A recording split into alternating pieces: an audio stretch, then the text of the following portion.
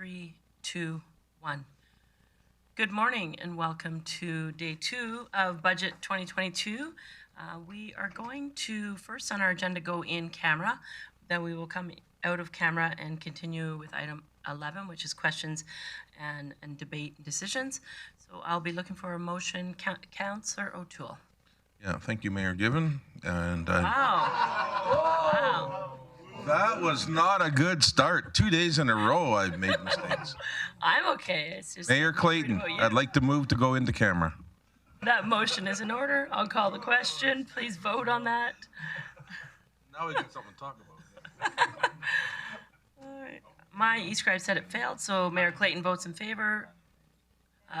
Lerner's in favor, Bosch in favor, Berg in favor, O'Toole, Blackmore in favor. Thiessen's in favor, and O'Connor's in favor. That's carried unanimously, so we will be back shortly. Thank you.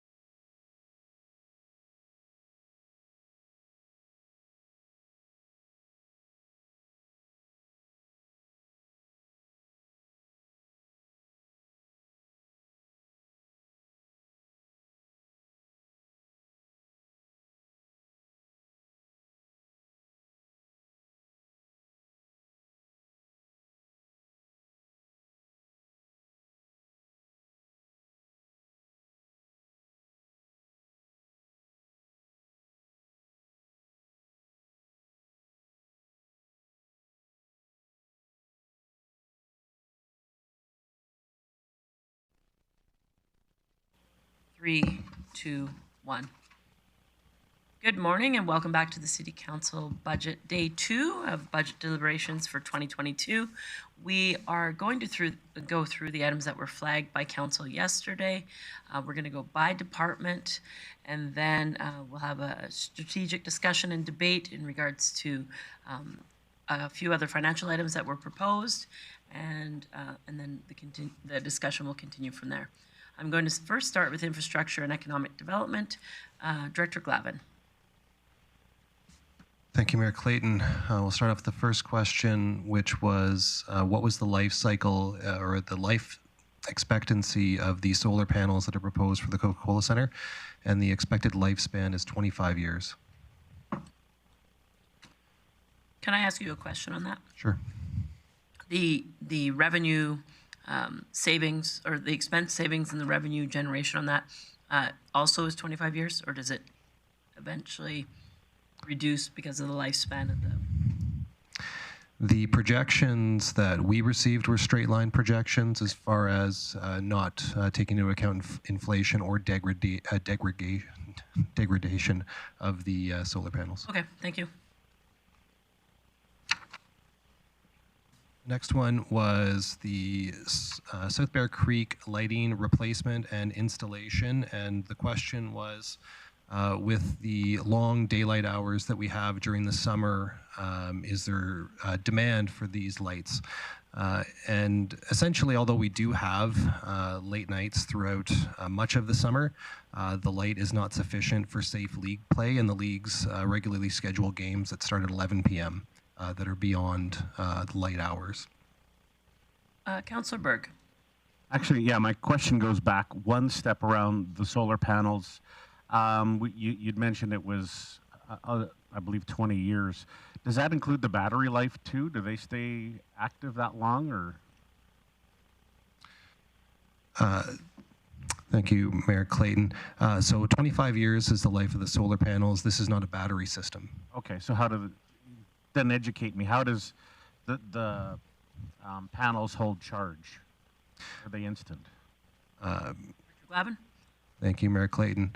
My limited understanding of solar is that as the power is generated, we use that power. And any excess, there was opportunity to sell back to the grid. Wonderful, thank you. CAO Galante. Thank you, Madam Mayor. So yeah, it's what Director Glavin mentioned is net metering. So we buy and sell electricity. The meter will rotate on kind of both directions, and we can buy and sell as needed to the grid. So there's no need for battery storage. In some systems, yes, but this one will be net metering. Councillor Blackmore. Mr. Glavin, can you remind me, we're not replacing South Bear Creek lighting, we're installing it for the first time? Thank you, Mayor Clayton. So there's two projects that we put forward. One was to replace the two sets of lights that we have at Diamonds 1 and 2, and that was $240,000. And there was an additional project that was a separate line item for $120,000 that would install lights at Diamond 3 as well. So those are the diamonds that it would be on the east side of the road in South Bear Creek. And are we using LED lighting for that? Thank you, Mayor Clayton. The expectation is yes, we would be using LED lighting. Do we have an idea of how efficient they really are? I see often that LED lights do not, they do not spread the light very well. Do you know what I mean? The light seems to be close to the fixture and not spread out through the area that you're trying to light. I see issues with LED lighting that may or may not be compensated by the savings in cost. Thank you, Mayor Clayton. So I know that we'll be identifying particular specifications that will meet the national standards for baseball, and ultimately we'll be accepting proposals that meet those standards. My understanding is that there are LED lights available that do meet those standards. Councillor Bosch. Thank you, Mayor Clayton. This is a question about the Coca-Cola Center and the solar. So when's an appropriate time? Because I kind of missed the boat. Go ahead. You missed the boat, so go ahead. Okay, thank you. So my question is, if we're saving 46% in facility electricity, how long will it take to recover this grant and capital that we're putting in? And then my second question is, the revenue, is there revenue coming off of that if we're able to sell back to the grid? Is any of that revenue coming back to city coffers? Director Glavin? Thank you, Mayor Clayton. So with respect to, so the cost that we put in was $2.16 million. The estimated cost savings annually was in the ballpark of $300,000. We pay around $600,000 a year on that facility right now for electricity. The payback period at full cost, if you assume kind of the midpoint of at $300,000, would be about 7.25 years. Yesterday actually aired when I said it was a 10.8 year payback. The initial model assumed some different costs and revenues, but right now, based on current numbers, it would be in around 7.25 years to pay back. Okay. Good. And then the second question about if we're going to be selling power back, how does that work? So I'm just getting a question answered here by the manager of that area. It looks like that the net amount that I quoted at $300,000 would take that into account. Anything that we would be selling back to the grid. It was an all-in number, so that would be a net savings overall. Okay, so that's in with the selling back. Okay, thank you. Councillor Berg? Around, again, the lights at South Bear Creek. So we're doing a cultural and recreation master plan this upcoming year. Do you think that these lights fit outside of that scope, or should we wait, or what are your recommendations? Director Glavin? Thank you, Mayor Clayton.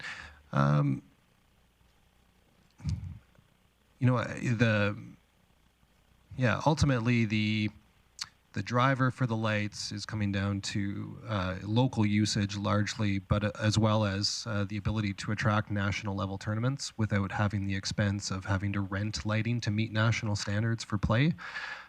So as far as the rec master plan goes, I think ultimately until that's begun and has the scope finalized on it, I would imagine that might be more suitable for future, additional ball diamonds that we might want to place as opposed to ones that we already have. But I think that decision would still yet to be made by council and admin on that one. Okay, thank you. Just a bit of history there for new councillors. This obviously is from last council, a priority in discussion with the Grande Prairie Softball League as well as Fastball. The need was determined that the replacement was there because of the fact that they are currently inefficient, but the demand is needed for the third diamond. We are the largest, if not the largest, second largest softball league in Canada, and it's full utilization as well as additional national and provincial tournaments that happen in this facility. So this was a priority established from last council.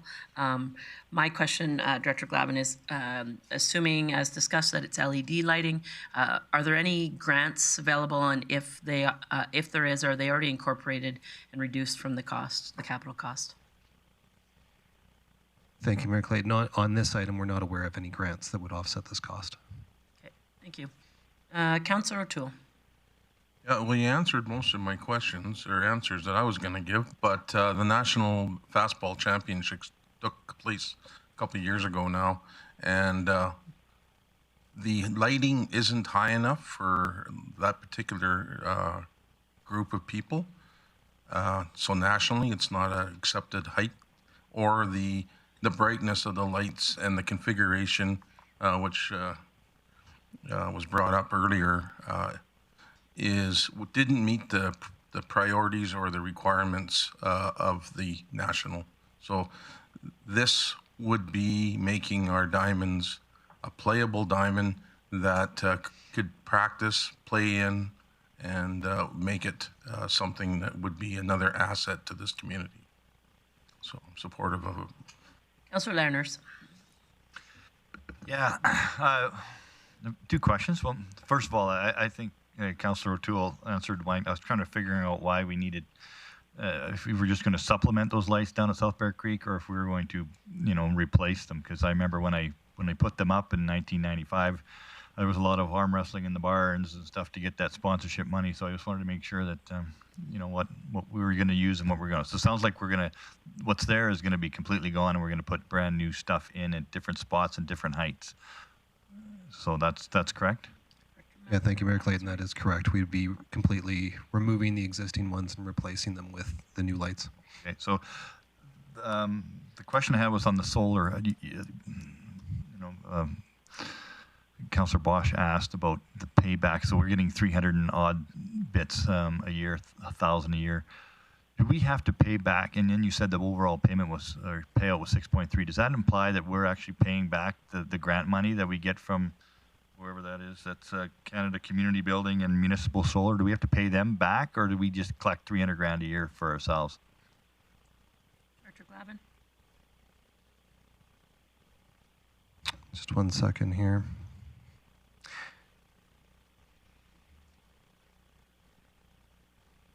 I'm just going to ask a quick question. Not a problem. Ms. Whiteway. Thank you, Mayor Clayton.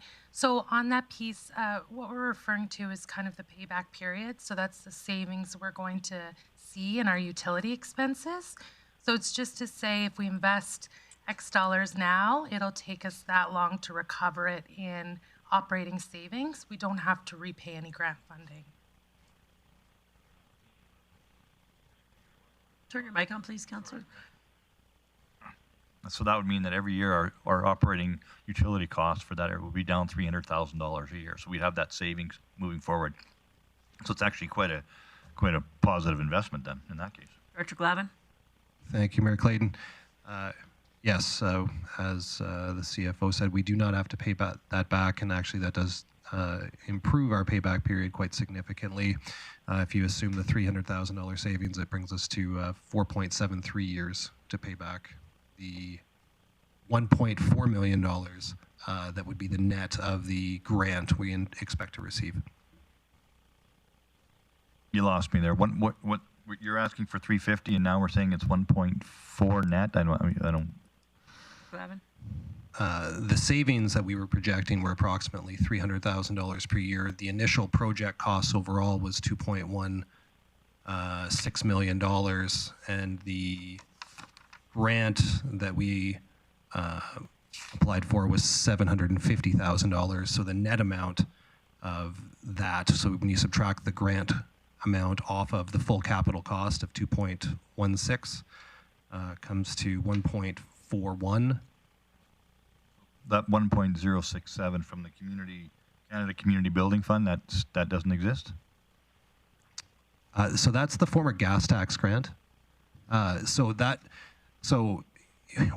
I guess it depends on how you want to calculate the payback. So that money, the $750,000 grant money can only be used for this project. Okay. The former gas tax money could be used for a number of different projects of the city. We could put that into roads if we wanted to. Okay. So I view it a little bit differently than just for this project, as we do have substitutes for that money if we chose not to put it here. So that's why I chose to calculate the payback as being the larger number. Okay. Okay. All right. Nothing further, Director Glavin. Keep going.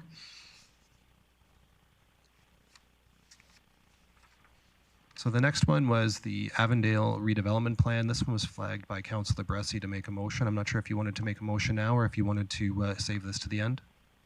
Yeah, thank you, Mayor. Thank you, Mayor Clayton. I'm happy just to wait till we're getting to the capital budget to make a motion then. Okay, we'll move on to the next one, which is playground replacement. And the question was, actually there were two questions. One was, is the province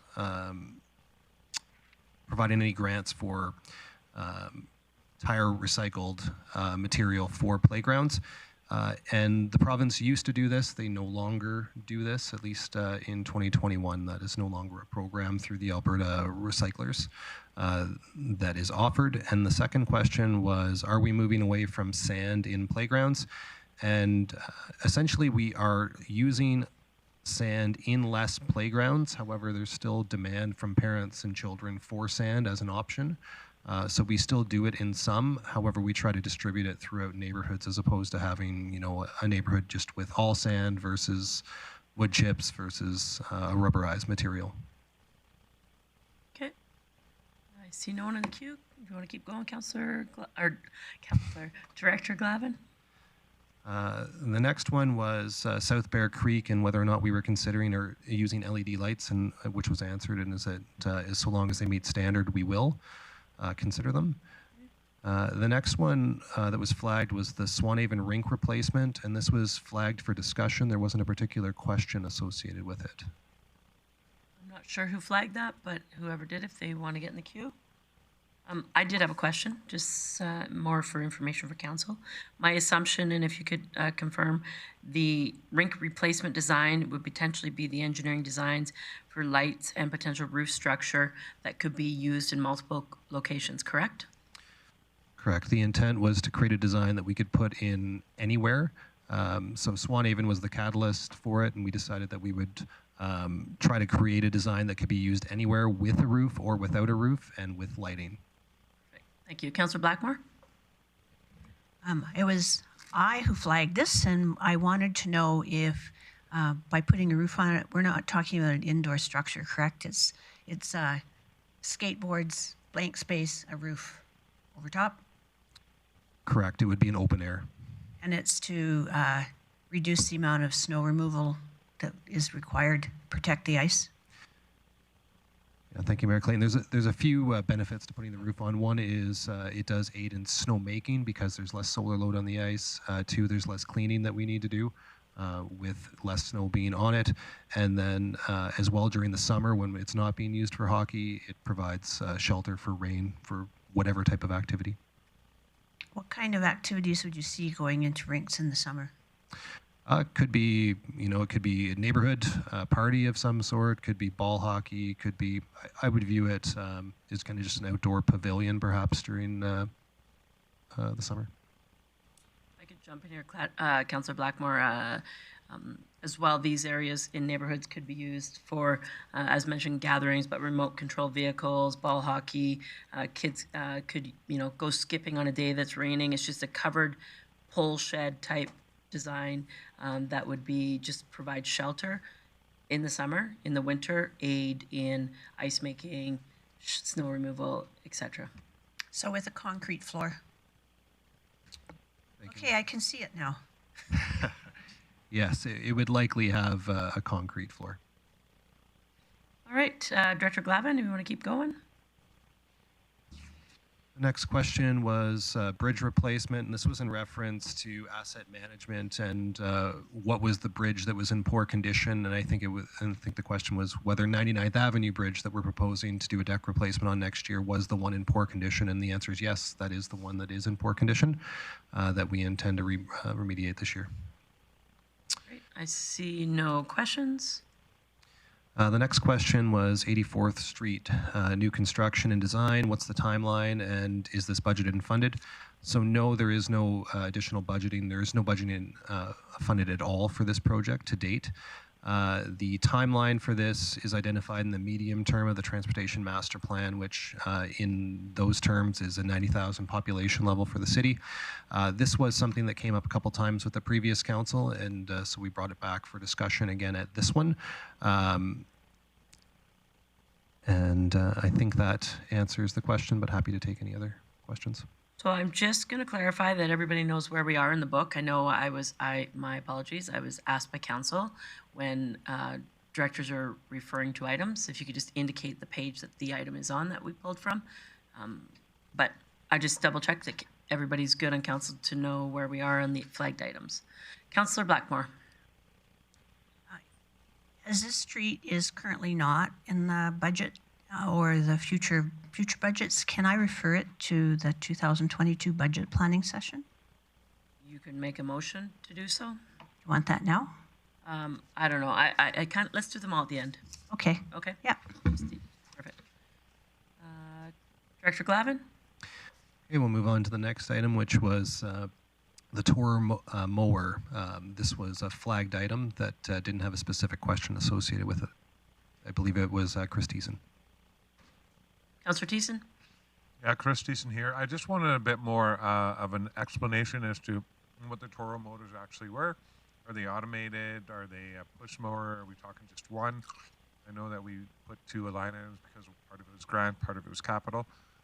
So it's just one mower for that cost, and is it automated or not automated? Thank you, Mayor Clayton. So this is for the purchase of one more, and it is not automated. This is a human-operated machine. Can I just clarify on that? So it's, Director Glavin, it's 85,000 from capital tax and 66,000 from future expenditure reserves for one mower. So it's a $150,000 mower. That's correct. Okay, thanks. I don't see anybody in the queue. If you want to continue. Sure. The next one was on the Clean Energy Improvement Program. What page is that on? Sorry. Do you know?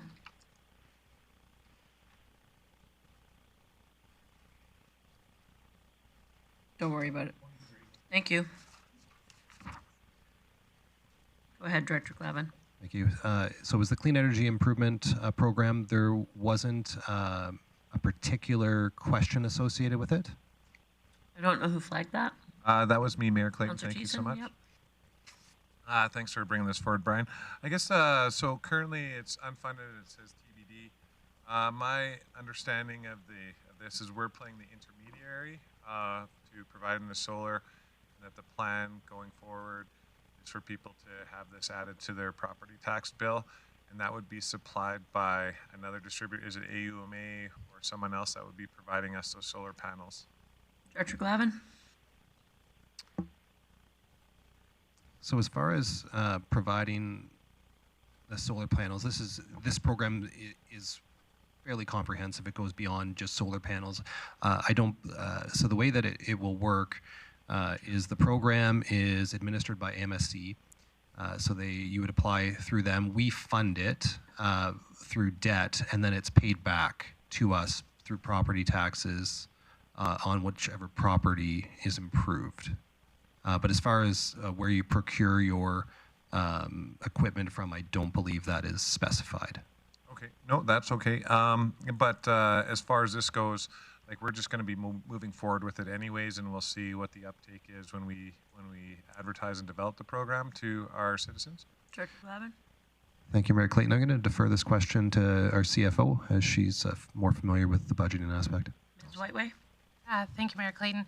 So just on the unfunded to be determined piece, I think at this point we want to gauge uptake and how much citizens may want to borrow from the city to do these projects. If it becomes a substantial amount, then of course borrowing would make the most sense. If there's not a lot of uptake, we may not want to borrow for, a few $100,000. So this gives us that flexibility. But a borrowing bylaw will be required, and the MGA requires us to have it in a plan in order to have a borrowing bylaw. So it's just kind of that administrative step there. Yeah, no, great. And so just as far as I'm aware, maybe for council too, like this, as Director Glavin said, this isn't just for solar panels. It would be energy audits of your property and other stuff too, other services that are within that if a citizen wanted to take part in this program. Yeah. Okay, thank you. Can I ask a question on this then, please? So where is this a guesstimation then of 2.7? Where do we come with that approximate calculation? Ms. Whiteway? Thank you, Mayor Clayton. That is the exact maximum amount that could be borrowed if it was fully subscribed. According to the program? According to the policy. Okay, and the policy. Okay, and so what's the time frame for being paid back from the program? Thank you, Mayor. Director Glavin? So it depends on what the upgrades are. So if, let's say you just did solar panels, the expected life is 25 years, so you can amortize it over the 25 years. If it were, I don't know, a hot water on demand system, let's just say that they were good for 10 years, you'd be able to amortize it over 10 years. If you did a project that had a number of different improvements that had different lives, it would be averaged out, and then that would be the amortization period. So as the homeowner pays, the city gets paid? Correct. Okay, so, and we could set a limit to this if we wanted to endorse this program for $500,000 to see how it went, see what the uptake was in the community. We could do so. Absolutely. Yeah. Okay, thank you. Director Glavin, do you have a couple more? I do. The next one was a question on the city's incentive programs that we have for development, and this I think was in relation to the extra $200,000 that was referred to budget. Just kind of where we sit right now with what money is available. There's currently $45,000 that is unallocated in incentives, as well as there is $349,000 sitting that is allocated but unspent in that program. And that's specifically for the economic development recovery grants, not the development incentive grants.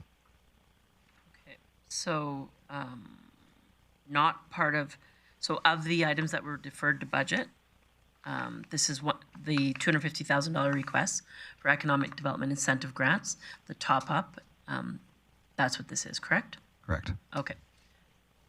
200, is that what the? 200,000. Okay, thank you. Any comments or questions on from whoever flagged this or anyone else? All right, thanks, Director Glavin. You want to keep going? Okay, the next one is related to roads. There was a question on essentially contributions from ATCO or Aquaterra when we're replacing infrastructure. And the answer is we don't have any direct contributions from those entities when we're doing any of our road projects.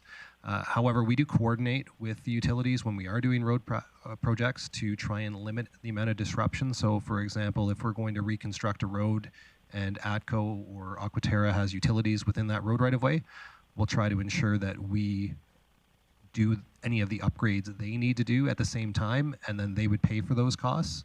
But it's cheaper for everybody to do it when the road's already dug up, and it's better for the long-term life of the road not to be digging up sections of it for a utility crossing.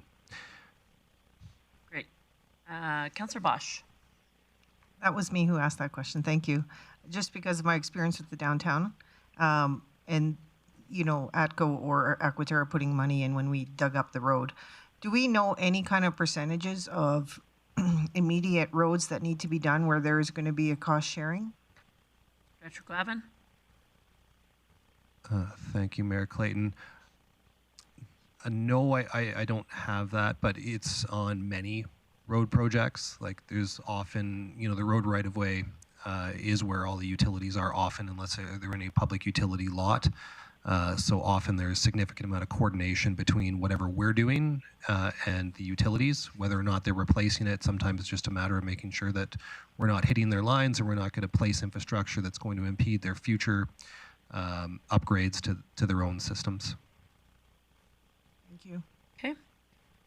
Great. Director Glavin, if you want to keep going.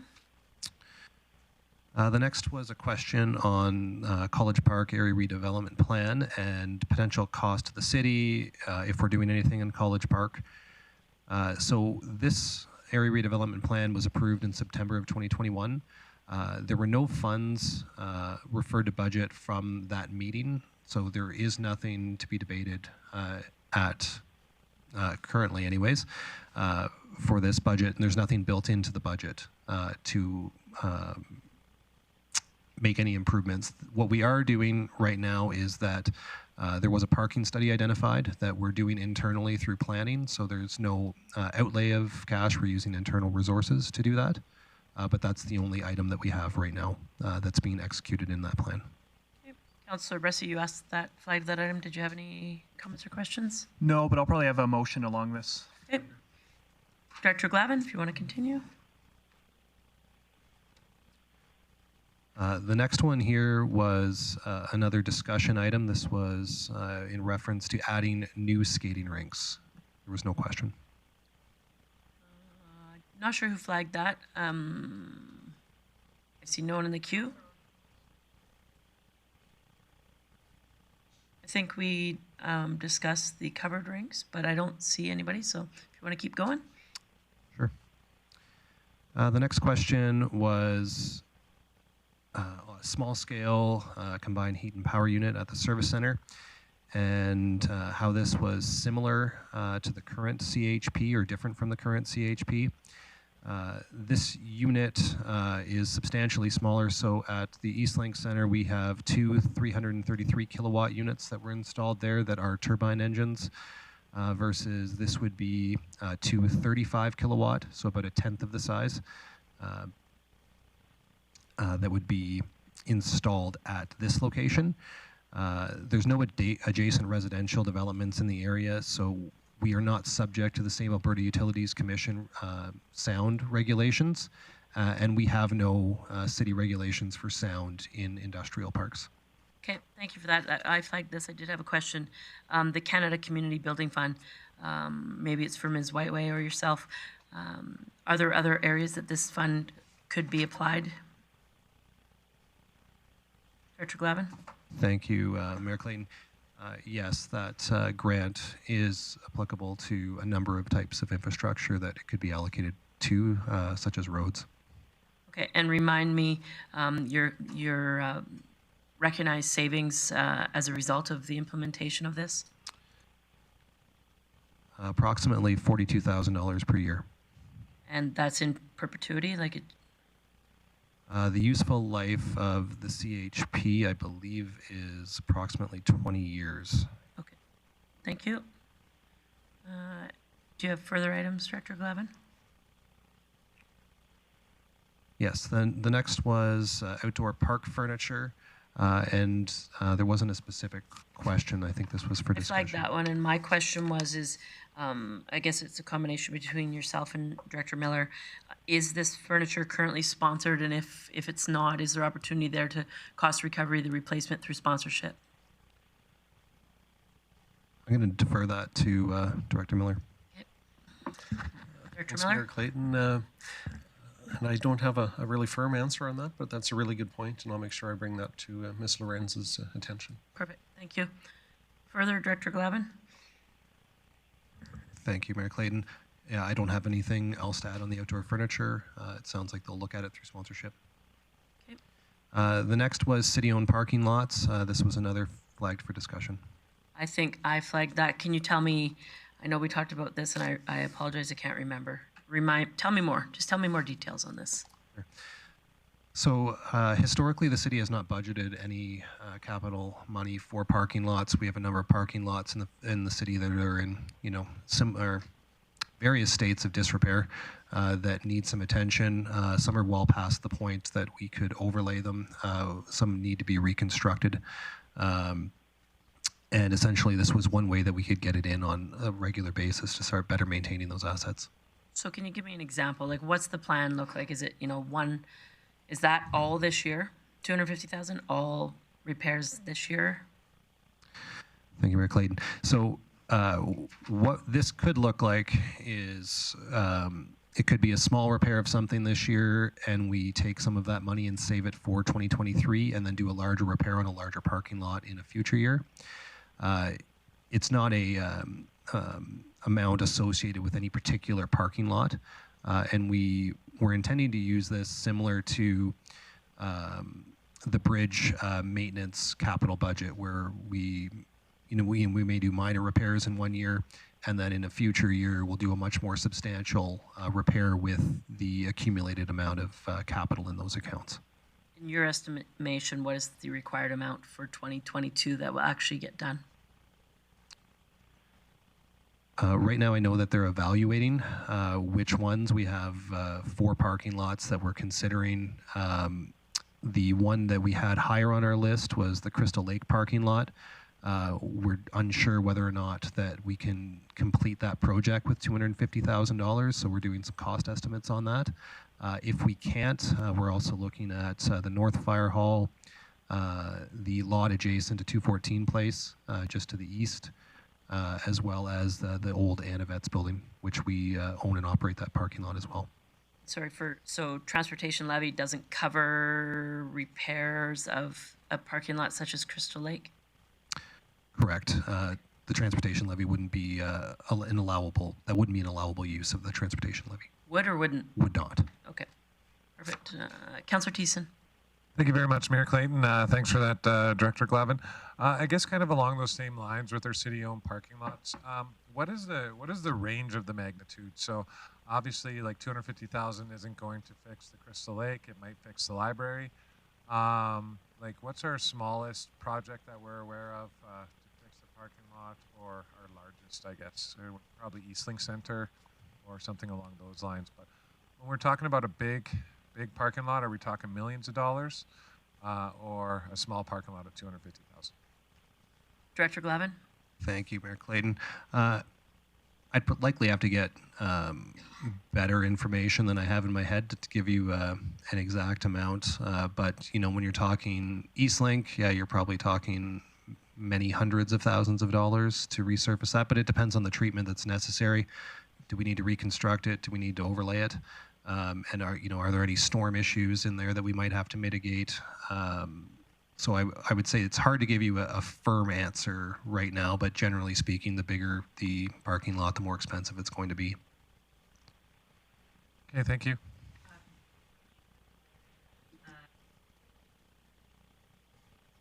Could the funding for this, rather than be capital tax, be facility renewal? No?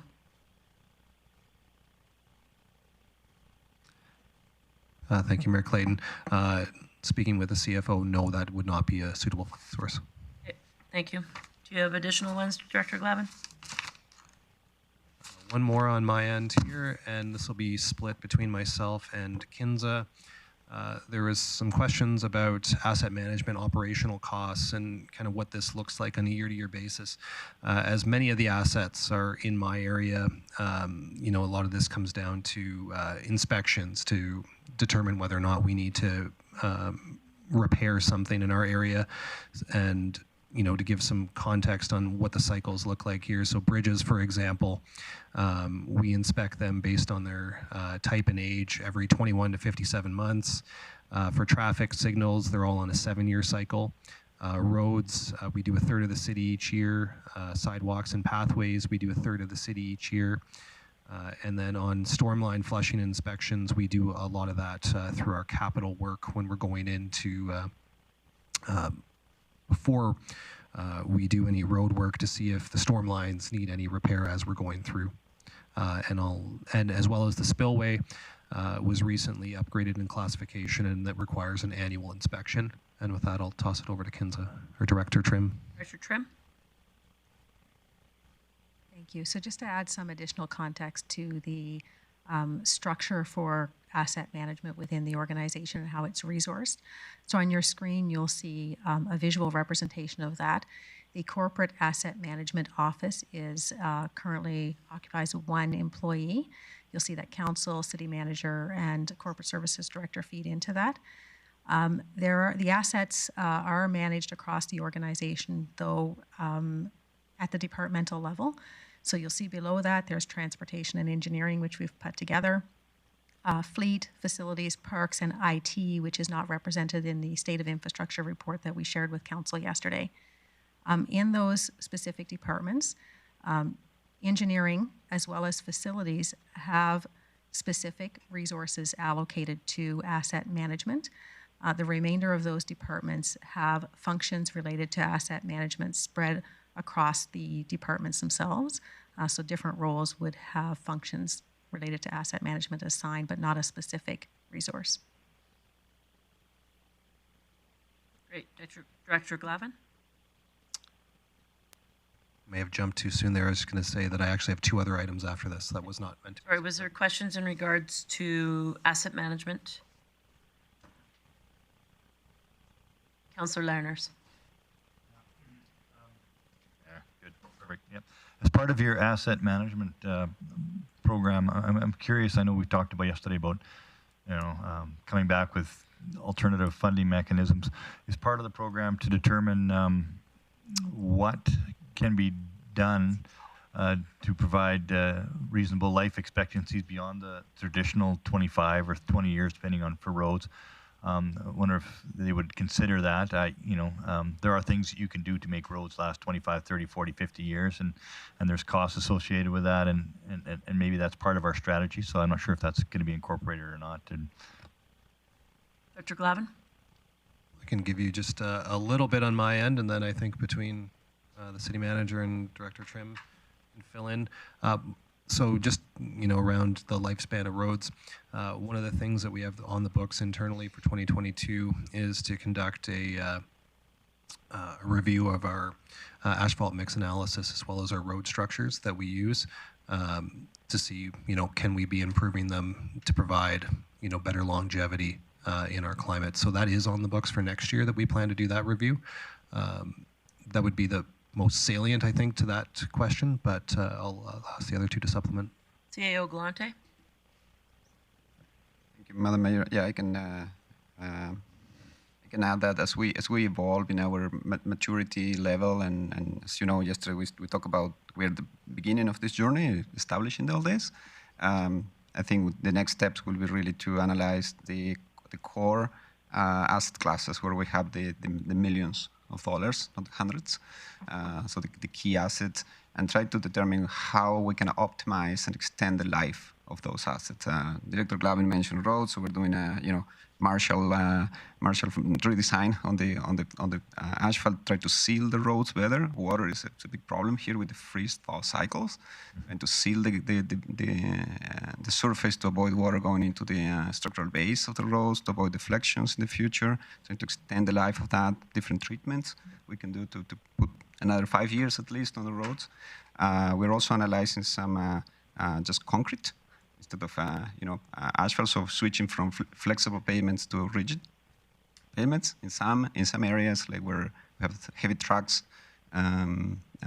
waiting, and we have been experimenting with that in few turning lanes, particularly with big success in the future in the city. So it's more expensive at the beginning, but the life cycle, when you analyze life cycle, it pays. So as we go through the evolution of this, we will be attacking the key asset classes to try to extend the life and ultimately save money. Great. Thank you. And Director Glavin, I appreciated the use of the word salient. I like that word. So. Councillor Bosch. Thank you, Mayor Clayton. Just a quick question. The hot mix equipment that was purchased through the city, has that given us any savings or extended life through more months of pothole repair and, fixing the problem before it gets to be a bigger problem? Director Glavin. Thank you, Mayor Clayton. So the short answer is yes, it does allow us to provide more durable patching. So what you're referring to is what we would call the asphalt recycler. But same thing that we're talking the same language. It allows us to take old pavement, supplement it with additives in order to reuse it as a hot patch during the winter, as opposed to only using cold mix, it's not a durable treatment. Cold mix patches, we could be on the same road at the same patch 7-8 times a winter, versus a hot patch lasts substantially longer. Do we know any kind of savings now that you've had that for a year? Director Glavin. Thank you, Mayor Clayton. I don't have any on my hand. It's been more of a higher level of service as opposed to savings. Thank you. All right, Director Glavin, I think you have one more, maybe? Two more. So we have a question on pedestrian links and how many new connections we were planning to do in 2022. The two significant ones that we've flagged and are actually the only two that are being funded under the pedestrian links program is along 100th Avenue from 108th Street to 110th Street. So this would be right out front of Staples. And then on 108th Street from 100th Ave to 107th Ave. So this would be going from the Staples corner up to the college, which is currently a gap in the network, and will supplement the new trails going into the hospital. We do have other things other links that will be added this year, but they won't be funded out of this. They'll be done through the road rehab program as we're going into areas, bringing them up to standard. Great. Councillor Thiessen. Yeah, thank you very much, Mayor Clayton. Thanks for that update. Really happy to hear that because I got a lot of calls on that 108 to 101, 107 street sort of call. My question for you is what percentage of the budget? So this is only 2 projects, but what percentage of that 3 million is these new pedestrian links going to accompany? Director Glavin? Thank you, Mayor Clayton. Approximately 10%. Now, I don't have the costing for these 2 linkages. They might be slightly less than that in this case, but on any given year, it's roughly 10% new.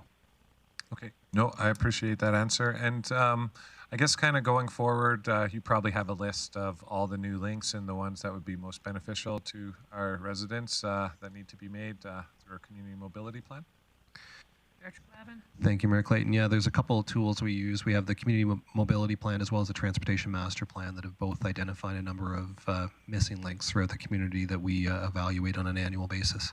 Awesome. Thank you. Great. And your last item, Director Glavin. And thank you. The last one is the tree replacement program. The question was, is $95,000 enough to keep us on the same path? So are we keeping up with any of the disease issues or insect infestations that we've had? And the short answer is yes, we are keeping ahead of it at present. And I guess that's the long answer too. Councillor Thiessen. I like a long, short answer, actually. It's really good. So in regards to that, are we utilizing our entire budget on an annual basis to replace the trees that are diseased? Director Glavin. Thank you, Mayor Clayton. There's a bit of variation from year to year. If we have surplus, we have been adding some additional trees. But yes, we have had sufficient funds. I know that they are concerned about trying to remember the next infestation that's making its way from BC at the moment, but if we do see issues, we'll bring those forward to council to be addressed. Yeah, and so I guess my next question is, if we were to increase the budget, would we be able to accommodate the number of trees with an increased budget? Is there a need for it? Director Glavin.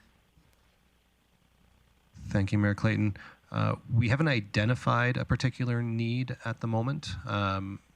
So it would just be a matter of, if council wanted to see more trees, there's a direct correlation there. If with more budget, we'd find more places to put trees, or if there are any areas in particular that council was concerned about that we could redirect them to. Okay. Thanks. Sorry, Director Glavin, are you good? I'm just going to ask of the remaining directors which one has the smallest list, because we'll do that before lunch. All right, Director Manuel. Okay, thank you very much. The first question we have is, where are we with Sunrise House Initiative? So the response to that is funding $383,000 is allocated from Council Strategic Initiative Fund, and is an approved capital contribution being held to support Sunrise House once they meet their matching funding requirements. And Sunrise House is actively advancing the project at this time. Councillor Blackmore, did you have more on that?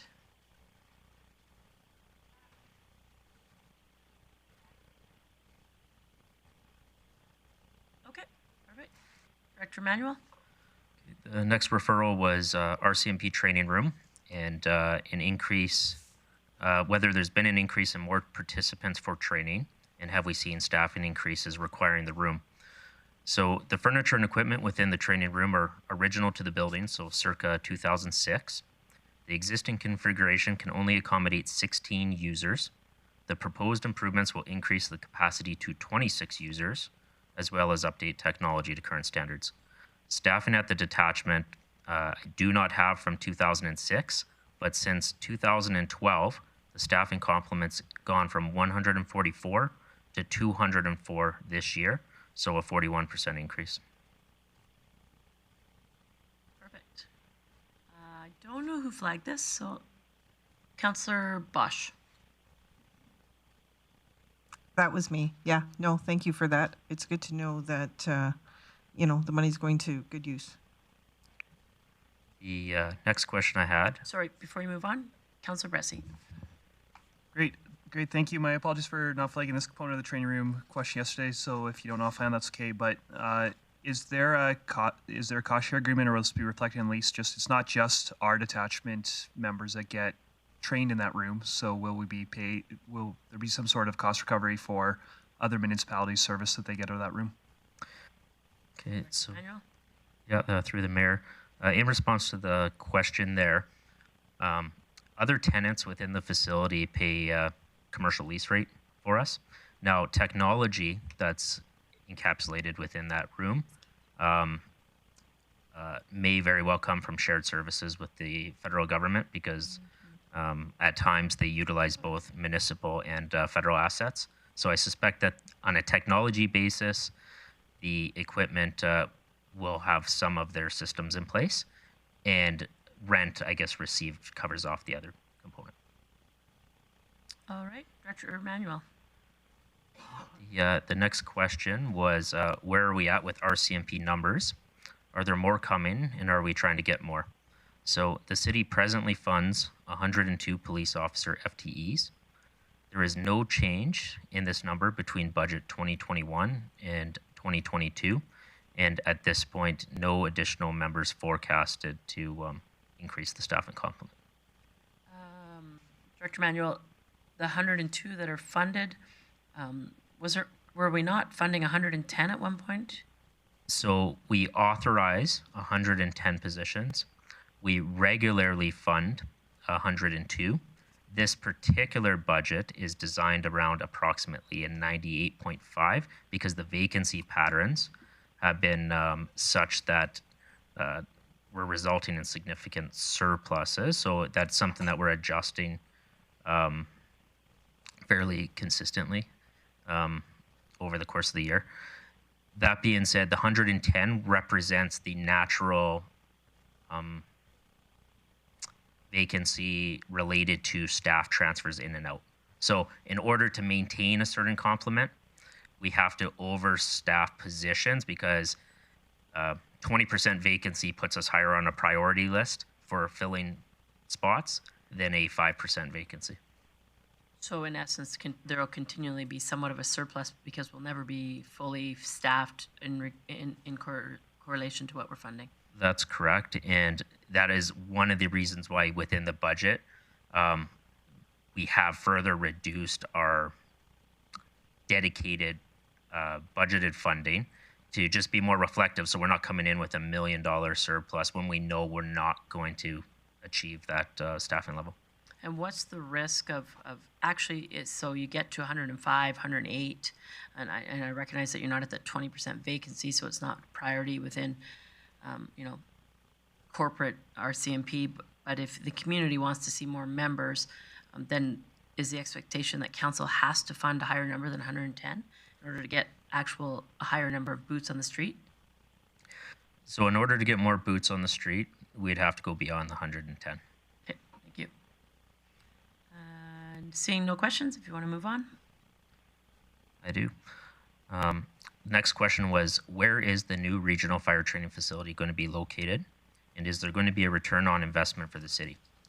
So the regional fire training facility is a County of Grande Prairie initiative to which the city is looking to sign on as a partner. The location of the site is south of the city in the Dunes area. There is potential that this facility could be rented by other municipalities or industries, but it is unlikely these revenues would exceed the annual operating costs associated with the facility. There will be financial savings related to the city's training budget because presently without these facilities in place, we have to send staff to the eastern side of the province regularly to perform this sort of training. Councilor Bressie. Great, thank you. So with it being county-led, I'd assume that if there is some lease revenue, that we get a proportionate share of that for what we're putting in. Would that occur? Director Emmanuel? At this point, that's not my understanding. Just in that, I don't think that detail has been determined yet. They're still kind of in their capital contribution phase, so specifics around what that would look like. I think we have to determine still what the operating impact.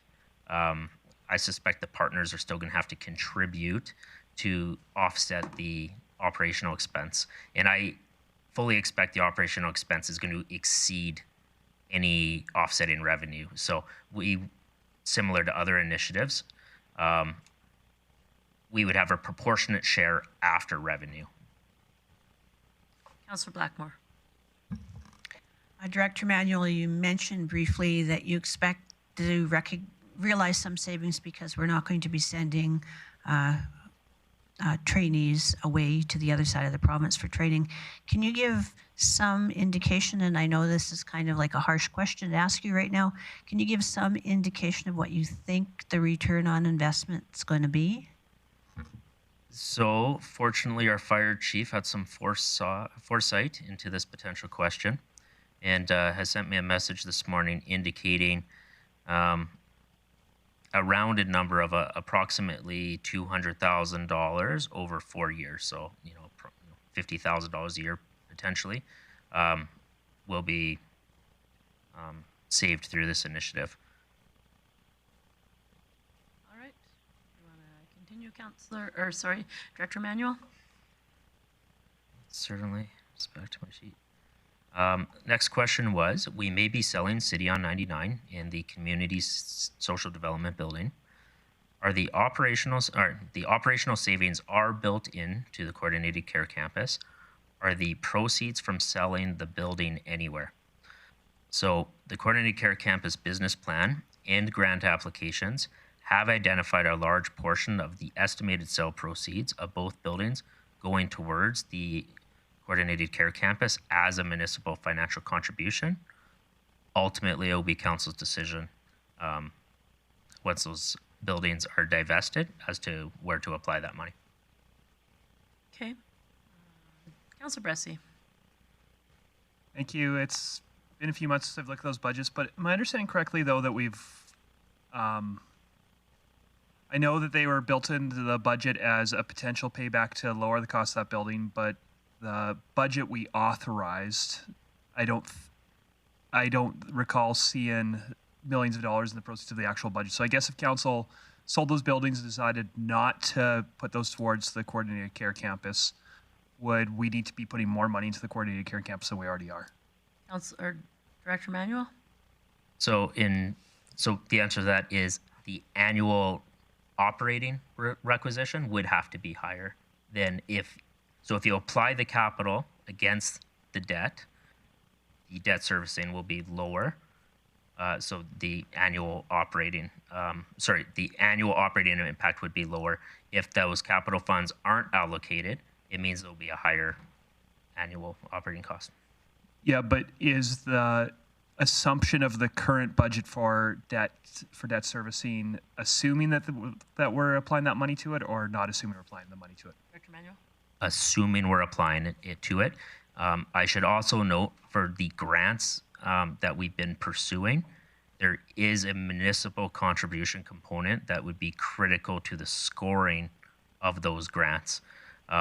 One of the things that would be a concern for the grant issuing program would be that the city would essentially be gaining commercial space on the revenues generated from rent on people formerly homeless. So that is a concern that they would want the municipality to address. All right. Councillor Bosch. I would think you would have to add, thank you, Mayor. I think you would have to add upon sale of both of these sites that potentially there would be income coming into the city through taxes, through a tax base too. Correct? Director Manuel? So correct, depending on the use of those buildings, so if the city sells those buildings, based on what the future use is, and say it just goes to private sector commercial, it would then be subject to taxation, which would result in revenues for there. Do we have any kind of idea of what that potentially could be for those two structures? We had some initial estimates in reference to, we had some initial estimates just based on it being office space and nothing particular, but that is very subjective to occupancy and those sorts of things as well. I would have to return with the specific number, though. I don't have it handy at the moment. Oh, it's really not a big deal. It was a curiosity question, but we'll look into that in the future, I guess.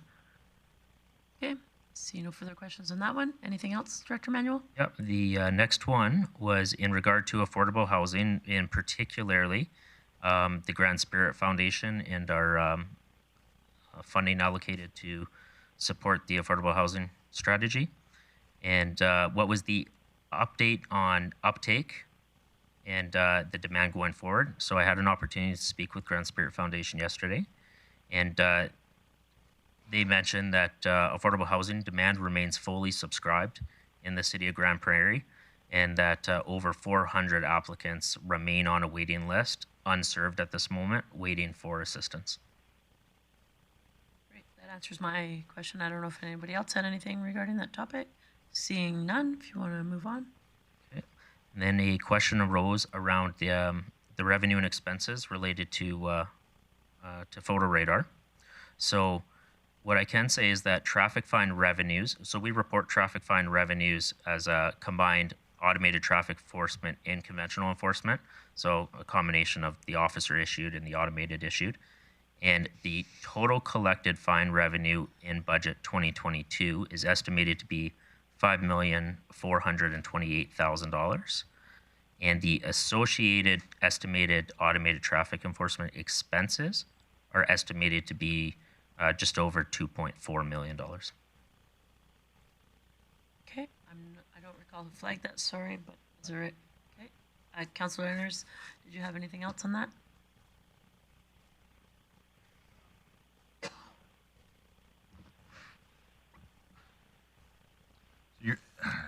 You're saying the non-government, non-Alberta government portion is 5.48 million? That's correct, yeah. And roughly this, the net is 2.4 million? Maybe explain that again to me a little bit clearer. Okay, certainly. I can work out the net if you'd like. So the total fines collected by the city, so this would be the city's portion of the fines after the province has taken their cut, is $5,428,645. The expenses related to just the automated traffic enforcement component, because that was one of the components of the question, is $2,465,102. So the expenses, so I would, if I'm just doing simple math, 5.4 minus 2.4 roughly works out to $3 million? Yeah, 2.9, $2,963,543 is our, and from that, there would be the expenses related to the conventional enforcement, which would are captured elsewhere in the budget, but that would be like the wages of the peace officers that perform that duty. But that's the pocket that the city has to work with after our contract expenses are paid. Okay, so then we just, yeah, so our revenue, our net revenue after you subtract the police and all that kind of stuff might be in the 2 million range. Based off my experience having been the enforcement manager, I think it's probably about 2.3. Thank you. That's what I want to know. Councillor Bosch. Thank you, Mayor Clayton. Out of this 3 million, and now you've taken out enforcement services wages, what is the 2.3 million going towards overall, and is any safety initiatives coming out of that? Dr. Manuel? Yeah, certainly. So presently, the way that the city allocates and budgets the money is that the money resides within the enforcement services budget and reduces the overall cost of administering the enforcement services program as a whole. So things like animal control, general bylaw enforcement, all of those are cost centers that generate some revenue, but not enough revenue to be cost neutral. This additional revenue offsets those expenditures, bringing enforcement services general impact to the tax base lower. Okay, thank you for that. But as far as safety initiatives, a lot of people, when they're going through getting tickets and such, and we've all said, if the fines are going towards some sort of safety initiatives through speeding or targeted signage, Is there any dollars going towards that at this point?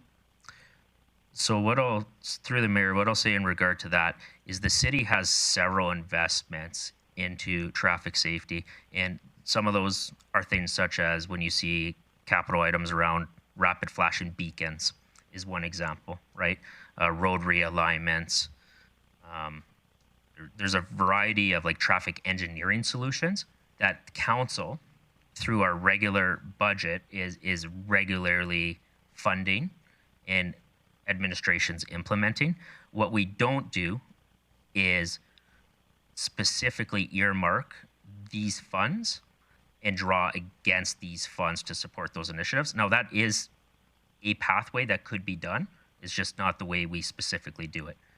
So certainly we could provide at a future date a summary of all the various like traffic safety related expenditures that the city has and how that compares to the revenues we receive. I suspect the expenditures outweigh the revenues. Councillor Berg. Yeah, thank you, Mayor Clayton. So my question is, you've identified what the city makes. I'm just curious, what is the grand total of photo radar, and what percentage do we get, and what percentage goes to the province? Director Manuel. So I don't have the overall total, but I can tell you that the $5,428,000 represents 40% of the total, and the province now takes 60% of that. Now, I should, for the province's benefit, identify that portions of those funds have specific purposes. I believe it's approximately 15%, it may have increased recently, go to victim fine support funds. So they support various initiatives that are supporting victims of crime and reimbursement and those sorts of things. Another percentage goes to court administration, and then general revenues would be the other portion. Okay, and then the contractor, when you mentioned 2.4, they're a huge part of that then? No, so the contractor actually comes out of our 40%. So the 40% the city receives, which is that 5.4 million, of the $5.4 million in fine revenues we're receiving, the contractor is expected to receive in the neighborhood of $2.4 million. Okay. Now, it's not a flat fee. That number varies depending on the number of violation tickets that are successfully prosecuted. Okay, so out of that grand total in the city, probably rough math says 25%? Manuel. Probably closer to 20. Okay, thank you. Councillor Blackmore. Director Manuel, of the 60% that goes to the province, does that 60% come back to get spent in our community, or does it disappear into other communities across the province? Director Manuel.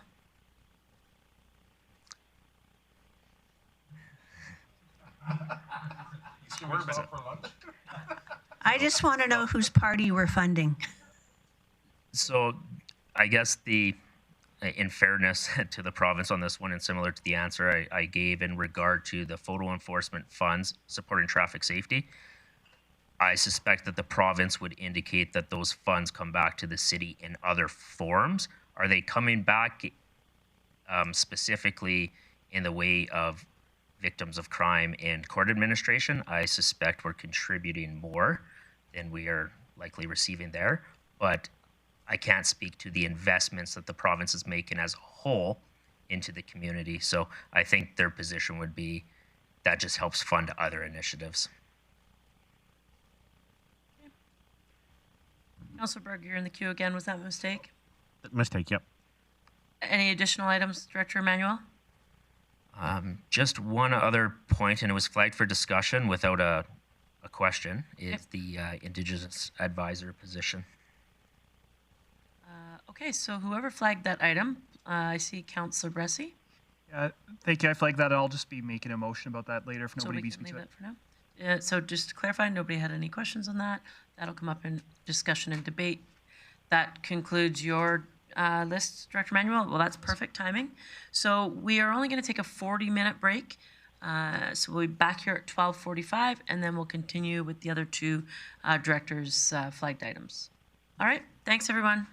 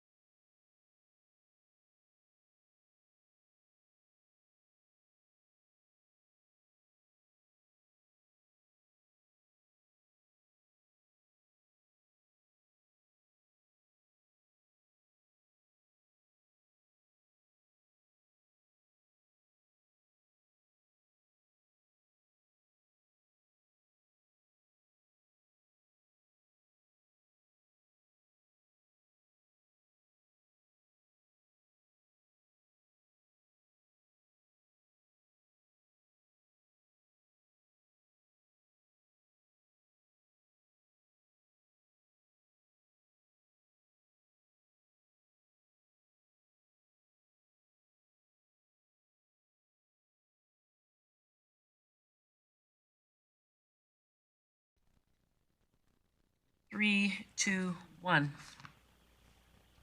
Good afternoon and welcome back to the City Council meeting for the budget of 2022.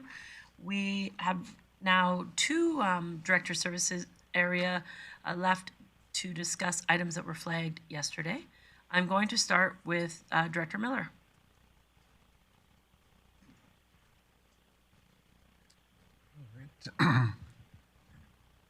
I apologize, but he's not here. Oh, sorry. We already did Protected Services. My apologies. We're going to go with Corporate Services first. Thank you, Mayor Clayton. Thank you, Mayor Clayton. The first item that was assigned to Corporate Services actually is an item that the CFO will address. Great. Ms. Whiteway? Thank you, Mayor Clayton. So the question asked yesterday was in regards to pages 8 and 9 in the budget book. Specifically, the increase in grants coming in is larger than the grants being paid out.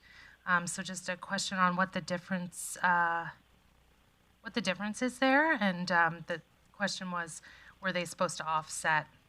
So I do just want to explain that the increase in grant revenue on page 8 is mostly as a result of those previously unbudgeted provincial and federal dollars within our community social development area.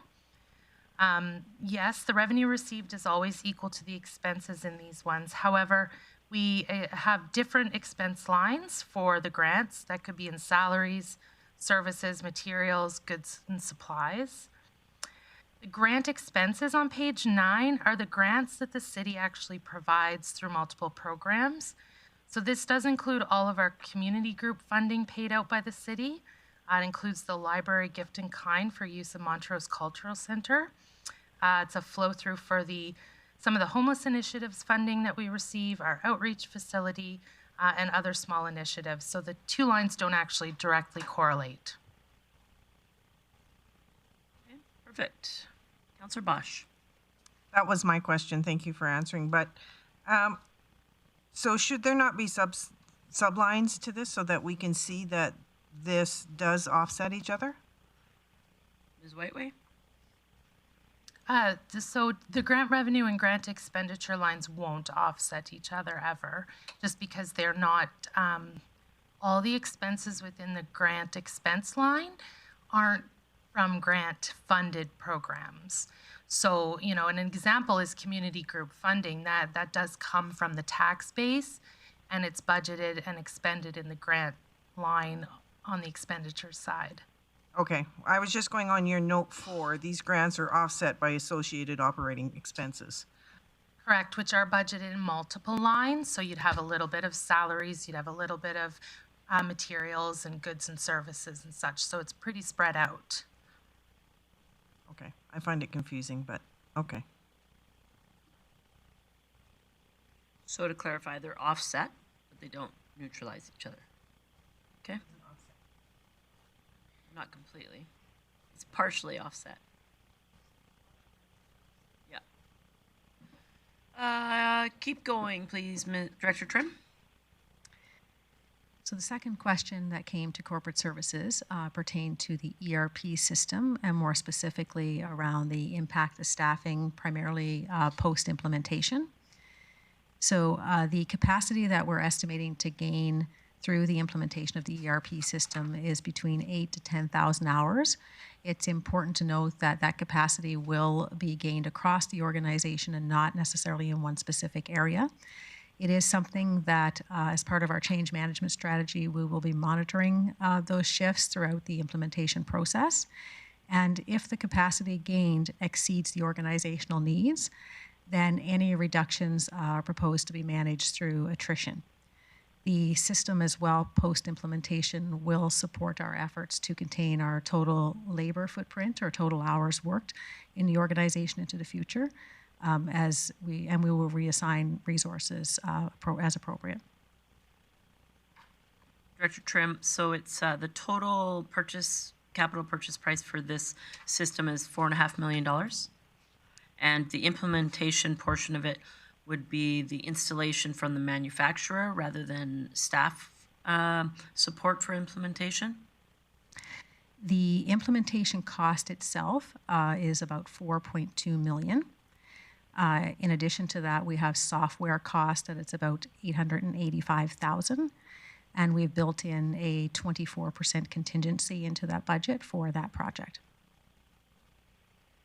But there's no staff wages in this. There's a small piece of the implementation that is related to staff because it is anticipated we may need a couple of additional resources through the implementation piece, but primarily it will be done by existing staff.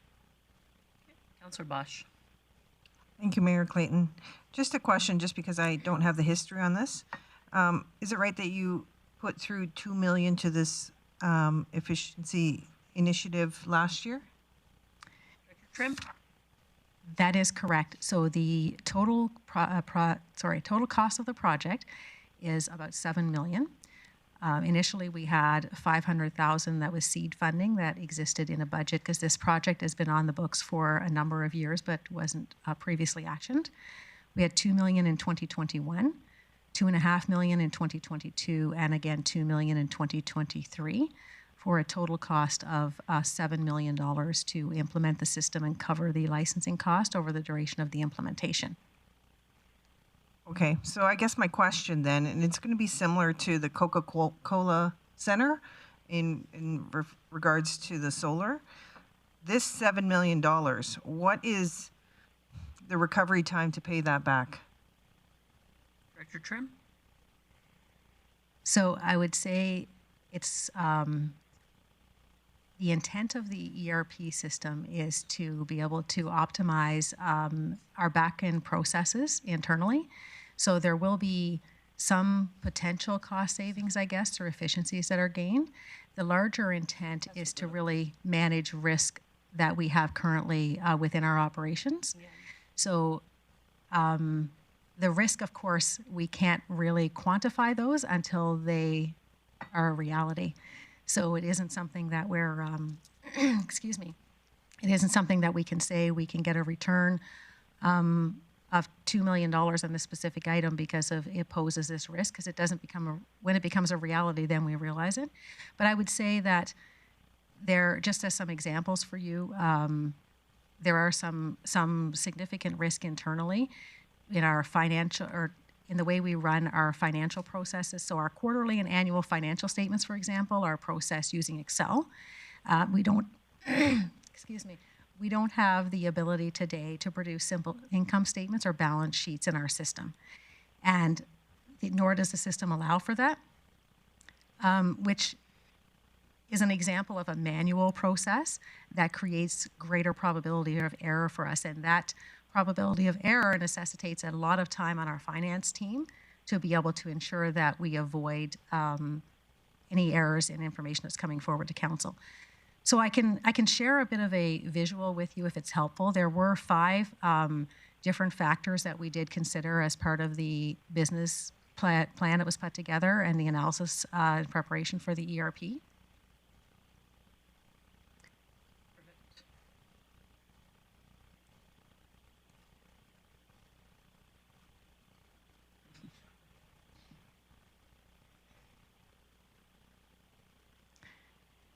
So there are 5 different components like I'd alluded to. One was automation and efficiency.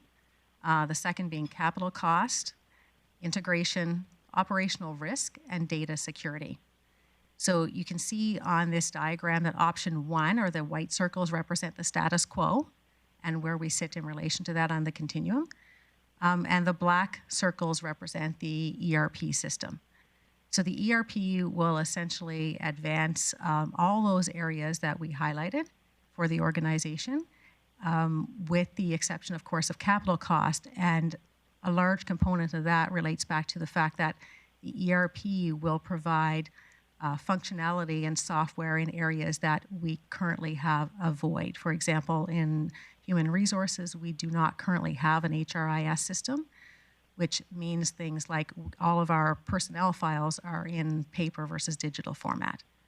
So it would be not just an improvement on what we have today to mitigate some of those risks, but an enhancement to our existing inventory of software to better manage those processes.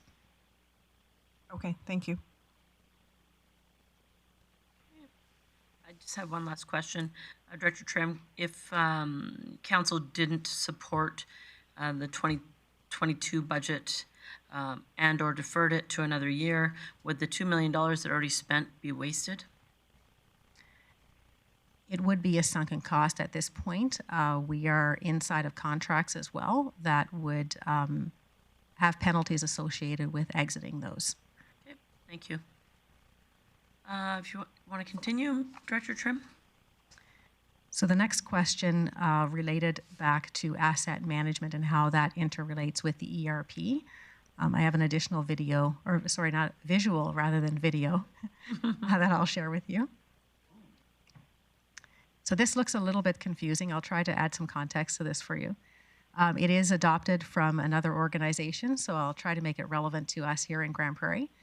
Along the left-hand side, you see stacked squares that represent different asset classes. So when we talked about asset management yesterday, we talked about the different asset classes for the city of Grande Prairie, things like roads, bridges, sidewalks, parks, those sorts of things.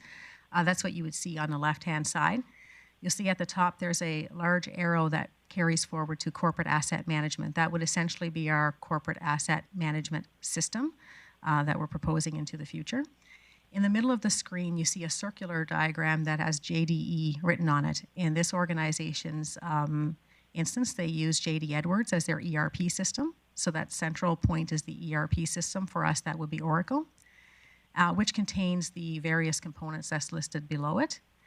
And you can see that collectively, between Oracle and the corporate asset management system, it feeds into things like our capital budget and operating budget that are being deliberated then on by council. And I hope that's a clearer picture of how all of those pieces interrelate. I see no questions in the queue. So if you want to continue on. The next question related to the operating budget for asset management. In 2022, there is the addition of one full-time employee, followed by another in 2023, and those would level off in 2024 and 2025. In 2022, the intention is to add a data analyst to the team, which currently is now one. And in 2023, it would be a more technical position, either an accountant or engineer, depending on the specific needs at that point. See no questions. If you want to continue. And the final, or sorry, I have two. I was going to say the final, but there is one more. There was a question around Skype versus Teams and the upgrade from Skype to Teams. Microsoft, which is the owner of Skype, has indicated that software will no longer be available to us or supported in the near future. So we won't really have much choice in the near future other than to transfer to the Teams system. This will also free up resources on our city's network. So we currently run 9 servers to support Skype for Business, and those will be removed because Teams platform is a virtual platform. Okay. I see no one in the queue for that. And you had one more, I think. Yes, the final one is the capital item for the automatic scrubber. This is an item that was focusing on the CKC facility. Currently, there's over 100,000 square feet of flooring that requires about 5,000 hours of staff time annually to maintain those flooring surfaces. Of that total time allocated, about 2,700 hours is allocated to cleaning the flooring surfaces that could be cleaned using the automated scrubber. We used a conservative estimation that about 60% of that time would be saved, and this would allow our existing staff to be able to commit more time to higher priority items and items that are more complex in nature. The procurement of that unit is intended to include a vendor demonstration so that we can assess the return that it would provide and the performance of the unit, and we would not proceed with the procurement unless we were able to get the return required. And is that it, Director Trim? And that concludes everything for corporate services. CAO Galante had something? Thank you, Madam Mayor. I will just interject. I have one question that was if I can fit as a service area, because I don't have a service area to fit this one. So if you allow me, I will just add this one. It's kind of a related. Okay. So the question was related to the infrastructure gap, and the question was what potential alternative sources or what can be done in terms of funding to kind of reduce or control the infrastructure gap. And I think Councillor Lenners, that should I? Oh, okay, there we go. I was going to wait. Okay. This is a question in regards to how we mitigate the gap. That the question you asked yesterday. So some of the alternatives, that we may be assessing over the next year is, we can have a conversation with council, and I mentioned this yesterday, about the overall level of service for the core asset classes. The last time, just to give you an example, council intervened in terms of a discussion about level of service was in 2011, so 10 years ago, when council decided to adjust a little bit downwards in terms of the overall condition or what is acceptable condition for the roads. So the PQI were reduced 5 points, 5%. That was considered acceptable by council at that time, is within technical parameters. We need to always play with safety and some other technical parameters, but there is some room for council to make adjustments. So having that conversation is an option. The other one is the reallocation of funding from assets that are currently in the very good and good categories, shifting funding to assets that are in the poor or very poor category. It's a little bit of a rebalancing act, again, within some technical and safety parameters, but there's another option just to shift funding. Another option is to create an infrastructure levy. Several cities that we are also always in communication across Canada. Yesterday we mentioned, I believe, London, Ontario, Brampton, Kelowna, Mississauga. They implemented an infrastructure levy. So it's a routine transfer, I would say, into a reserve fund, very much. So it's creating a new reserve fund, slowly seeding some funds there to start managing the gap slowly. Remember, all this takes years. We're taking this conversation is in a 10-year horizon, so we can fix this next year.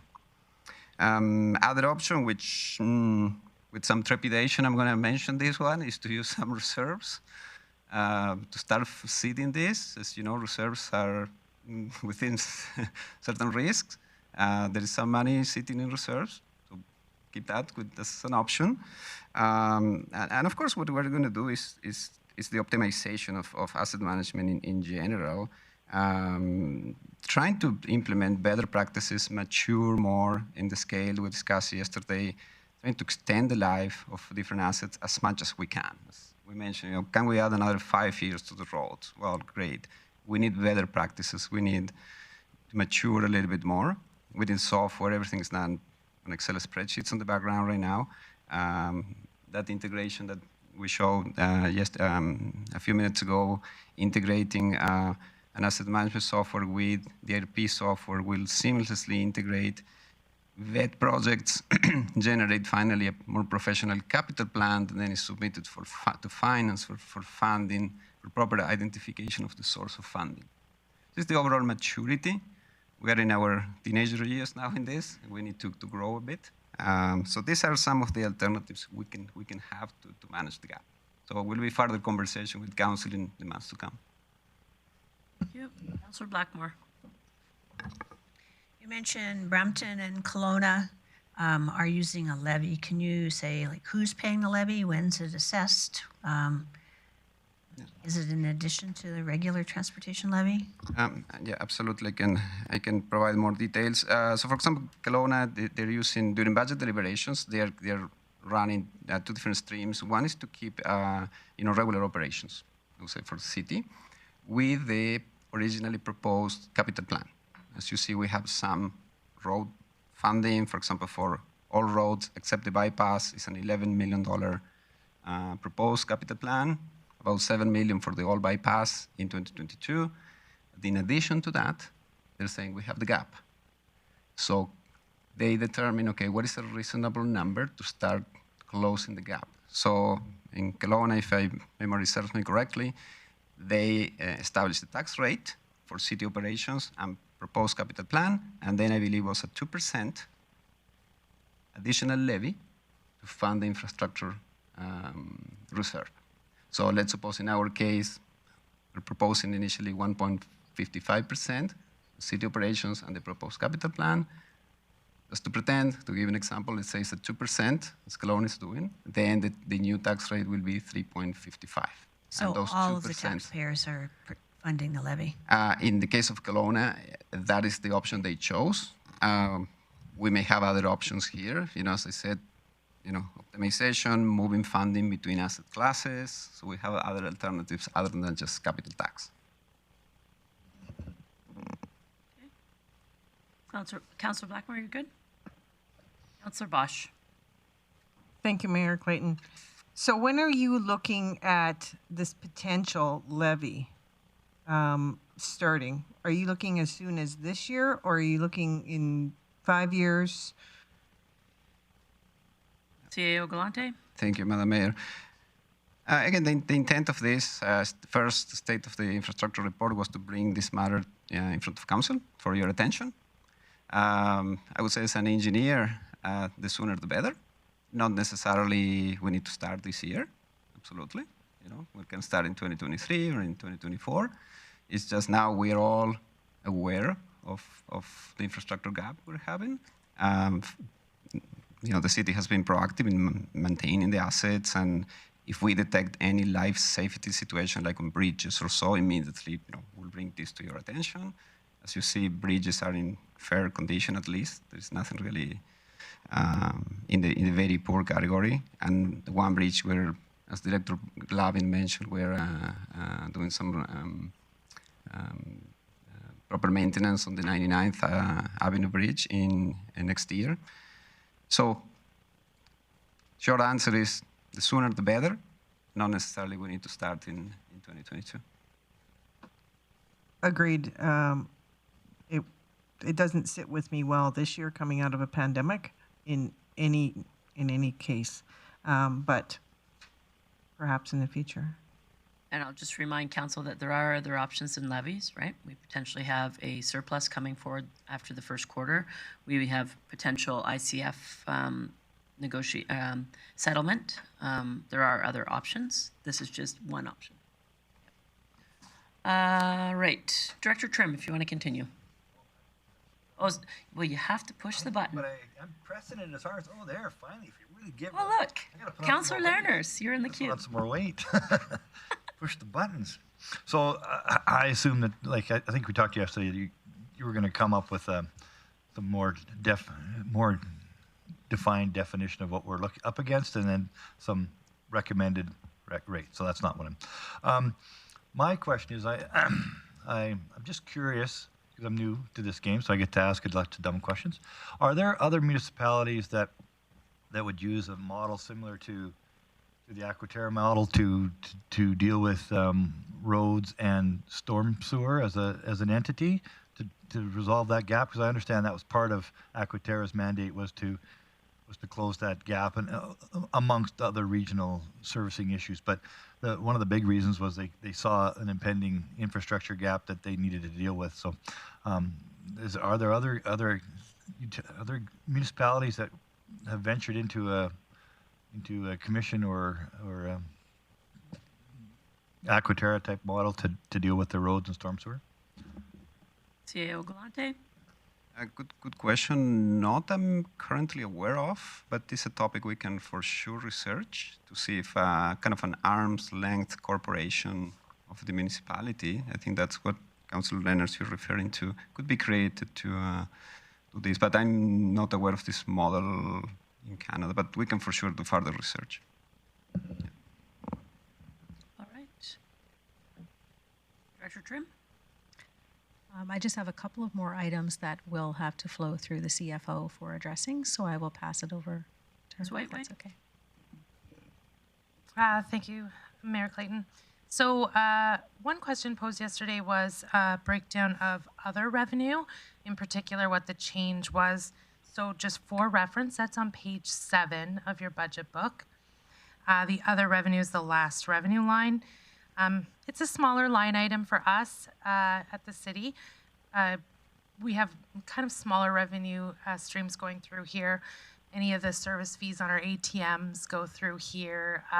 We get a regional recreation bit of funding that comes in, it goes in here. Now the predominant amount and the reason for the change is we took on selling obsolete equipment and other small assets through Gov Deals, and we've now got historical trends to be able to put a budget in there, so we increased that budget line. Okay. If you want to continue, Ms. Whiteway. That's all I have for now. Okay. Yeah. Director Trim. That concludes all of the items for corporate services. Perfect. Thank you. Director Miller. Right. Thank you, Mayor Clayton. So I'll start off with the capital projects at Bennett's, and that was a question from Councillor Blackmore. And I understand the question is, why are we proceeding with some of these items? And the future of the event center is a little bit of an unknown, because there was discussion in the past about the potential for an event center, a new event center to the west of the west end, northwest corner of the city. So what I'd like to just say is that I would anticipate, even if council down the road did build a new event center to the west, we'd still have a use for the existing site, Bennett's and the Bows as well.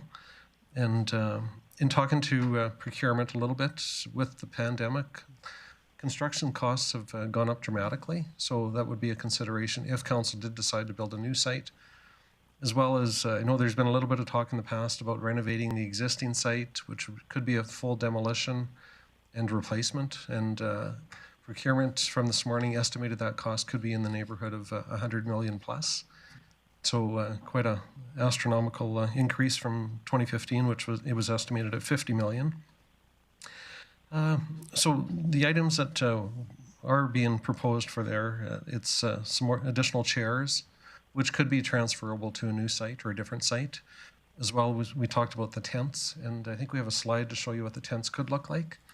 And those certainly can be used throughout the community and transferred to a different site if we decided to get rid of the Bennett Center down the road.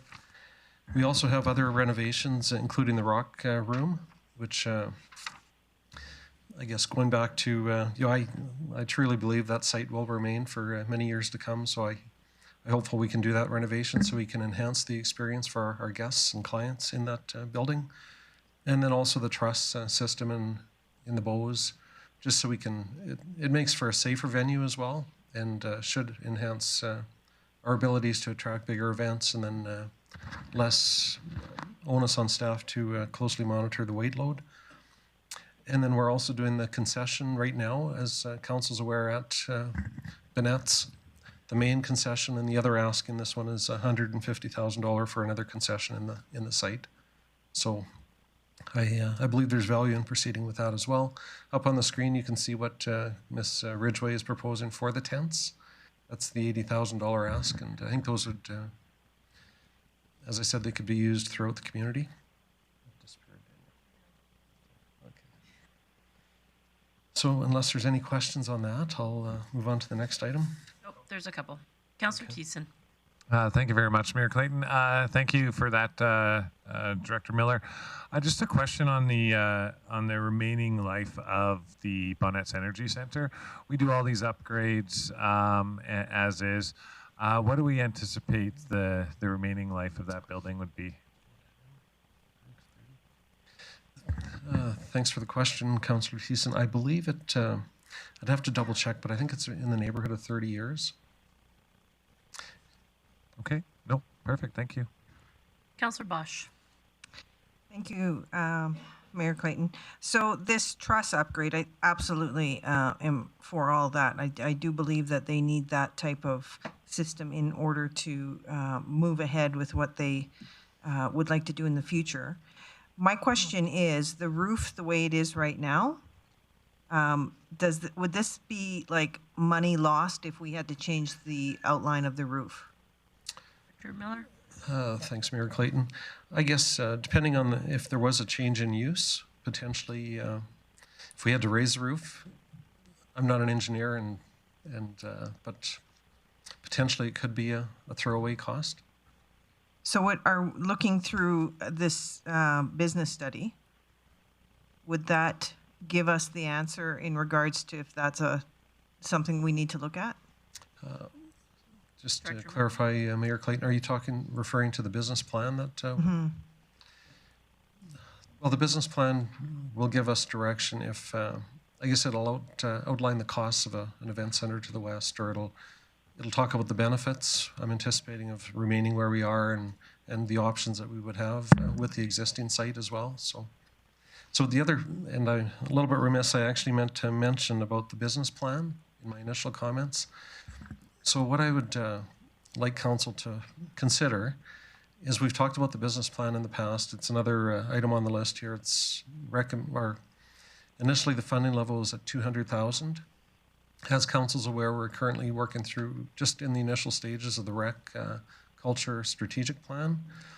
I think there's a possibility it might be feasible to add onto that strategic plan and explore the business plan that has been talked about in the past. If it makes sense to go elsewhere for the event center, or if it makes sense to continue renovating, maybe a major renovation to Banet's. But if council was in agreement, I would think a motion that would be helpful for admin is give us direction to explore if it is feasible. Talk to the existing contractor we have who's doing the study and say, is it feasible, and what would the cost? Negotiate a cost perhaps, and then bring it back for council's consideration. In my best guess, it'll be substantially less than the $200,000. And then we should have all the information for the future for the community on rec and culture and events, high performance, outdoor rinks, and everything we need. But we could potentially have that by summer of 2022 for further decisions by council. So in this study or business plan that you're looking at, what you had in the past also included the arena side. Predominantly, this is more the Bose side, and where they are seeming to lack some infrastructure that they need. So in order to, move ahead, so would we look at it outside of the arena side, just because it can be cheaper to, upgrade the Bose side? Director Miller? Thanks, Mayor Clayton. I'm not sure I 100% understand what you're looking for there, but Councillor Bosch? Okay, sorry. I guess what I'm saying is your business plan that you looked at in the past included the entire building. Yes. Right? Yep. But we can just look at one component. We could, but I think I would encourage us to look at the entire site and the arena side and the Bose side, and what could be offered in both venues. Okay. Councillor Berg? So my questions are around the tent. Very attractive. I like it. It looks great. But my questions is when I've seen large tents set up, it takes a team of, I'll call them professional people to set up just so they don't blow away different things. Do we have the capacity internally within the city to set up and tear down on a regular basis? And then the second part is my fear is because I know that there are private companies in Grande Prairie that do tent rentals. Are we suddenly going into competition with them? Thanks, Mayor Clayton. I do believe internally we would have the capacity. We have a very good working relationship between our different departments, and we have operators at the arenas that could chip in, and parks and transportation have helped us out in the past on different events. As far as being competitive with others in town, right now for certain events we actually rent tents out of Edmonton and have them shipped up. So it'd be very advantageous that we could do our own locally. We're not going to damage the local economy on rentals. Just, Thank you. Councillor Lerners? Yeah, thank you. I'm looking at to Wendy's questions on the truss upgrade at Bose there. I know when they did the arena to do the similar kind of a thing, I was they spent a lot of money doing it. So and I'm sure they got the results they're looking for. One of the things I was curious is if they've looked at some simpler kind of a carbon fiber reinforcement design on that. You probably don't know that, but it might be something to look at. I think that's for truss designs. That's often a much cheaper alternative for that. So something maybe you want to think about before you, as an option before you tender it all out. Sure. Thank you for the advice. Councillor Thiessen? Yeah, thank you very much, Mayor Clayton. Thanks so much, Director Miller. Just a quick question on those tents. What kind of, sorry, someone's called, oh, it's Doug Eady, sorry. What are the opportunities for us to get sponsorship for those tents instead of making it a capital cost? Thanks, Mayor Clayton. I don't believe we have explored that yet, but we could certainly look at that option as, and perhaps even naming rights on the tents as well. Yeah, that's something that I think, like with the sponsorship, we could totally offer and stuff like that. But yeah, I might make a motion to see if we might be able to purchase these via sponsorship, because I think we got a great group of people that are chasing after sponsors right now, and hopefully the less we spend and the more we can partner up in the community, better for all. Thanks. All right, see nothing further. Director Miller? All right, thank you, Mayor Clayton. So I'll move on to the question about the HDC demolition and the costs associated with that. And I think Councillor Thiessen was looking for a breakdown on demolition costs, and then recreating some displays and storage as well. So I don't have an exact breakdown, but what we did is we worked with our corporate facilities management team and tried to, I guess, best guess, and using Mr. Brown's experience and Mr. Phillips' experience, and that's where we landed at the $130,000 mark. Councillor Thiessen? Thank you very much, Mayor Clayton. Thanks, Director Miller. I guess my question is, with the archives moving into the Heritage Discovery Center, how much of a change do they actually require to the space? For me, I thought $130,000 is pretty expensive, but I know demolition costs usually cost more than what you want it to. But do we have to do a significant upgrade to the space area in order for the archives to go in there as well? Thanks, Mayor Clayton. I believe it is a significant renovation. What they're looking for is, and with the archives, the humidity and temperature control is vital to preservation as well. So they have it all mapped out what they believe they need, or a good start on it anyways. But they're anticipating the entire project would be just over $1 million, 1.15. So. Okay, thank you. Councillor Bosch? Thank you, Mayor Clayton. This is for the community group funding for South Peace Regional Archives. Is that the section you're looking at? Oh, page 22 at the top left. Okay. Heritage Discovery Center. Oh, okay. Well, my question is for this one. This renovation and relocation of Heritage Discovery Center at Center 2000. What will be the savings from moving into this new location from the old location? What happens to the old location? Thanks, Mayor Clayton. So the old location is, that's where archives is going. And then the old location where archives is, I believe we might be removing some of the space, some of the trailers. But I would have to double check on that. Just a little bit of history. There was a capital plan there was a capital plan established for the Archives Committee. They had looked and approached council for a standalone building. Through their committee and working with administration, we were able to find the location in the Heritage Discovery Center, which in turn meant that they could pretty much absorb and fundraise the move and transition entirely themselves, other than this additional $130,000. Okay, perfect. Director Miller. All right, thanks, Mayor Clayton. The next item up is Eastlink Center fitness equipment. So just an update on that. It's $75,000, and our intent there was to purchase 5 treadmills. The price on treadmills is might be kind of shocking. It's just over $14,000 per treadmill, plus shipping. We have a need to have 10 replaced in total. We have 5 that are over 5 years old, and the remaining 20 that we have are 10 years old. So. I'm not sure who flagged this. I have a question, though. Can you tell me what enrollment and usage at the fitness facility is like currently? factoring in the restriction exemption program as well.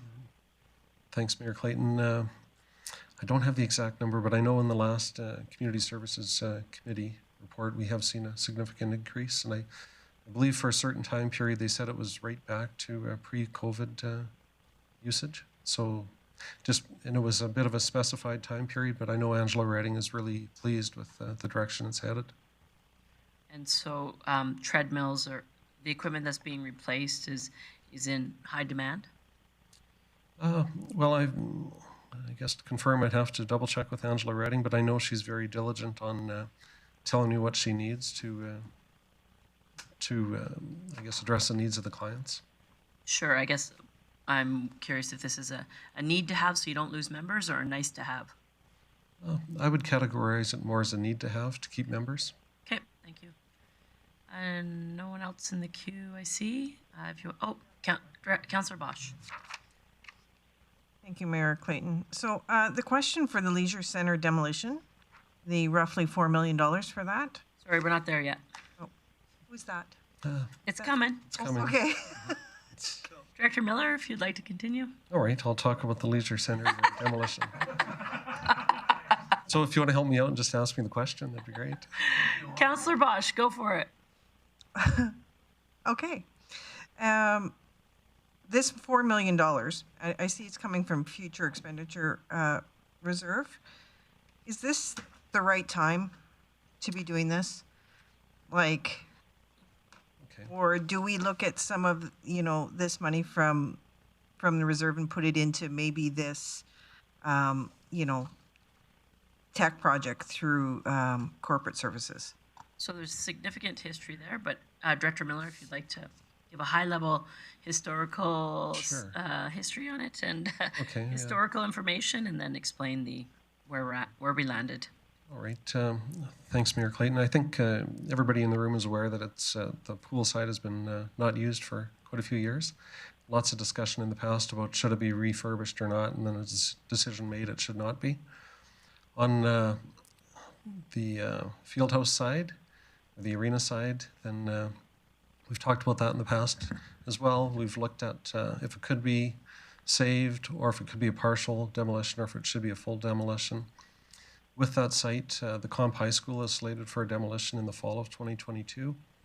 And we spent some money on a report by, I think it's Golder and Associates is the name of the company, and they strongly recommended, the most feasible option is full demolition of the site, which they told us, I think it's just under $5 million is what worst case scenario could be. We have 840,000 set aside already, and anticipating we might have to add up to 3.9. If we wanted to replace the structure, just the field house side, it would be, I think it's about $19 million. If we wanted to do a partial demolition, it'd be about $15 million. So, and that's based on somebody who specializes in providing those details. So the recommendation to council is that we do a full demolition in conjunction with the province. And we're anticipating actually doing it at the same time as the province demolishes the comp center, that we should gain some efficiencies. Okay, thank you.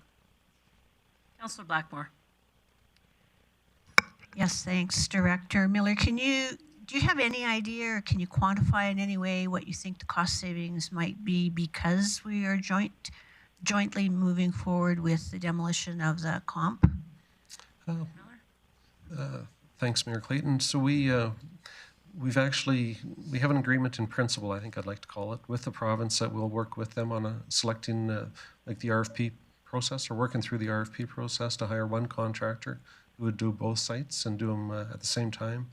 Another component that is quite pricey, I think it's, we anticipate about $1,000 a day, is the air monitoring that would be required because there's hazardous materials in that location. I think both sites, the comp and our location, have hazardous materials, so the shipping of those materials, we could gain some efficiencies there as well for disposal. And the RFP will include maximizing any savings you can get out of wiring, et cetera, for recycling? Thanks, Mayor Clayton. So in advance, we'll try to, working with corporate facilities management, we'll take out what we think we can. And then as far as when it is being demolished, I think they'll salvage what they can as well. Okay. You, Director Miller? All right, thanks, Mayor Clayton. The next one is there was a question about Banet's the door access system, and that would be the Cantex system I believe you're referring to, and that's in the 2023 budget and capital project. So it is there in the future. And then there was also a question about the loading dock. And if someone on council will recall that we did bring it forward a little while ago to reallocate the funds from the loading dock project to the LED screens at Banet Centre, and that decision was supported by council. So right now the loading dock is not a project in the capital plan. All right. Seeing no questions in that, if you'd like to continue. All right, thank you, Mayor Clayton. The next one was about accessibility initiatives. And I did provide some information on that, but it's an initiative funded by council throughout the last term. $50,000 per year. And as I mentioned, corporate facilities management, working with the inspections department, have identified numerous projects over the last 4 years, and they address them as time permits and as resources permit. We have a significant one coming up here at the RCMP office, and it's redoing some of the sidewalk out front and the rampway as well. We haven't fully utilized the fund over the last 4 years, so we have a bit of a savings in there, which is a good thing because now we can use that for the RCMP project. And what we have set aside from the 200,000, the remaining of it should help us with the RCMP project. At the same time, we're going to work on Banet's lowering one of the ticket windows next year so it's more accessible. I had a question on that, accessibility initiatives. Is there any consideration for improvements at City Hall? I know that from when I did the Chairleaders Day, the front door is really not easy to get in, and it's the City Hall. It should be accessible to anybody. All right, thanks for that, Mayor Clayton. I know I participated as well, and I tried the front door, and I found it very difficult to get through, but I managed to. But shortly after you raised the concern as well, we did address it, and the paving stones have been raised, and we'll monitor stuff like that as well. Thank you. Any other questions on that one? Seeing none. Councillor O'Toole. Yeah, no, I appreciate you addressing that.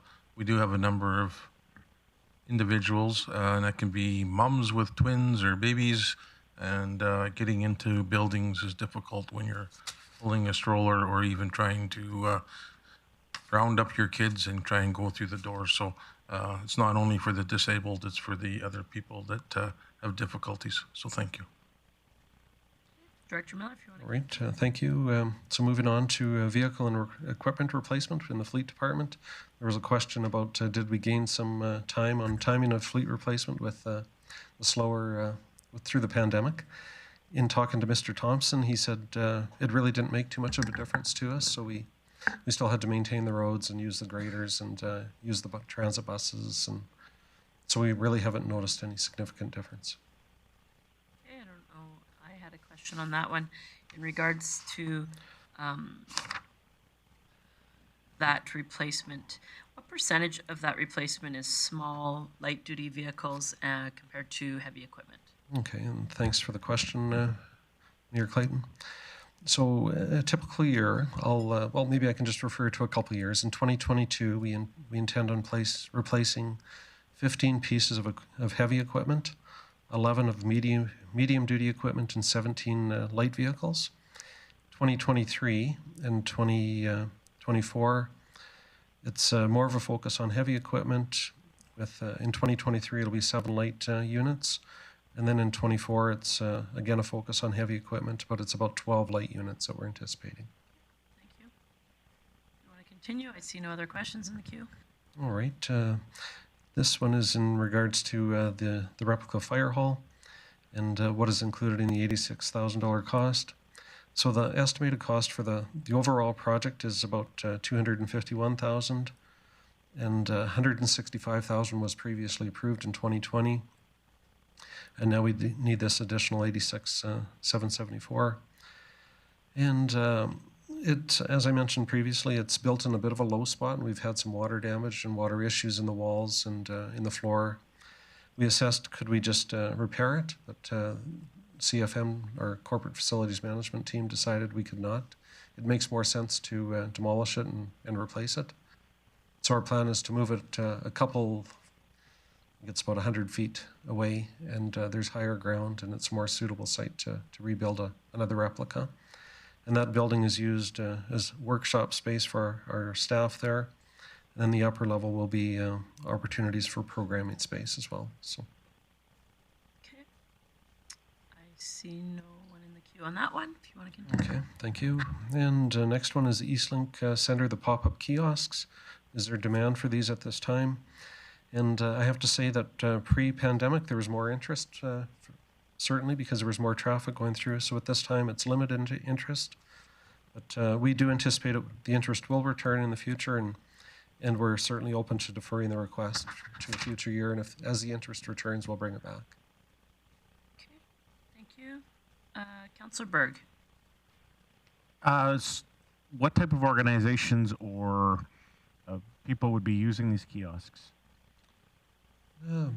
Thanks for the question. We're thinking it could be local businesses that decide they'd want maybe a remote location for a weekend, or if there's a volleyball tournament going on in the facility and they think they could sell some product, then certainly use this as an opportunity. Or it could be other groups that just want to use it for an information type booth. And we did anticipate some use. We have the kiosk, which is at the bottom of the stairwell by the elevators, which it's an ideal location for sharing information or selling product at time as well. So. Okay, thank you. Councillor Blackmore. I was just curious if you had a picture or some kind of information to show us what these look like. I'm not really sure what you're talking about. Okay. Thanks, Mayor Clayton. I don't have a picture, but it would just be like a portable type structure, a booth type, even like a desk, like in the Prairie Mall, the retail type kiosks that run down the center of the hallways. That type of kiosk. Yeah, it would just provide opportunities for local businesses if they wanted to rent the space and promote their products. And it would increase exposure at the site for us as well, or maybe attract more clients. Okay. You want to continue, Director Miller? Okay, thank you. The next one is the outdoor pool shelters, and we have a slide on that one. So we have a current structure, which is on the screen right now, and it's about we're anticipating. Well, the original ask was over 2 years, $80,000 per year, to allow us to build additional structures like you see on the screen. The new ones we're proposing would be on the grassy area, and they're approximately about, I think it's 11 meters by 20 meters, or sorry, approximate size is 7 meters by 10 meters. And they wouldn't be tied to the existing, so it'd be a new set of additional shade sail structures, and it would be placed, like I said, on the grassy leisure space area. Just to note, the health department or AHS, at some point they made a recommendation to us. It would be ideal at that site to have additional shaded space, so just something to keep in mind as well, please. Questions? Seeing none. If you want to continue, Director Miller. Okay, thank you. Next one is just a comment about the leasing program that our fleet department uses. We're always looking for better ways of doing business. And as we hear about different options, we do certainly explore them and decide if it's feasible or not. In the last few years, we've leased more vehicles for parks and transportation that are seasonal use, which we find advantageous. And as different opportunities come up, and we look at what other municipalities do as well, and then make recommendations, and we'll continue to do that in the future with between Fleet and City Council. No questions, if you want to continue. Okay, thanks. Next up is the Creative Arts Center roof replacement. So we did have the roof assessed by the Alberta Roofing Contractors Association, which was a qualified consultant. And the roof is a flat roof construction. It was installed pre-1999, and there's numerous concerns with it. There's just depressed areas and sagging areas, which causes water to pond on the surface. And I think they detected there's some rotten fiberboard substrate as well. And the recommendation from the consultant is the only recommendation we can give on this roof is to replace it as soon as feasible. So it's $115,000 estimated cost. Okay. See no questions. You want to continue? Okay. Next is transit shelters. There was $25,000 included in the budget for that.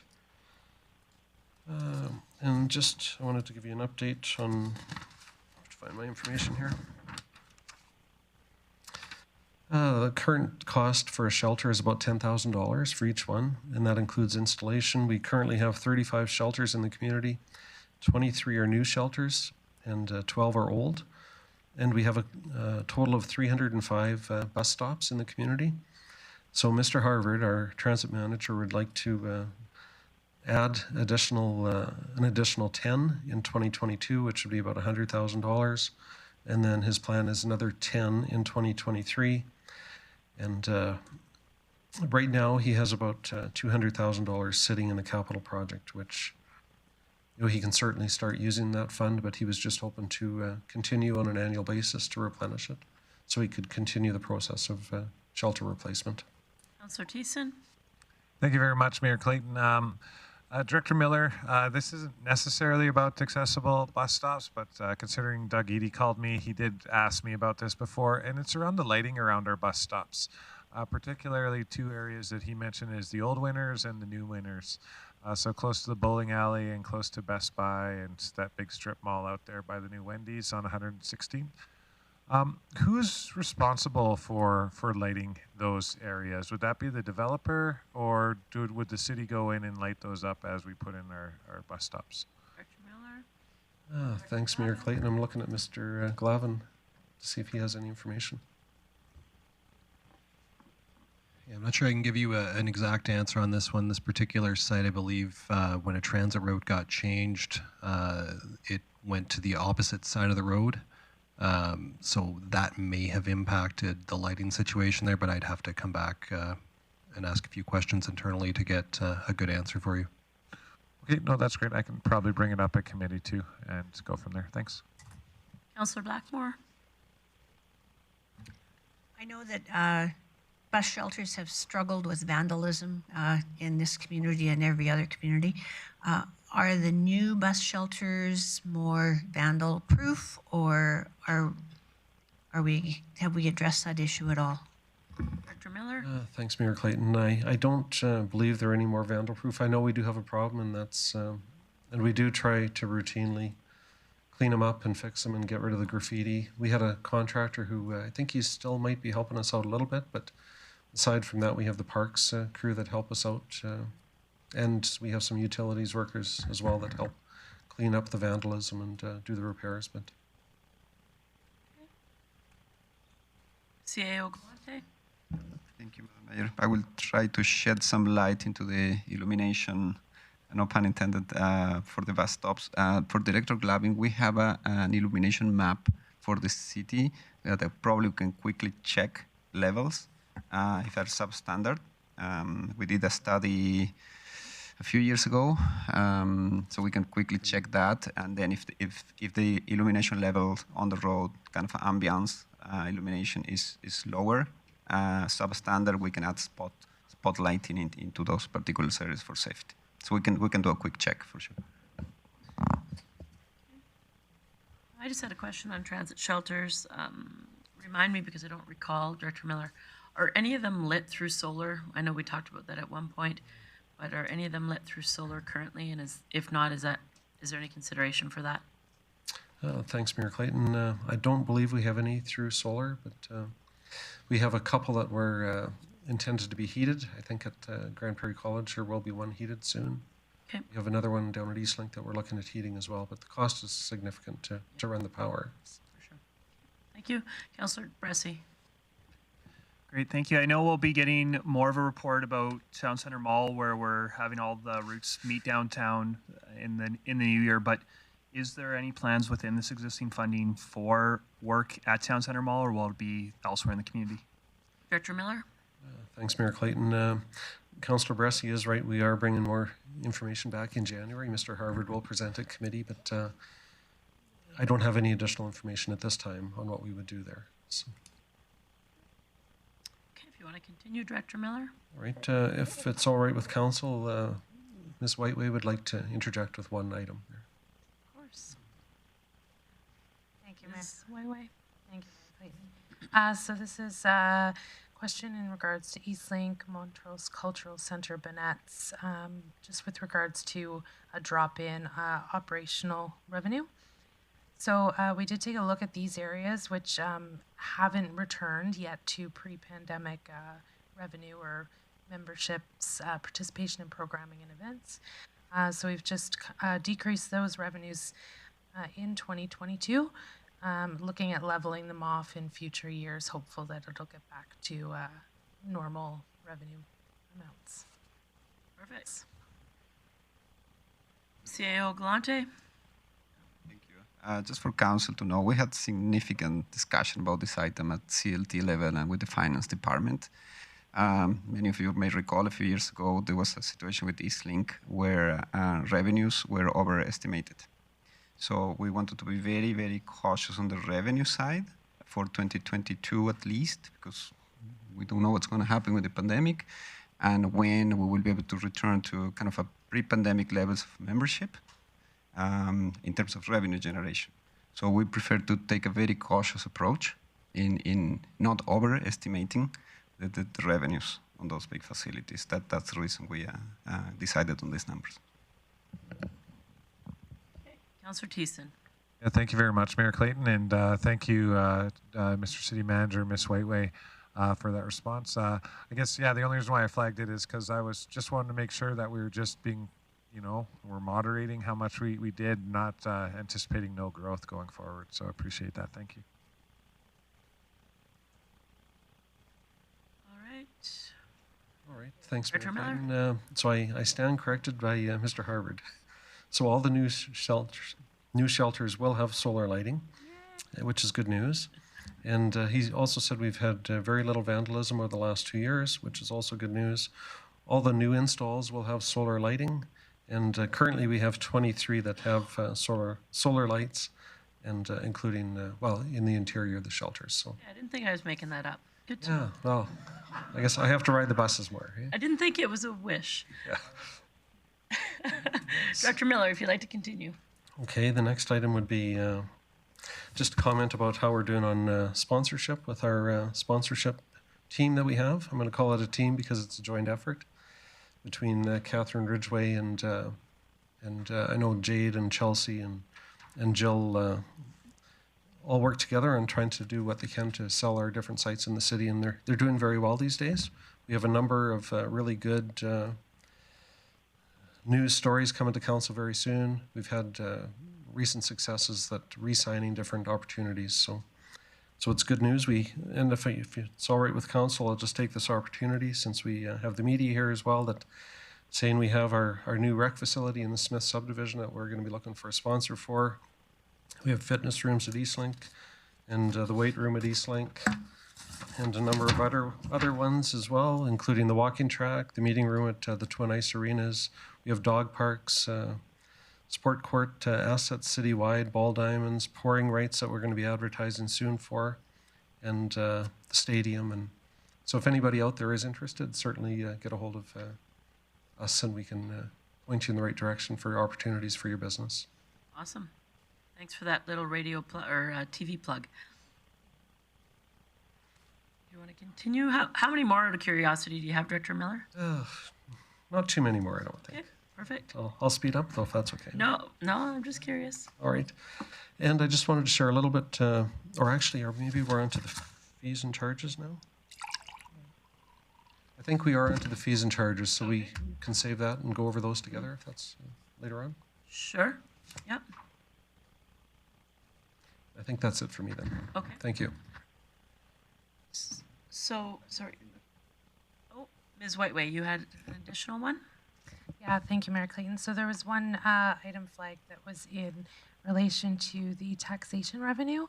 So when you look at 2021 compared to 2022, the question was asked, what changes tax revenue? So if you refer to page 7, it shows you the 2021 number as well as the 2022. Pardon me, the items increasing between 2021 and 2022 are growth, so an increase to our assessment base, as well as we do adjust requisitions that we anticipate based on when we get our confirmation for 2021. So there's an increase in school requisitions as well. Perfect, thank you for that. I'm just going to check who's going to lead the discussion on fees, bylaws and the changes. Is that Ms. Whiteway? Okay, so we're going to go by director.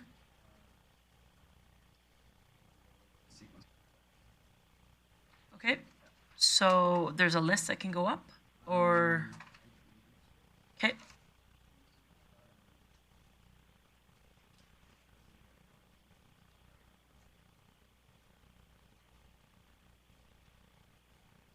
Sure, can we just, we're going to take a 10-minute break and we'll come back to have that discussion.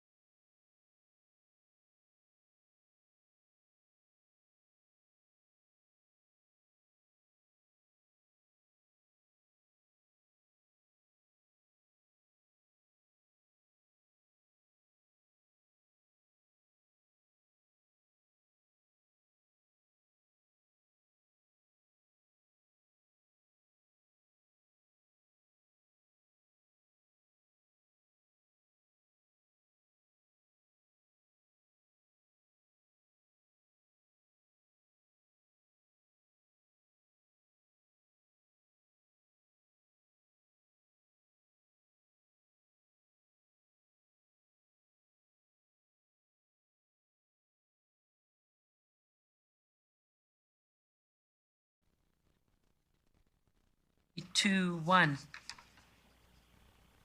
Thank you. We are back and ready to go.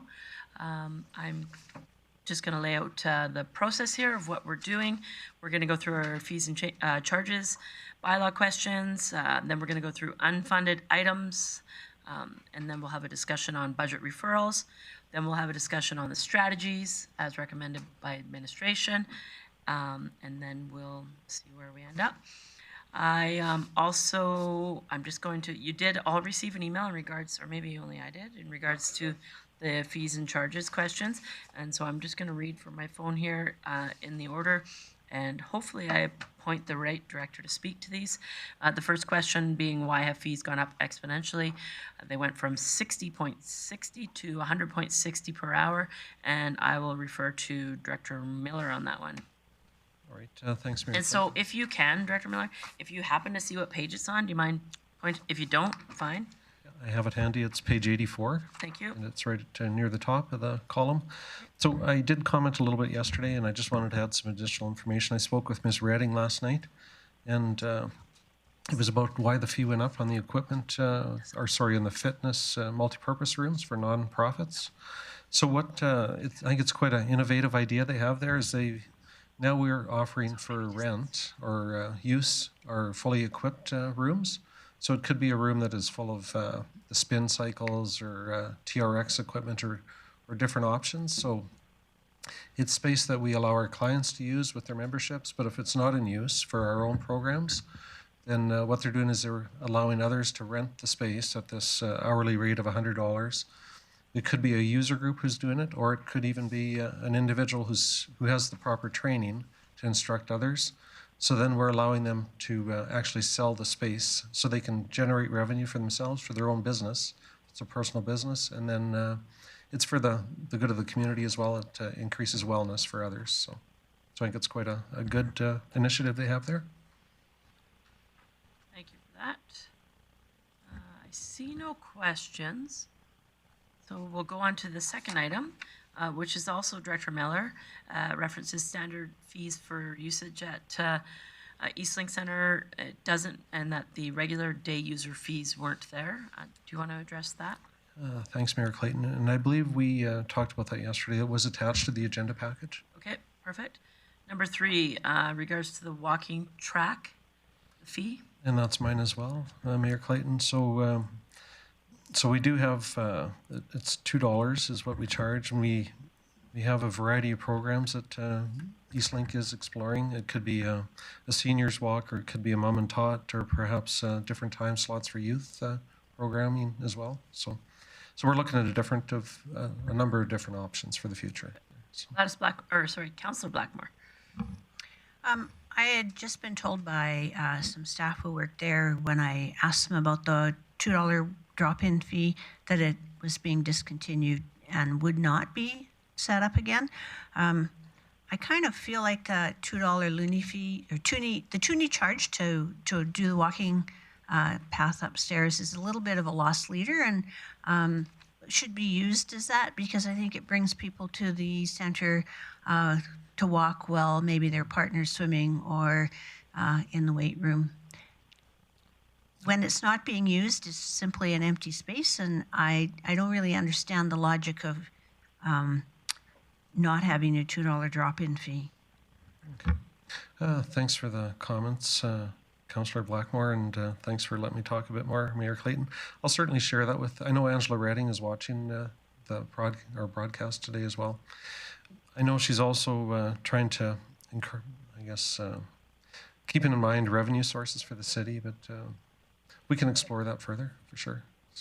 And while you're exploring that further, it would be great if you could expand the times available for the toonie drop-in, or consider expanding. Maybe I should say consider expanding the times. Okay.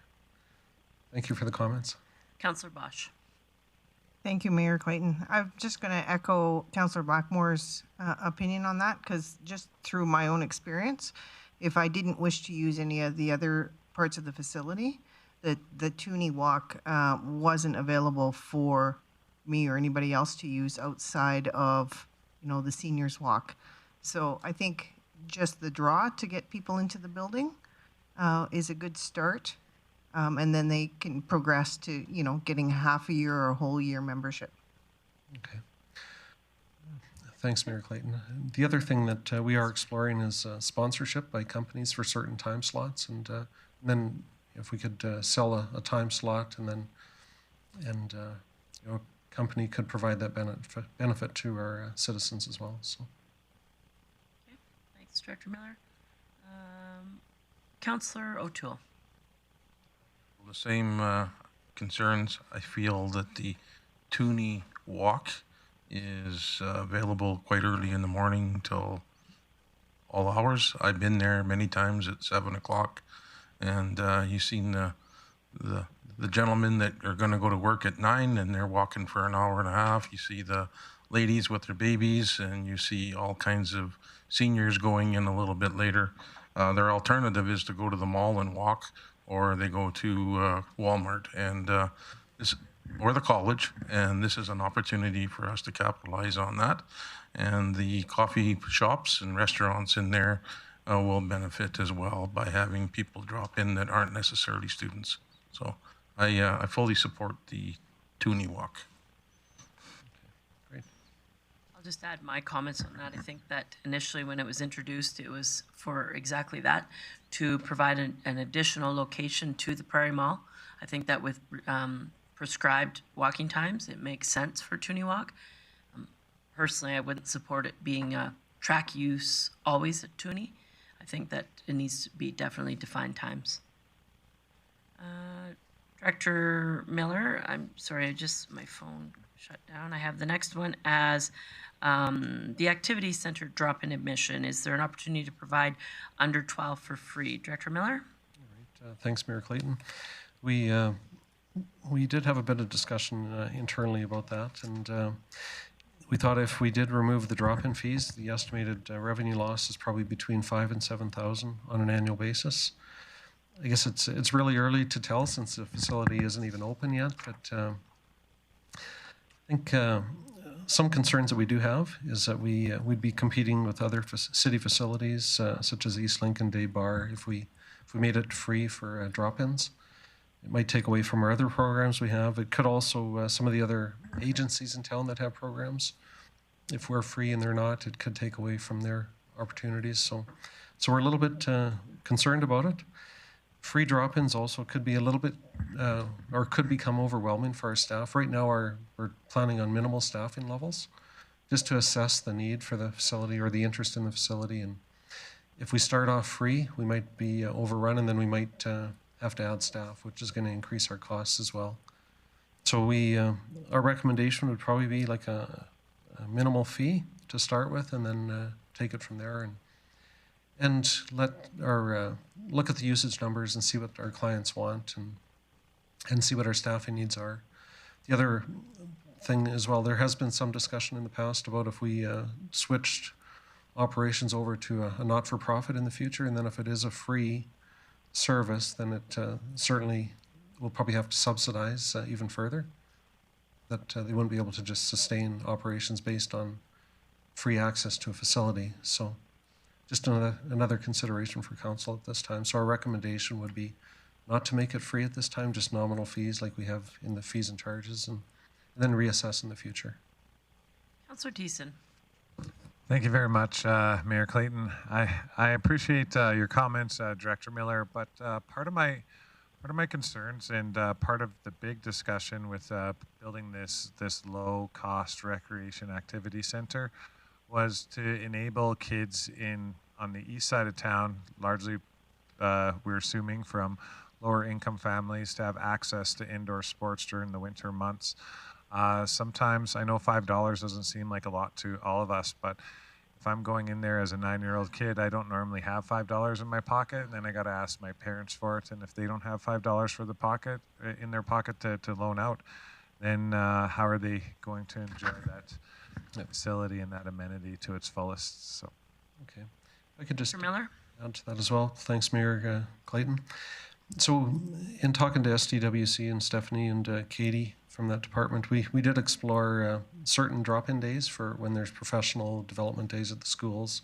Maybe make those free sessions, and gauge the usage, but we're certainly open to whatever council decides. If you'd like us to start off with free, we're just making you aware of our potential concerns, and then I guess if our concerns did materialize, then we could certainly bring that back to council and say, hey, would you, maybe with some suggestions for changes, but.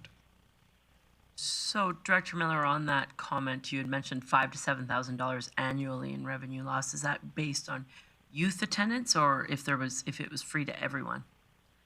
I believe that is just on free to the youths. Okay. So I would assume there's an opportunity for sponsorship there? Absolutely. Okay. Councilor Bressie. Great, thank you. Yeah, I've got a bit of concerns about this too, in terms of, by all means, charge my kids $5 every time they go.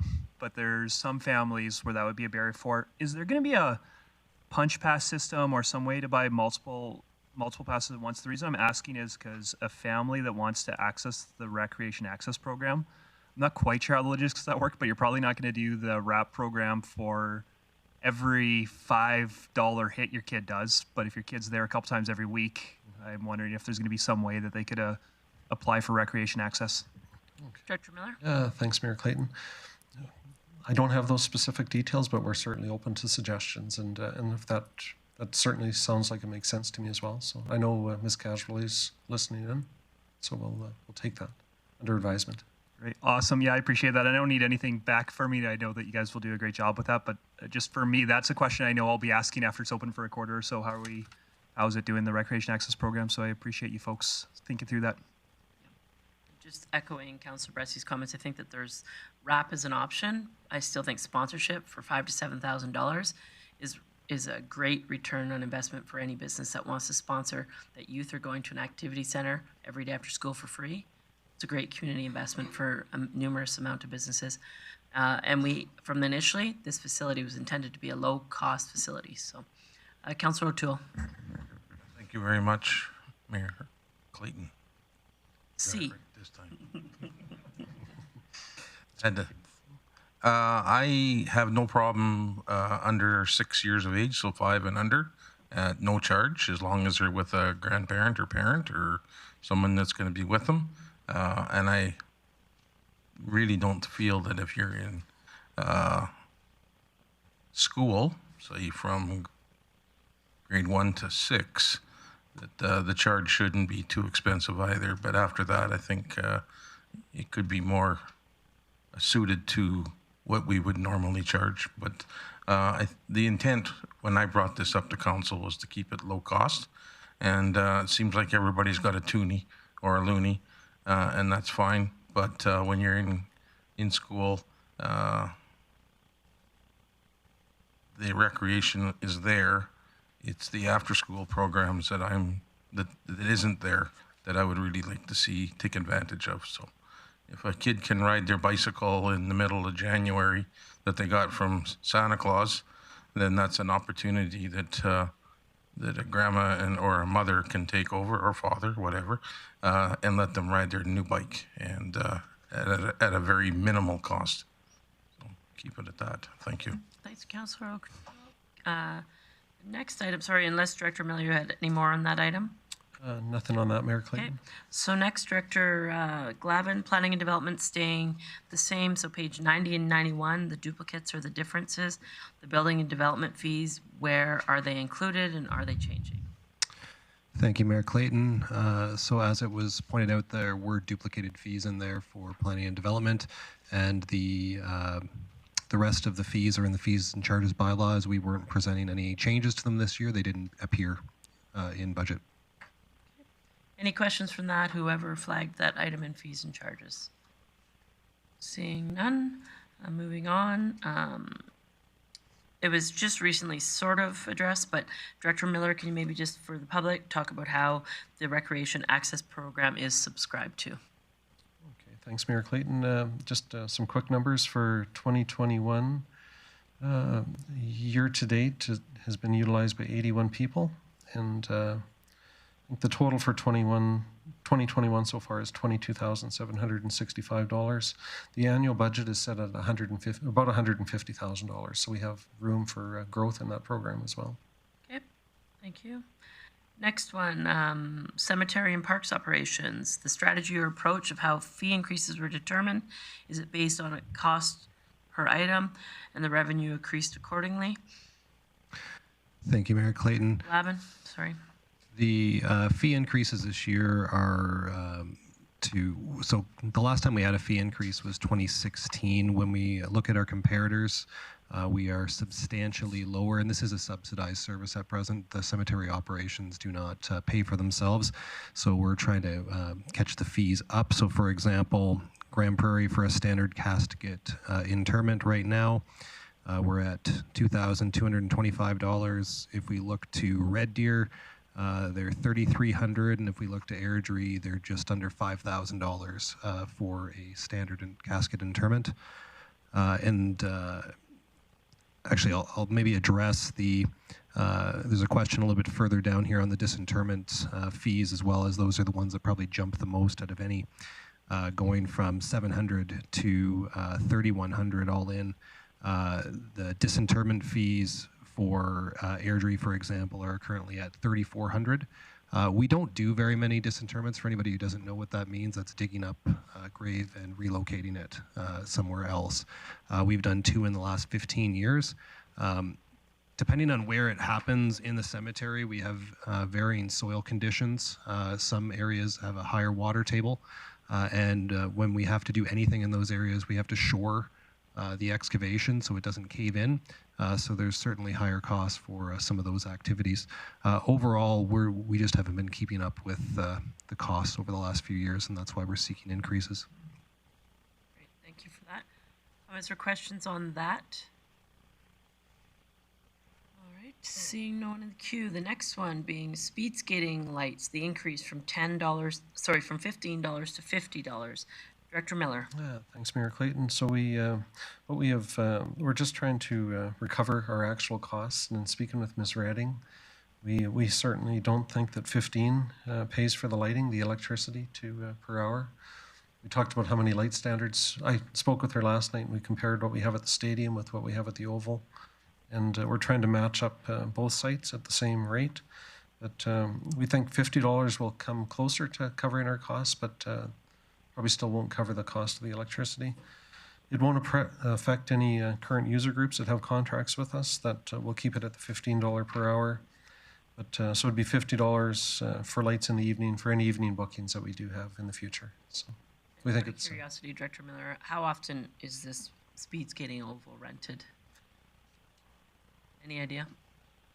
Sorry, Mayor Clayton, I don't have that information with me. I know last year during the winter, I think over the Christmas period, we left the lights on just to encourage or another option for the community to get out, but I don't know how often we rent it out. Okay. So. Councillor Bosch. Thank you, Mayor Clayton. For this speed skating oval, is that typically groups that purchase this time slot per hour, or is it individually? Because it makes a difference. Thanks, Mayor Clayton. I believe it would be groups, or it could be a family event or user groups that could decide to take part in that activity. It's not typically, an athlete that's looking to move ahead in some sort of sporting career that they're going to be charged as an individual. Sorry, Mayor Clayton, I just don't have that information handy at this time, but I can do a follow-up and send it out later on. And the next question was kind of addressed in regards to disinterment, opening and closing. Councillor, okay, we're good. So that question is done. We're now going to move on to unfunded items, and it'll go between Director Miller and Director Glavin, whichever one of you wants to take the lead, or Ms. Whiteway. Sorry, the thumb is at who, Director Glavin? Okay, Ms. Whiteway. I know you're passing it that way, but Ms. Whiteway. Thank you, Mayor Clayton. So I'm just going to bring up a slide as a reminder of the 3 unfunded projects that were included in the capital budget. So I guess what I do want to highlight is that the Clean Energy Improvement Program, as well as the land acquisitions, can be approved with the capital plan as funding source to be determined, and they can be funded via debt later on when the actual program starts or when the land acquisition requires council ratification. However, the Avondale Area Redevelopment Plan will need to have a funding source associated with it in the capital plan. Okay, I had a question though. What about on my personal unfunded items list? Maybe that's coming up somewhere else when we go. The economic development, $200,000, and the Richmond Industrial Park and the hospital. Where's that unfunded stuff? They're in the referrals list? Okay, perfect, thank you. So you see the unfunded items list in front of you. This is your opportunity to make motions. If I see none, all of these items will remain unfunded. Councillor O'Toole is first in the queue. Yeah, I'd make a motion to put $350,000 in the land acquisition. Okay, and would you prefer to identify a funding source or leave that to administration? Leave that to administration. Okay. They're best at that. Okay, so that motion is in order. That is of the $1 million that is unfunded. The recommendation or the motion from Councillor O'Toole is to fund $350,000 with the funding source to be determined by administration. Comments or questions on that motion? And Councillor Bressie, I saw you got out of the queue. Are you in the queue for this motion or still for your, okay, but first I have Councillor Thiessen. Yeah, thank you very much, Mayor Clayton. I appreciate the motion, Councillor O'Toole, but I don't know if I can support it. I know that typically $350,000 is a pretty low sum of money to obtain any significant portion of land. To that extent, I don't know what we'll actually be able to purchase with 350. Might have been able to support a motion for $1 million from general debenture as opportunities arise, but I imagine that we'd have to defeat this motion in order to get to that motion if we wanted to. I also, and administration can correct me if I'm wrong, but I thought I heard them say that if there are opportunities that they would come forward to council anyways and have to establish a borrowing bylaw. So I don't know if we necessarily even have to mark this as funded, as administration would come forward with us if they had opportunities going forward too. So thanks. Thanks for that. Councillor Bressie. Great, thank you. I'm certainly excited to be into the part where we're galvanizing around some motions. I'm just not quite understanding. I don't think I understand the motion. Is the intent to change it from 1 million to 350,000, or is it to say, hey, 350,000 is going to be funded and the remaining 650,000 will remain? Can you just clarify that, Councillor O'Toole? There's a request for $1 million, and that is supposed to go into a kitty so we can acquire land in the future. My motion was to not put $1 million in this year, 350,000, and possibly in the next budget, put more money in again. So it's to change it from 1 million to 350,000. Yeah, and then if it comes up again next year, which I'm sure it's going to be, then we can top it up then. Go ahead, Councillor Bressie, and then I have Administration 1 in the queue, whoever that is. Go ahead, though. Yeah, and just for me, it's I can't support this motion. It's my understanding is the 1 million is kind of an arbitrary number because we don't know what opportunities are going to come up through the year or what's going to be there. If land gets purchased, my understanding is that administration will come to council and they'll make that request of us. But having it reflected in the budget doesn't mean we're saying, hey, go out and buy up to $1 million of land. It's just an administrative process to take out one step for them to initiate that conversation with us. And for me, I'd rather just have every land acquisition request that administration has come straight to council and not have to play with amending the capital budget and adding extra steps into that since it'll be in council's priority anyways. Okay, I'm just going to go, oh, they're out. So Councillor Blackmore. We heard from our CFO that this can remain unfunded. We also heard from Director Glavin that it's kind of an arbitrary amount. as they don't know what's coming forward, they don't know what the result's going to be, and anything that does come forward will come to council at that time. So I'm quite comfortable leaving this unfunded, and I would not be able to support the motion. Councillor Bosch.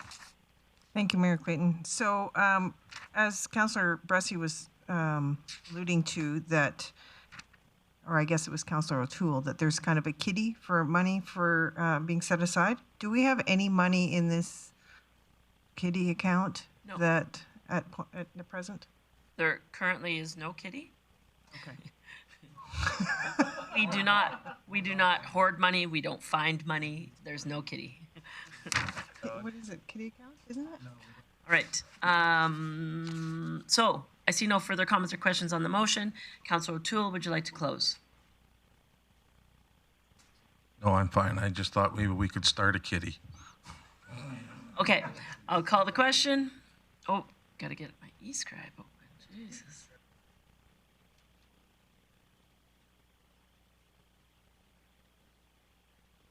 All right, please vote.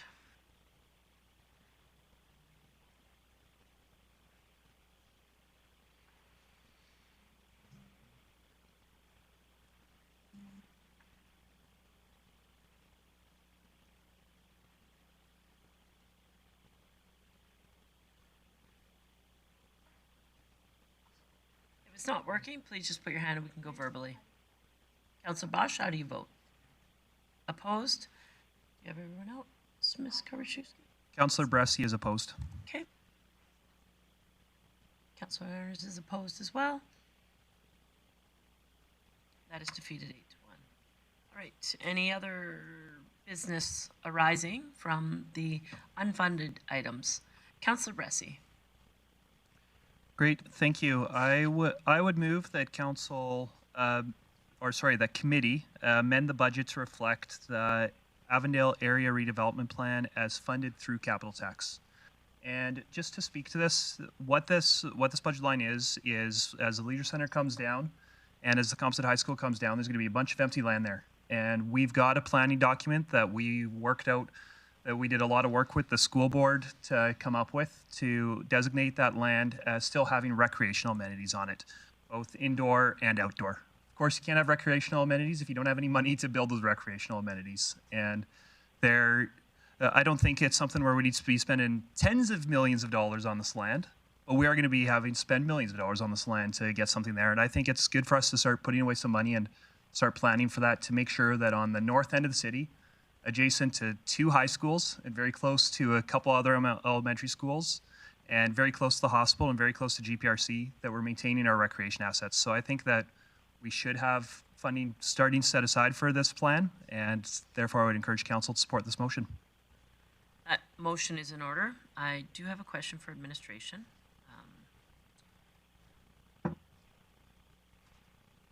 Ms. Whiteway, with the unrestricted future reserves is also an alternative option for funding, correct? That would in turn have no tax implications, correct? Correct, that is an alternative source, yep. Councillor Bressie, can you tell me why your choice is capital tax? Yeah, thank you, Mayor Clayton. It's certainly there are other funding sources available. For me, there's 2 reasons why for capital tax. For me, because in my mind, the future expenditures reserve should be for expenses in the future that we're already kind of committed to. And this really is a new expense, and I think it's appropriate to find new revenue for a new expense. That's one reason. But the other one is, just to be really blunt, I want to preserve room in our capital tax budget. We heard that to maintain our $2 billion worth of assets, just to maintain them at the level they're at, not even improve them, we need to find another $89.3 million over the next few years. I'm actually scared that could be significantly bigger as the province figures out its funding formula for infrastructure. I think we might have a bigger liability than we are actually predicting, just because I think we might have less provincial funding than we're predicting. And so for me, I want to be preserving capital tax room, and I'd rather be finding that capital tax room now so that we can have smaller incremental increases in capital tax every year, rather than next year or the year after having to have a really large jump in capital tax room. So definitely can respect if others might want to see another funding source, but for me, capital tax would be the most ideal funding source for this project. So another question, Director Miller, I see no one else in the queue. One sec, Councillor Blackmore. Director Miller, can you tell me the timing of the demolition, assuming it's funded today, what that timing looks like of the Leisure Centre demolition? Okay, thanks, Mayor Clayton. I believe it's beginning in the fall of 2022. The fall of 2022. Okay, Councillor Blackmore. That was pretty much what I was going to ask. If we're going to do the demo in the fall, perhaps the restructure plan would be better suited for the next budget, 2022 budget, 2023 budget. Councillor Thiessen. Sorry, Councillor Blackmore, I didn't mean to cut you off if you had. Okay, Councillor Thiessen. Captivated. I really thought Councillor Blackmore had more to say. Yeah, I appreciate Councillor Bressy's motion here, but I don't share the same concerns. I feel like we should take one step before the other, and the first step is the demolition and looking at that plan. And we just shot down a motion to build a kitty, and this sounds like we're building a kitty here. If the motion is to preserve recreation space, that area is well served with playgrounds at Avondale, as well as Harry Belfer School, as well as the Legion Field, as well as close access to the River Valley and Muskosipi Park. I'm not necessarily sure this is going to turn into another recreation facility, although I assume we'll be talking soccer pitches potentially. But I think we have a bunch of other plans that will inform us where all that stuff needs to go, and there may be better opportunities suited for this area once the demolition is done and the redevelopment begins. So for all those reasons, I can support this at this time. Thank you. Thanks, Councillor Thiessen. I see no one else in the queue, so I'll offer an opportunity to Councillor Bressy to close.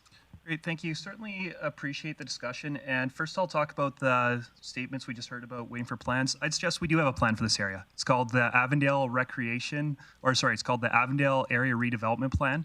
It calls for recreational space in this area, and our colleague, I believe, voted for that plan. So I'd say we do have a plan for recreation space on here, and say we need to wait to make more plans. That was what the redevelopment process was about. I think that there's a lot of good debate to be had about should be indoor versus should we action the indoor or the outdoor components first, and how expansive should those be?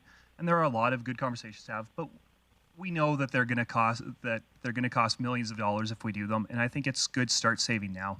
I appreciate the comment about maybe it's better to wait till 2023, and I can definitely understand that. But for me, when we know that it's going to be much more than $1 million eventually that's going to have to go in this land, I'd rather start saving now so that we don't have to borrow as much in the future or have as large of a one-time hit to our budget as that. So I think it's prudent when we've got a plan on paper to be invested in this area. I think it's prudent to be saving a year or two out. Thanks for your close, Councillor Bressy. Call the question. Please vote. And Councillor Bressy votes in favor.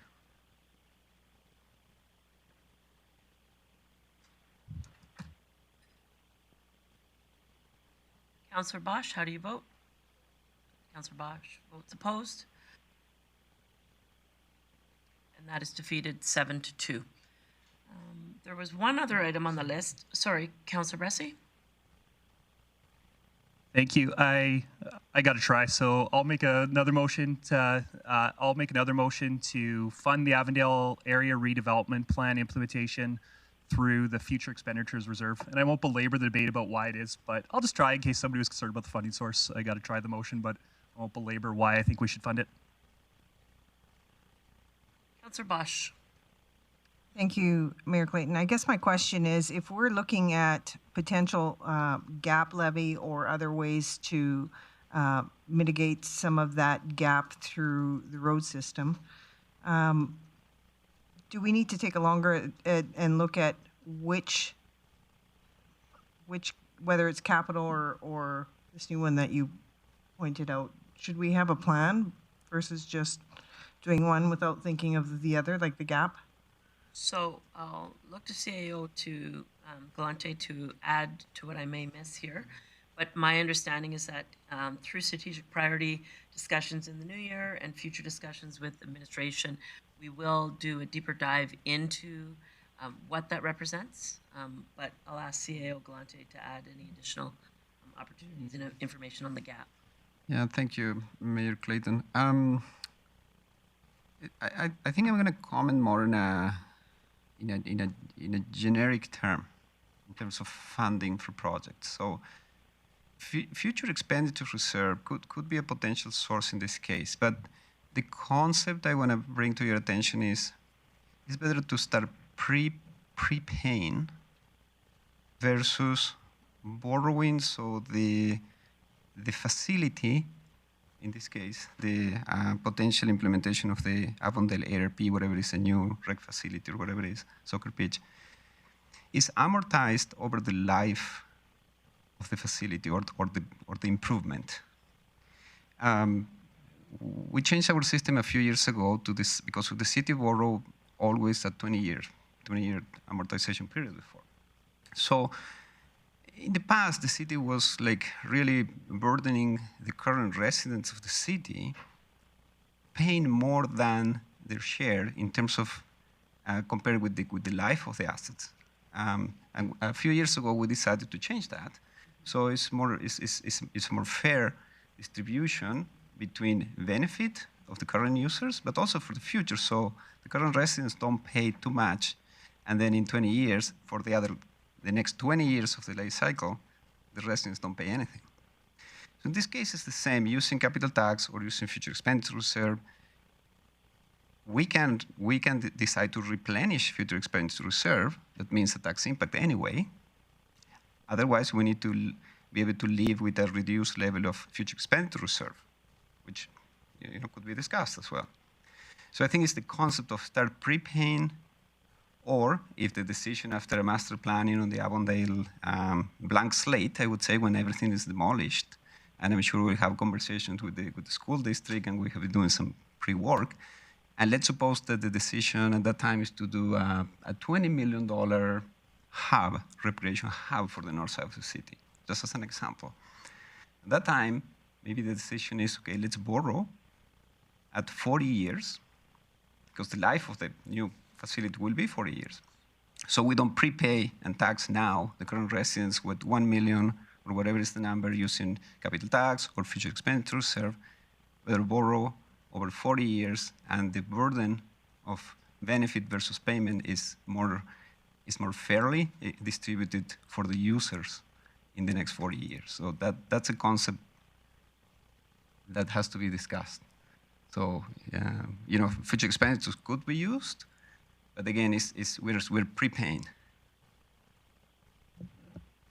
Thank you. That helped. Councillor Berg.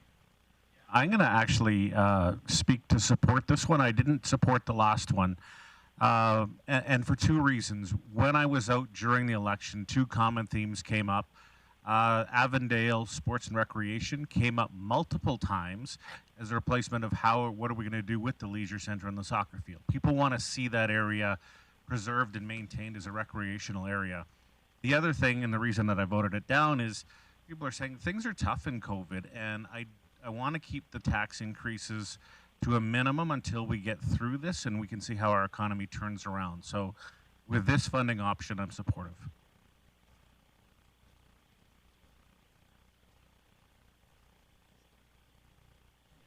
Okay, thank you. That was actually going to be my question for the public. Ms. Whiteway, if the concern with council to fund this item is keeping property taxes lower, what is the best funding option? Thank you, Mayor Clayton. So capital tax would be the only one to affect the tax base, whereas future expenditures reserve would not. And how would that compare to borrowing for a plan, supporting this plan? At this point, 1 million wouldn't fit in with our borrowing policy. We would have to have a larger project. Right. So what is the minimum again? Remind me. 4 million. 4 million. Okay.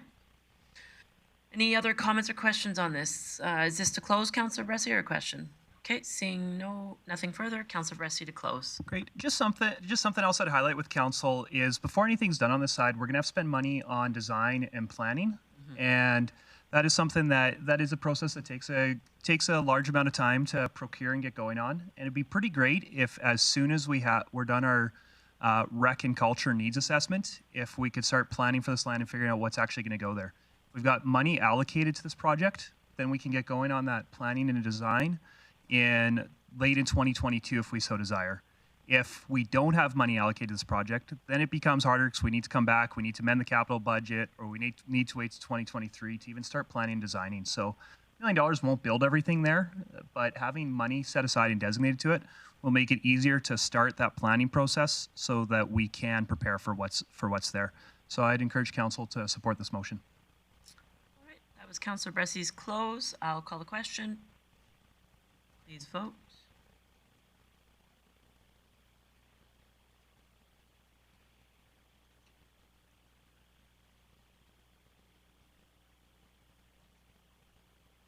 Councillor Bosch, how do you vote? In favor for Councillor Bosch? And that is carried 7-2. There was one other item on the unfunded items list, the Clean Energy Improvement Program implementation. I had a question for the appropriate director, Director Glavin. Remind me, do we have any gauge of what the interest is in this from our community? Thank you, Mayor Clayton. I'd have to check with the environment manager to see. I know that we have had some inquiries on it. However, this is fairly new in Alberta. Rocky Mountain House, Edmonton, and a handful of others have adopted this and have implemented it. But we're still near the beginning of this. So I'm not 100% sure what the level of interest, but we would certainly expect applications. Yeah, and I guess I have some interest of supporting it, definitely not to the maximum that's indicated there. At a trial basis, I think this is a great opportunity for community to get into a funding opportunity that's supported through the municipality that has low impact on our finances. It supports homeowners in some of their potential green initiatives. I would like to cap it at something significantly lower than that, but I guess without knowing a lot of interest, I don't really know where to start. I do see Councillor Blackmore in the queue. I would move that we fund the Clean Energy Improvement Program to a maximum of $750,000, funds to be determined by administration. Yep. So to confirm, Ms. Whiteway, that would be, if it's at $750,000, would it be borrowed from the future expenditures reserve? What would that look like? Thank you, Mayor Clayton. Likely we would be borrowing for this one. It doesn't actually affect through the MGA our borrowing limits or anything. We still require borrowing bylaw, but it's actually an add back. They don't make you put it into your borrowing limits. So that's why we proposed the whole 2.7 just to have it in our plan. And then that way we would be able to kind of go from there and have it available. And how difficult would it be if the subscription rate was, fast and we got to the 750 relatively quickly to change that to go to a more significant amount? Would it be difficult to change that based on subscription? We may have to just touch base with the environmental manager, just with the policy's already gone through. I believe we'd have to make some changes now if the funding was decreased to the 750. We wouldn't be able to offer as much programming as was originally presented. I'll go to Director Glavin in case you had something to add before I go to the others in the queue. Yeah, thank you, Mayor Clayton.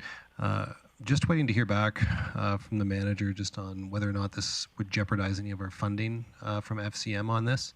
But just to reiterate from the CFO that this is a flow-through expense for us where we're not going to be encumbering taxpayers, and ultimately the property owner is responsible for paying back the loan. So they pay it to us, and if they don't pay it to us, we get it back through a tax sale.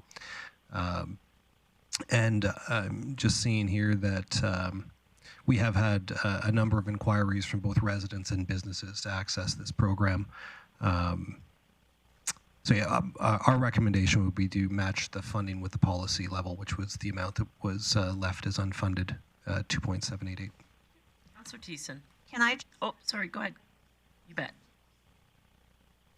Councillor Blackmore. Me. There we go. The reason I say that we should fund 750,000 and leave it's not that the rest should disappear. It's just that the rest should remain unfunded. And the reason I feel that is that I think that by funding 750,000 to initialize the program, we're giving that program more emphasis than if we simply leave it unfunded. When people see unfunded lines in a budget, they don't tend to take council seriously, and I think we need to look at this seriously. So that was my theory, that if we fund 750 and leave the rest unfunded, we're not changing the program. We're simply giving it more emphasis than would otherwise be. So in essence, I think Councillor Blackmore, you're modeling it similar to a line of credit. Yeah. Okay. Director Glavin. Thank you, Mayor Clayton.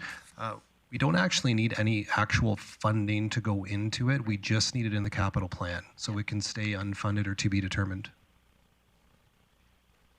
Councillor Thiessen. Yeah, thank you very much, Mayor Clayton.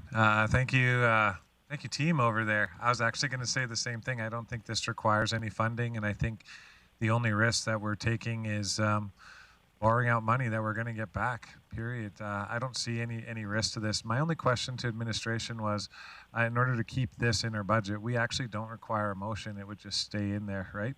So I'm not interested actually in putting in any funding to this, because this is largely the homeowner and then the home purchaser who will bear a lot of the costs. So we'll take the upfront costs and we'll work with FCM through that. But this program is going to pay for itself, and it's going to pay it back to the city, so through property taxes. So I don't know if we need to put our money where our mouth is, so to speak, since all we need is the interest from the community, and then we can apply to make this happen. So I just want to clarify that. My understanding, Director Glavin, is that we have to approve this in order, because it has to go through us, right? So we do have to support it. yeah, I guess what I'm saying is that there's no actual, like, we have to support it, but there's no actual funding dollars attached to it. So 750,000, that would be maybe us saying, okay, we're only going to do it at 750, and then we got to do more work to change the terms on it in our policy. The way I see it is the 2.778. That's the maximum according to what council would approve. Okay, so Ms. Whiteway or Director Glavin, I thought we discussed that this would be, we upfront the cost for the homeowner, we carry the debt, and they pay us back. So we still have to have that amount of money put aside to be accessible. For sure, and we have that in the TBD, and from what I heard earlier today, that would come from one of our reserves as well, and we'll go from there. If I'm mistaken, please correct me. Yeah. So Ms. Whiteway, do you want to reiterate the borrowing and the comparables there for a minute? Yeah, sure. So, pardon me, the maximum is 2.78 million. We do work with FMC, FCM, sorry, thank you, and to administer this program. Now, if we borrowed the whole maximum 2.7 million, doesn't affect our borrowing limits, nothing. Like you said, it's repaid based on the useful life of whatever improvement they have done. So it doesn't affect any of our financial indicators with the province, our finances, and it will be repaid with an administration fee attached to it to these homeowners. So we need it in the capital plan for a borrowing bylaw. That's MGA requirements. So when we bring the borrowing bylaw through, we would do so. That's our identification at that point of the funding source. I had used the example of reserves in the sense of if only $100,000 worth of projects were applied for and approved, it may not make sense at that time to go get a debt for $100,000. That's where we may leave the to be determined. It allows us time to figure out that side of things as it's a new program. Okay. Councillor Bressie. Yeah, thank you. I'm just trying to get some clarification in terms of, I'm just confused by what this motion would practically mean. If this motion passed, how would administration interpret this, and what would administration actually do with it if this motion passed? Ms. Whiteway. Ms. Karpaszewski, can we see the motion, please? To- And then just don't vote, council, please. Well, There it is. Committee direct administration to fund to a maximum of $750,000 for the Clean Energy Improvement Program. So, so and to leave the remainder of the $2.7 million approximately unfunded. So if you're approving still the 2.78 million with 750 funded from an identified source, that would require less borrowing if above 750 was subscribed. So if we needed more than 750, we'd have to start looking at other funding sources. So it does make it a little less flexible with the program, but it does. We could use up to the 750 or whatever subscribed. CAO Galante? I'm trying to maybe simplify a little bit the motion if you are amenable to entertain this. More flexibility probably will give us a motion like Council Direct Administration to support the program up to the 2.7 million, up to the cap, with the with administration able to determine the appropriate funding source depending the amount. As Ms. White was mentioned, if it's only 100,000, we won't borrow. If it's closer to the $2 million, then we're going to use borrowing, but we will have the flexibility to determine that funding source depending the uptake on the program. So there may be an application deadline. At that point, we can determine the amount of subscription and determine the funding source at that time. Yeah. So I guess, Councillor Blackmore, that's to you. If not that the CAO is suggesting a friendly amendment, but possibly consideration for amending your motion. And if not, I will go to the next in the queue.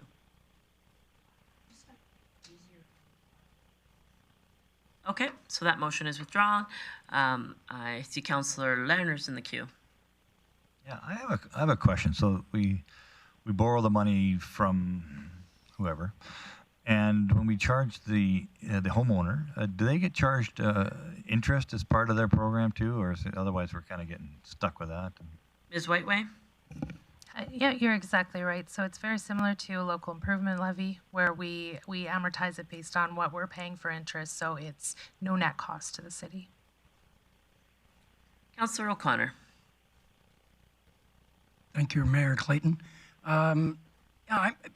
If I'm reading this right, I think we're better off to leave this unfunded and leave that amount in there. And then when they do determine where the funding's going to come from, then I'd recommend is that we don't put a motion in place and limit their ability to use these funds. So I guess my question to Director Glavin then is, if it remains unfunded, will this program go forward and still be available with a deadline for applicants and homeowners in the city? Yes, it will go forward, and we will return to council when we do require a borrowing bylaw or another source of funding. Okay. Is there risk, Ms. Whiteway, that the program gets fully subscribed at 2.7 and now council has a decision in front of them to find a funding source for $2.7 million? No, we're comfortable that we'll be able to obtain financing if required in a reasonable time frame. Okay, perfect. Councillor Thiessen. Yeah, so I guess all we need is a motion to approve this as in our budget. We don't even need a motion. No, we already approved the program. Yeah, perfect. Committee That's what I level, thought. so, Yeah. So no motions required. Cool. So that is all of the three unfunded items that were listed. Now we're going to move to referrals, budget referrals, and I'll turn that over to Ms. Whiteway to put on the screen. Thank you. Thank you, Mayor Clayton. Oh, there we go. So I have to get closer to my mic, sorry. There was 4 budget referral items. So we did mention these yesterday. I'll just refresh council a little bit on each item. So the Indigenous advisor position has been built in the budget. That does come from a February 2nd Protective and Social Services Committee meeting. Additionally, there was a $500,000 capital request from the Grande Prairie Hospital Foundation. So they had brought forward a request in May to support the foundation's Key to Care capital campaign. Council deferred this item to fall deliberations. It's not anywhere in your budget package. The final two, Richmond Industrial Area Revitalization. This was at the November 9th Infrastructure and Economic Development Committee meeting. Request for $75,000 for this item. And at council on Monday, November 29th, $200,000 was deferred for economic development recovery grants. Thank you. Thank you, Ms. Whiteway. So I think council is aware we received an email with additional information last night in regards to the Grande Prairie Hospital Foundation request. This council was privy to the discussion on the Richmond Industrial Area Revitalization, as well as the Economic Development Recovery Grants. And as suggested, the Indigenous Advisor was a discussion from previous council at committee level. These items are currently have been referred to this budget for discussion. So I'll open the floor to comments and questions. Business arising, Councillor Bressie. Great, thank you, Mayor Clayton. I'm going to make a motion regarding the Indigenous Advisor position, and that is direct administration to report back to the appropriate standing committee by the end of January with a job description and a brief summary of engagement conducted for the Indigenous Advisor position. And just to speak to this, I'm really glad to see it in the budget. I'm really glad to see it reflected as funded, and I hope council doesn't meddle with that at all, because I think this is a much needed position that could really help us in truth and reconciliation, but also in economic development and in community social development and so many different needs in our community. So it's a really good, really important position. However, it's one that our previous council touched almost a year ago, and that our new council hasn't touched at all. It's also one that's had a fair amount of public attention, and so I just think it's good for us to be brought up to speed on the background of this position, what administration exactly is planning to do with it, and how they arrived at that after some of the very fulsome community engagement they had. So I just think it's good for us to get a briefing on it, but probably more of a briefing than we have time for today. So I hope that council will support this motion. That motion, Councillor Blackmore. I would support this motion except for the date that you've added to it. And the reason why is because I believe that the Indigenous community has asked for input into creating the job description. And I'm not sure that, given that's a not quite 2-month period, especially when you take out Christmas, that there's enough time for that engagement to take place. That's my only concern with the motion. Okay. Sorry, Councillor Bressie, do you want to address that? Thanks.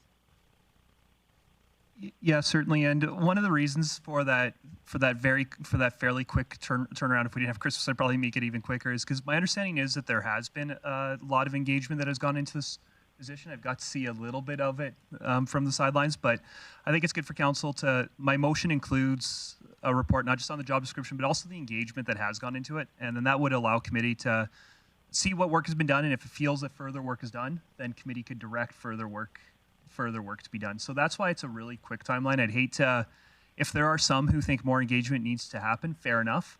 I'd hate for us to spend months of administration doing more engagement work, and then in 3 or 4 months coming to us and us going, well, that's not actually what we intended. So I think a really quick turnaround on this, especially if there's some who feel that additional direction is needed, is important. Councillor O'Connor. Yes, thank you, Mayor Clayton. I do recall seeing some communication from the Indigenous community asking for input on this. So I think, out of respect, I think Councillor Blackmore said, let's take the date out and allow them, and I think they will expedite it. So I think we need to get that input because they didn't want, I don't have the names, but I think they wanted input. Director Manuel. Thank you very much.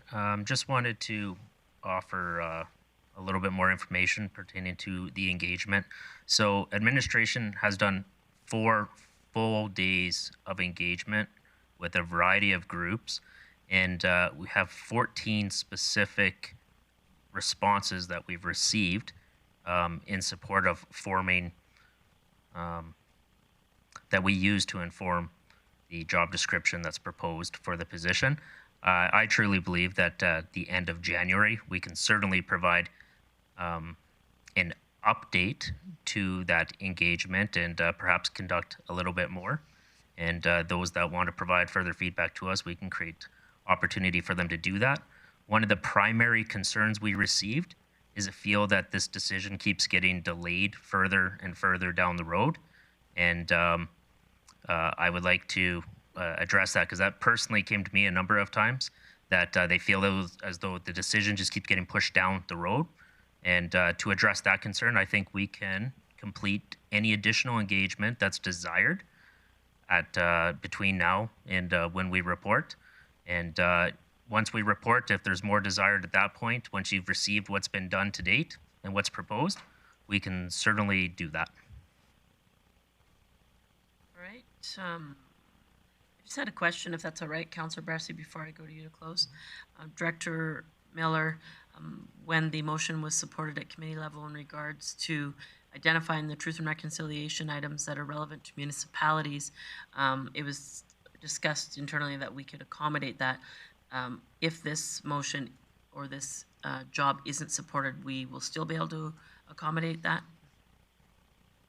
Yes, that's correct. We don't, to address the motion that was made, certainly we have staffing expertise that, although not Indigenous focused, can certainly analyze the report and bring forward those recommendations. Perfect. Thank you. Councillor Bressy to close.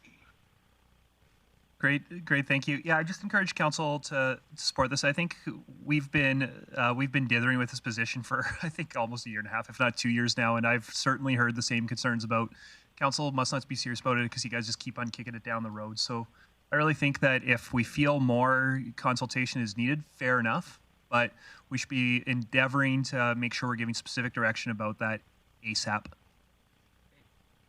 For that close, call to question.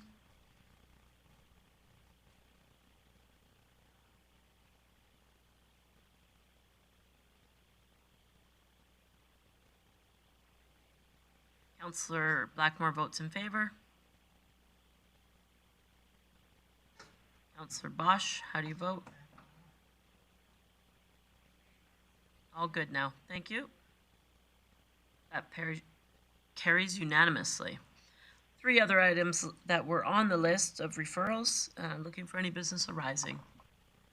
Richmond Industrial Strategy, the Economic Development, additional support, and the Grande Prairie Regional Hospital Foundation.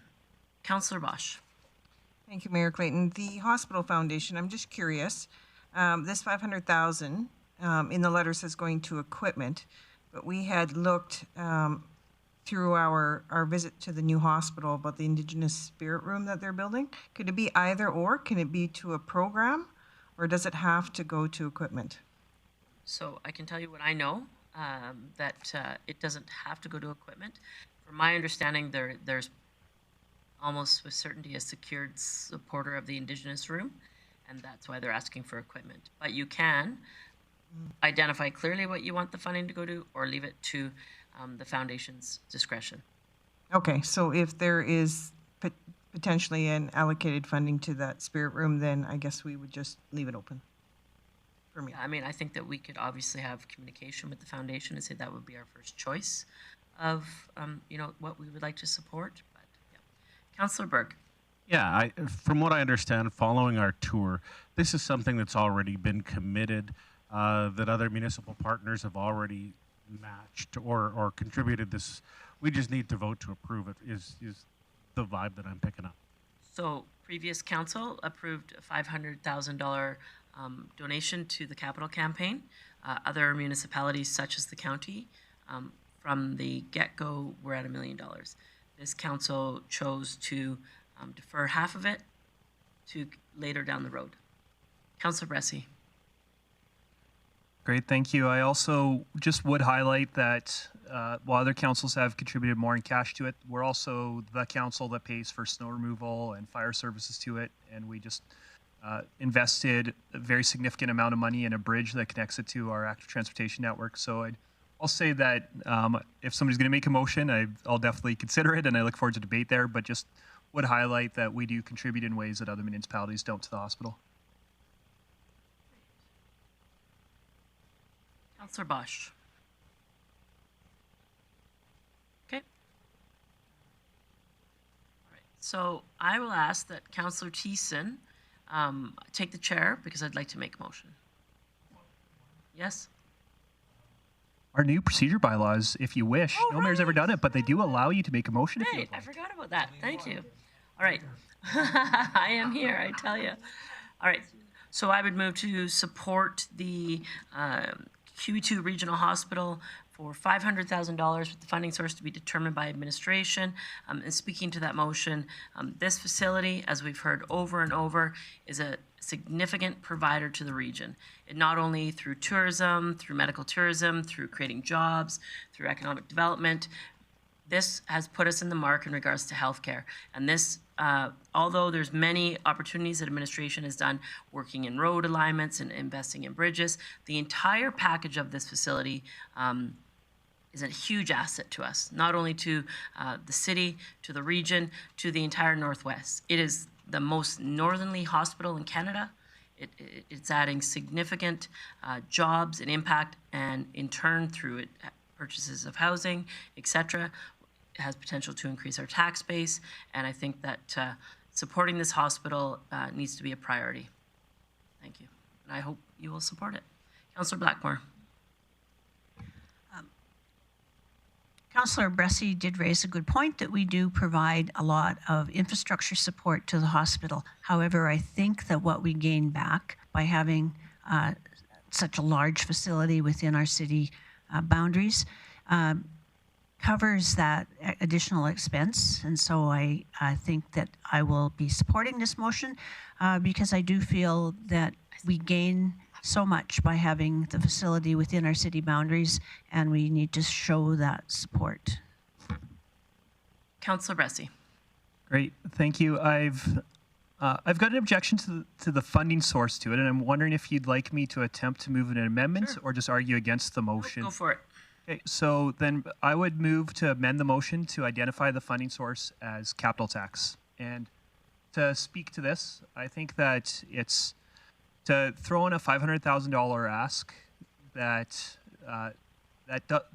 doesn't really that aligns with community priorities, but doesn't align with corporate objectives. I don't think it's entirely fair to administration to say, "Hey, you folks figure out how to absorb this." But also, I really am concerned about the state of our future infrastructure and the state of our budget going forward. And we've got big needs. And for me, if we're gonna say, "Hey, our residents that live in the city should support the hospital," I don't think it's responsible to take from our city programs to do that. So for me, it really is, I could support us generating a bit of extra tax revenue this year in order to have our citizens directly supporting this hospital. But for me, I can't support taking money away from other city initiatives such as our reserves or other city programs we have going on when we've got such a big gap coming forward in our infrastructure needs. I just can't support us not having new revenue to cover an ask this big.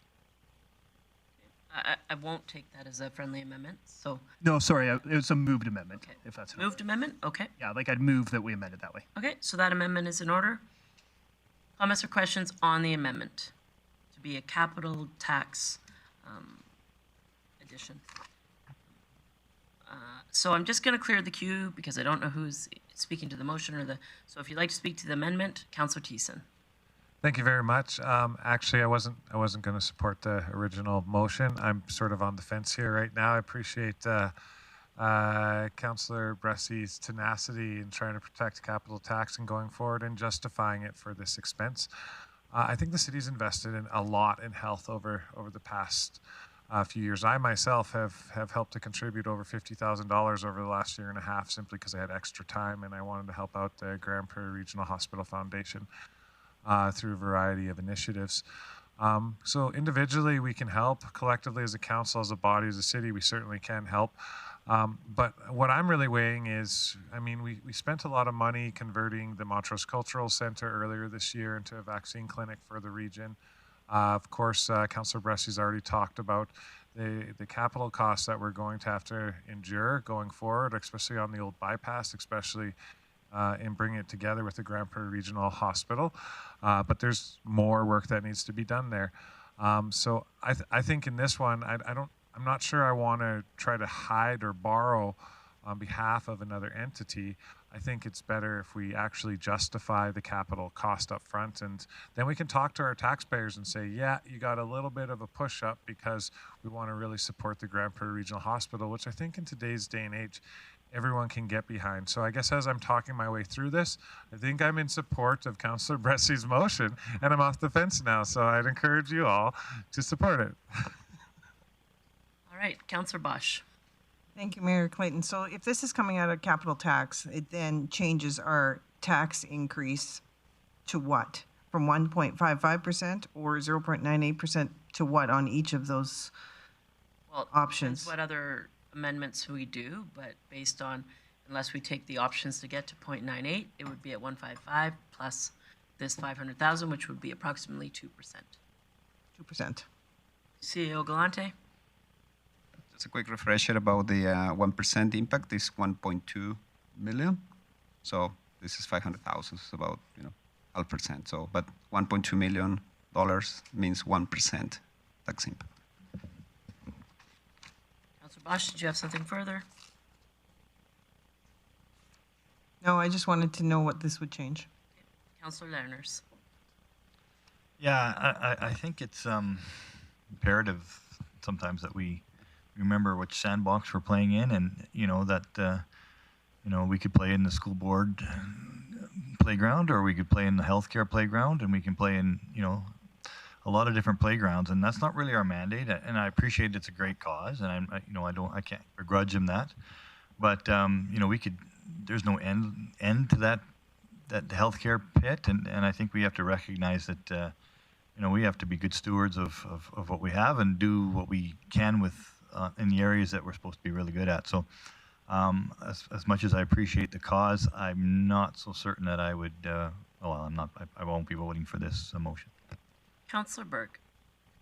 One of the things, I guess, and this is, as a citizen, I often ask the question, and I guess I'm in a position now to find out the answer, is, say, for example, in a typical average home in Grande Prairie, it's $320,000. What would a $500,000 impact actually be? Would it be like $3.50 a month or less per household? So I can tell you that our budget, Ms. Whitewake, the $245 monthly is based on a $350,000 house. Is that correct? So can you tell me what how many dollars roughly a $500,000 capital tax increase would equate to monthly?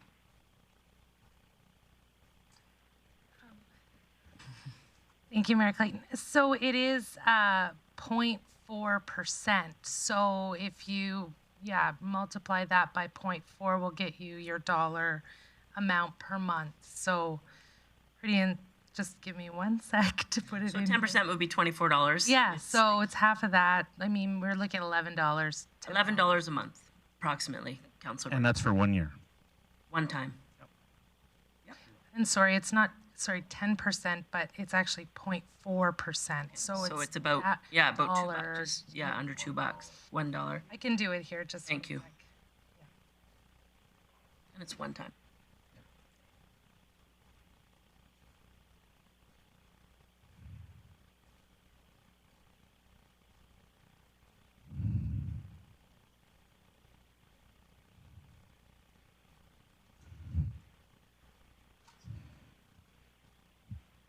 Really? So I just put in, if you paid $350 a month on your taxes, $1.44 is what it's going to cost. Okay. And with that, I can support that. Thanks, Councillor Berg. I'll just speak to this as well before I get you in the, Councillor Bosch. A couple things have been addressed tonight in regards to the money that we put forward, paving roads, providing support. As you know, we all passed and supported a motion to advocate for regional hub support through the province, and what that does to get support from the province as the services that we provide as a regional hub. In addition, we are in an arbitrated situation at ICF, which in turn also provides us additional resources for the amenities that we provide to the region. This, although I appreciate Councillor Lerner's comments that this is in our sandbox, I think in a bigger picture, it is our sandbox. This is supporting equipment, and in turn, once equipment's paid for, the equipment is replaced in the responsibility of the province. So to continue to have this facility not only grows our region, it grows our tax base, it supports the people that recognize the value that Grande Prairie brings to the province and the country. And this facility is the first of its kind, and we're very fortunate to have it. For us to be able to stand up and support this shows how much we value this, and the people of our city are so happy to see this finally open that I think it's important and imperative that we get behind it. Councillor Bosch. Thank you, Mayor Clayton. I am 100% behind what you just said. I'm just curious, other than capital tax, can it come out of something else? I'm looking for like suggestions from administration. Ms. Whiteway, if left to you, where would you take that from? Thank you, Mayor Clayton. So we're a little limited in options for this type of funding. So capital tax, there's only 2 reserves that will qualify, and the Council Strategic Initiatives Fund is another. Had it been left for administration recommendation, I would have probably put forward capital tax as my recommendation. I'll just speak to that. I'm fine with the amendment. I think that the people of the region want to support this facility for $2 a month. I doubt we're going to get much backlash. Like, the reality is people want this hospital open. They appreciate the value that it brings. And so as much as I'm absolutely about being lean on the capital tax increases, this is something that I think the average resident will be so happy that we've supported. So, Councillor O'Toole, is this your comments are on the amendment? Okay. We've asked for a parkade. We got a parkade. We asked for more cancer treatment. We've got that. And we've got mental health. This community really needs all of those. And for a couple of dollars a month, I can't see anybody complaining about this. And thank you for putting this into an approved situation. Thank you. Councillor Thiessen. Yeah, thank you, Mayor Clayton. I hate to correct you, but for $2 a month, everyone's going to get 56 cents back on this investment in our community. So thank you. Okay, I'll call the question on the amendment. Oh, sorry, Councillor Bressi, would you like to close on your amendment? Yeah, just reminding council that we're voting on the amendment, not the motion as presented, and whether you're for or opposed to giving the Hospital Foundation money, I'd encourage you to vote in favor of this. If you're opposed to funding the Hospital Foundation, well, then you want to make sure that if we do fund it, that funding doesn't come from other municipal priorities. So I'd say if you're opposed to funding the Hospital Foundation, this is a good motion for you to support. If you want the Hospital Foundation to get funding, I'll tell you, if this amendment passes, I'm a yes. If it doesn't pass, I'm a no on that, because I don't think it's responsible to fund the Hospital Foundation with $500,000 of money where, if we don't know where it's coming from. I am supportive of funding it if we've got an identified source. So please vote yes on this amendment, no matter how you're going to vote on the next vote. All right, I'll call the question on the amendment.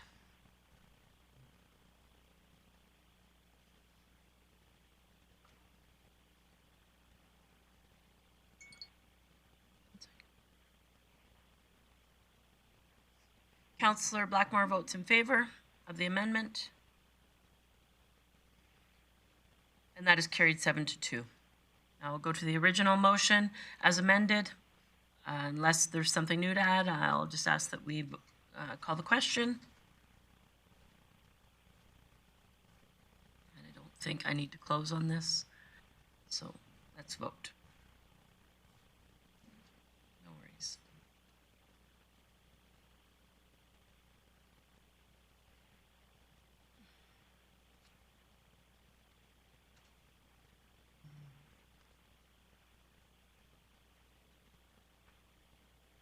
And that's carried 8-1. Now, there was 2 other items as identified as referred budget items, one being the Richmond Industrial Park revitalization. Sorry, I can't remember the correct term for it. The second one being additional funds for economic development, strategic initiatives, I guess, from economic development in regards to COVID recovery initiatives. So I'm looking for business arising. Seeing none, they will remain unfunded. Okay, Councillor Bressi. Thanks. Yeah, I wanted to give others to make a chance to get motions if they wanted to, but happy to make the motion if nobody else will. I won't do them together, although I think we should debate both. But I would open to friendly amendment if I've got the amount wrong, but I believe it was 75,000 for the Richmond Park. Yep. All right. So I would move that council fund the Richmond Industrial Park revitalization strategy, and please wordsmith that, recording secretary, if I've got the exact words wrong, but fund it for $75,000 from capital tax. And just speak to this. I think it is an important part of not just our community, where a lot of jobs and a lot of GDP are created, but also important part of our economy. And if owners in there are saying, hey, we want to roll up our sleeves and work with the city to figure out how to revitalize this area to increase the tax base there, I think we should be investing in that. So I think this is a worthwhile investment. So I see no one else in the queue. There we go. Councillor Blackmore. I would just like to check with administration. I'm not sure that capital tax in this case is the best funding source, but I would ask for their input. Ms. Whiteway. Thank you, Mayor Clayton. Again, this is very similar to the last one where you're limited in funding options. So capital tax is probably most appropriate. Your other options would be, of course, Council Strategic Initiatives Fund has some funds available, but those are probably your best options. Sorry to clarify that it could not be funded by unrestricted. My apologies. Sorry. Future Expenditures Reserve or Financial Stabilization are your only other unrestricted reserves. Yes. Thank you. Hey, I corrected a financial person. That never happens to me. Wow. No. All right. If I could just ask a follow-up question about that. So the reserve funds that you mentioned, how healthy are they currently? They're quite healthy, right? I could pass you the sheet. Do you have the sheet that maybe we could put up? That'd be great. Thanks. I don't have it available to put up, but the Q3 financial report addresses our reserves. So you're very limited in, most of them have restrictions. The one financial stabilization reserve. The unrestricted financial, sorry, the unrestricted. The financial stabilization stabilization is at 34 reserve, million. Yeah, it is at 16, pardon me. That one is at 16.5 million, which is below our kind of policy recommendation. Additionally, there's the Future Expenditures Reserve, which only has an a small portion of that unrestricted.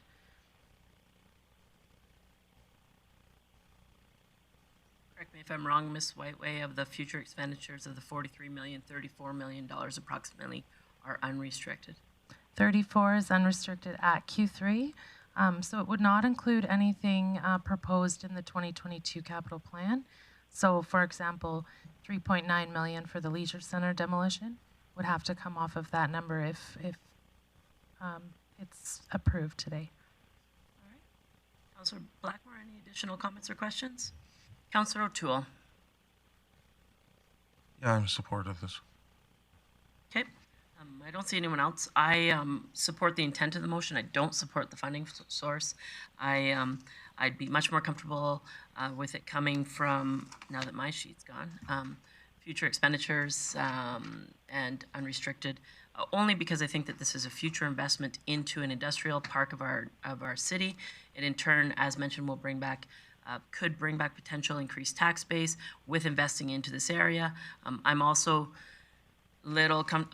somewhat comfortable to use council strategic initiatives, which is a little bit odd in my opinion, but capital tax isn't where I'm comfortable on that item.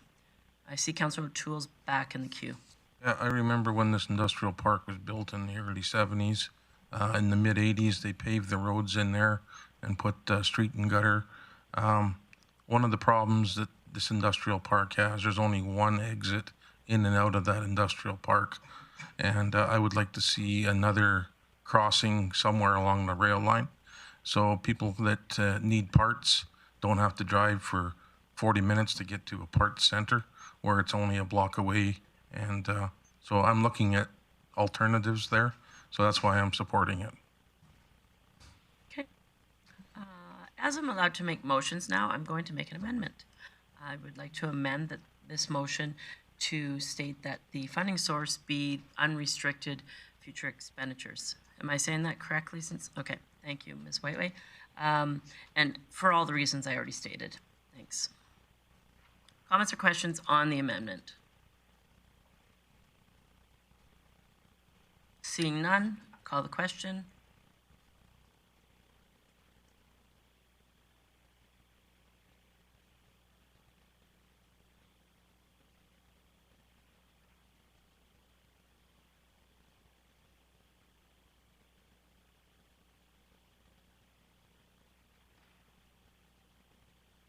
That's carried 7-2. Moving to the main motion, or the motion as amended. I don't know if anybody had any comments on the overall motion. Seeing no one in the queue, Councillor Bressy, would you like to close? No, I'm okay. Thank you, Mayor Clayton. Call the question.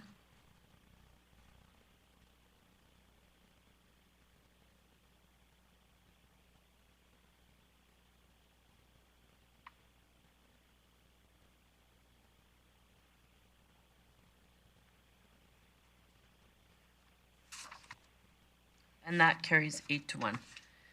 There's one other item that's left that was referred to budget. If I see Councillor Bosch. Thank you, Mayor Clayton. I would like to make a motion to support this $200,000 for economic development. I have firsthand seen what it has done for our business community during a time of uncertainty. So to help our businesses throughout our community, I would like to top up and make additional positive impacts to our businesses. I am not sure at the funding source, so I look for support on that in regards to where we should pull that out of. Councillor Bressy. Great. Well, it probably wouldn't surprise Councillor that my personal preference would be capital tax, but I don't know if I think the writing on the wall might be that might not be supported. But the second one that I'd favor personally would be our financial stabilization reserve. For me, it's why do we have a financial stabilization reserve if not to respond to once in a hopefully generation things like a pandemic? And I'd rather personally, I'd be more supportive of taking out money that we save for a rainy day rather than taking out of money that we're going to need for other uses. So that would be my suggestion would be the financial stabilization reserve. So to the motion that I just made, I would actually like to put Councillor Bressy's funding source in that motion.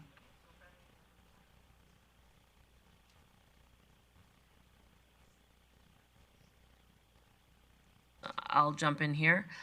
My preference, and I'll make an amendment to change the funding source to Council Strategic Priorities Initiatives. I think that, as mentioned earlier yesterday, I don't know when, there's approximately $800,000 sitting in that account due to a land sale, a pending land sale that should be funded in the early new year. I think that this is a perfect initiative for us to take ownership of something that has direct impact on our community. So I'd like to amend the motion to identify the funding source as Council Strategic Initiatives. Anybody to speak to the amendment? Councillor Bressy.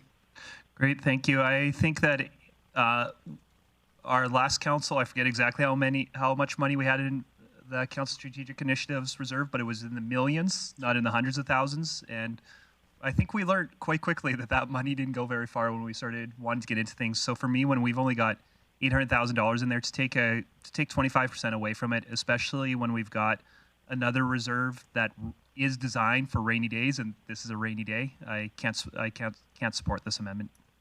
Councillor Berg. Yeah, I just want to speak in support of Councillor Bressy and Bosch. It is absolutely a rainy day, and if we've got a rainy day fund, I think that's where they should come from, especially if it's funding rainy day initiatives. Councillor Thiessen. Yeah, thank you, Mayor Clayton. I don't know if I can support it either way. Now, not that I'm not all for supporting our businesses. I helped lay the foundation for this here on the EDAC committee. But last I checked, we still had like hundreds of thousands of dollars still unspent in there. And I know that we could probably spend it through the programs that we're offering, but there's certain programs that aren't getting as much uptake as we might like. For instance, like the accessibility grant, maybe a bit of the training grant. I know that one was a bit higher than the accessibility, but there's certain areas that I'd like to see it. I don't know. I like to spend a kitty before I keep adding to the kitty. And I know that we could probably spend 565,000, but last I checked, like we're at 300,000, and I don't know if we need all that money, or if we'll be able to expend it, or if we'll be carrying over a budget next year. So that's what I'm deliberating in my head, and I'll see what other people have to say. Thank you. Councillor Bosch. Thank you, Mayor Clayton. Maybe Director Glavin can help me out in this, but as far as I remember, about 345,000 has already been allocated, and we're only short, or basically have a pool of 45,000 left over. Is that correct? Director Glavin. Thank you, Mayor Clayton. The 345,000 you're referring to has been allocated. It hasn't been spent yet. And then there's 45,000 that's unallocated.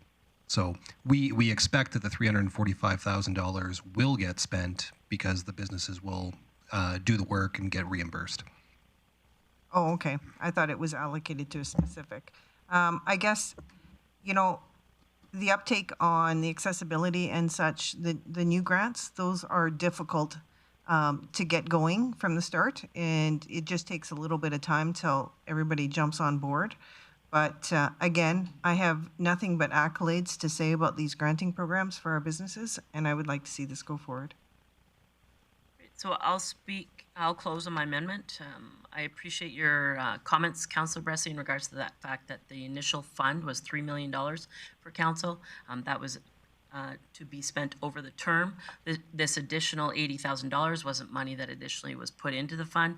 It's due to a motion that was made on the sale of this land. So it's kind of money that we acquired after the fact.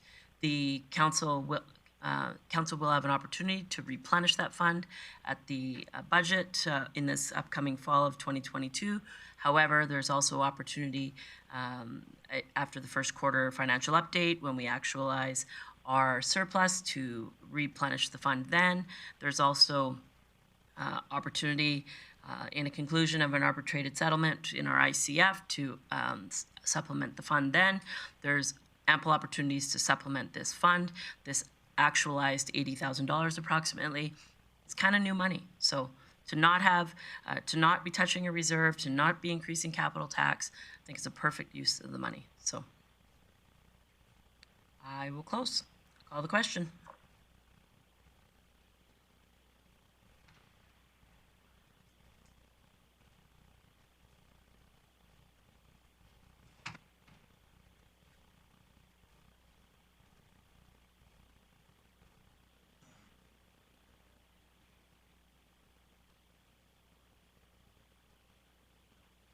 The motion is carried 6-3. So to the motion as amended, I don't know if Councillor Bosch. Is the original motion now? Yes. Quite honestly, I don't care. Administration would know which is the most valuable place to take this from, but I wouldn't want to have this motion not pass due to my ignorance on which pot of money to take it from. So currently, the motion stands to have it come from Council Strategic Initiatives. Okay, I'm good with that. Okay. Any further comments on the motion, the main motion as amended? Seeing none, I'll call the question.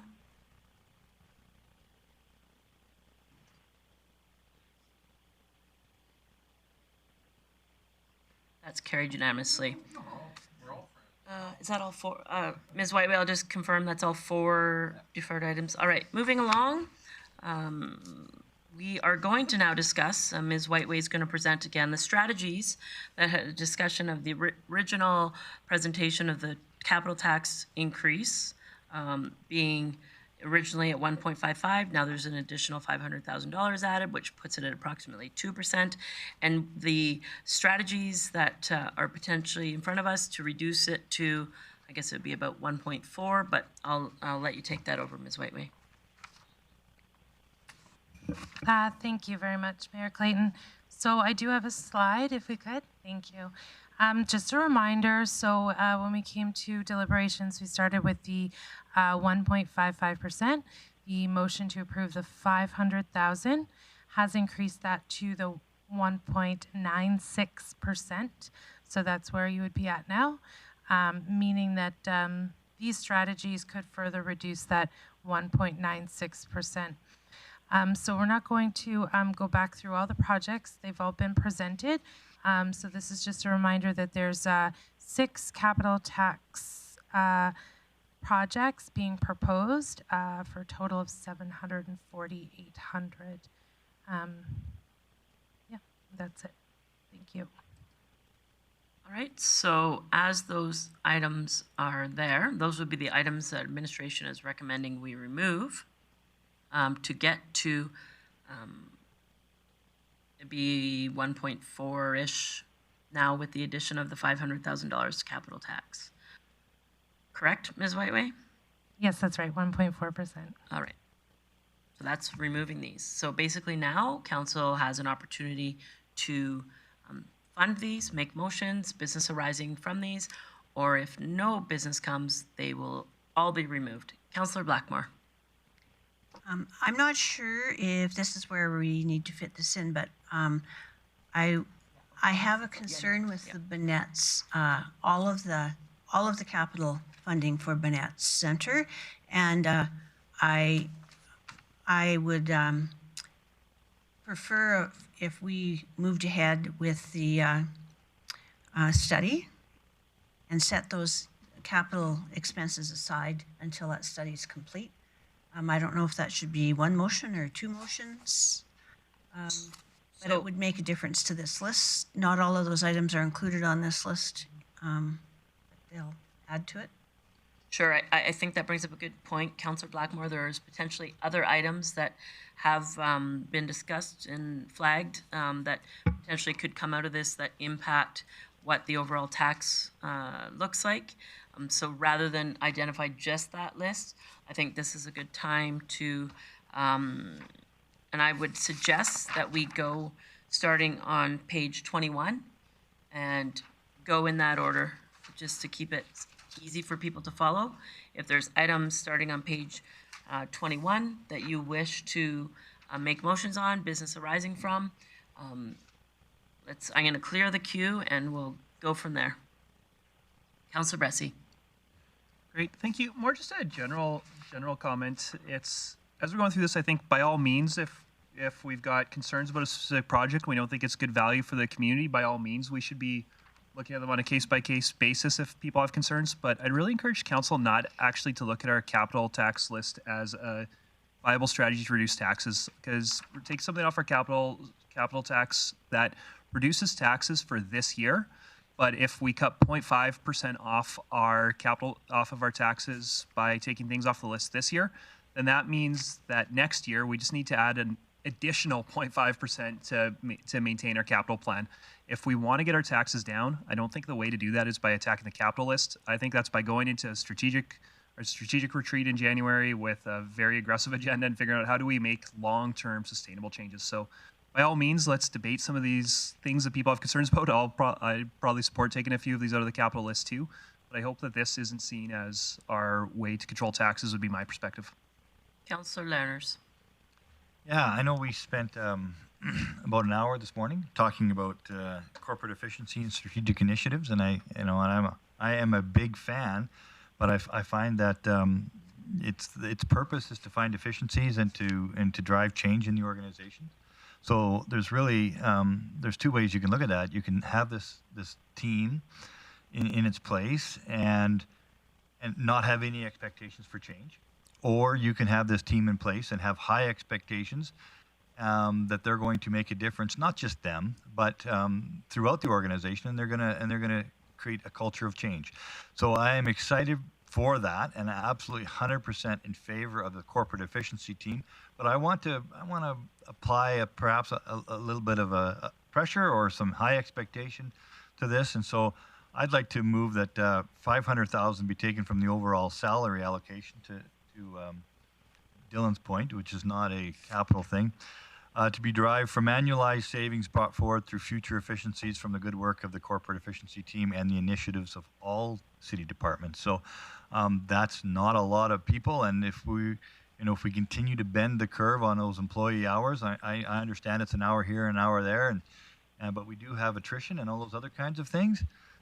where there's opportunities to overlap on people's jobs, and I'm sure they'll take advantage of all those efficiencies. So I think the number was bandied about, it's like a $90 million salary budget, finding $500,000 through efficiencies and having everybody pull on the oars at the same time, us included, and all departments, not particularly the efficiency team, but everybody.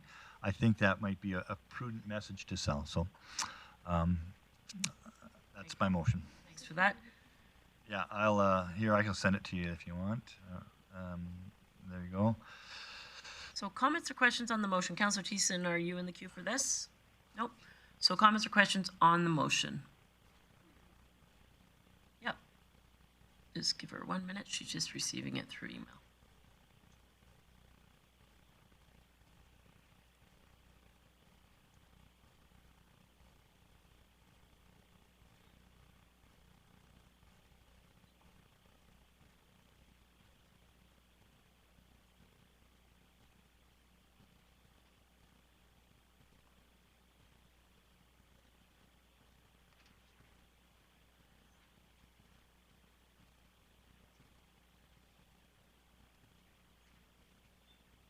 So don't vote on this yet, please. It's just so that we can see the motion. Are you going to put it through e-scribe or on just through a? Okay.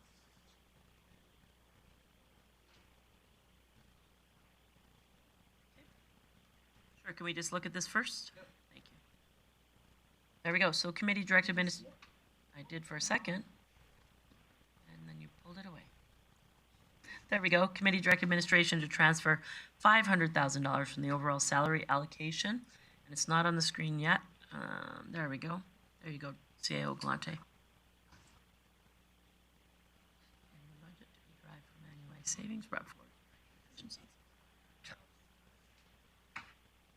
Yeah, and it'd just be council direct administration. Oh, committee of the whole, yep. Actually, Councillor Blackmore. It says to transfer 500 from, but to transfer it to where? I don't know. Transfer is something that wasn't my. To reduce. To reduce. Sorry. Okay, reduce. Okay. CAO Galante has a question. Yeah, just to clarify the motion. So our total salary envelope in 2022, I believe, is about 91 million.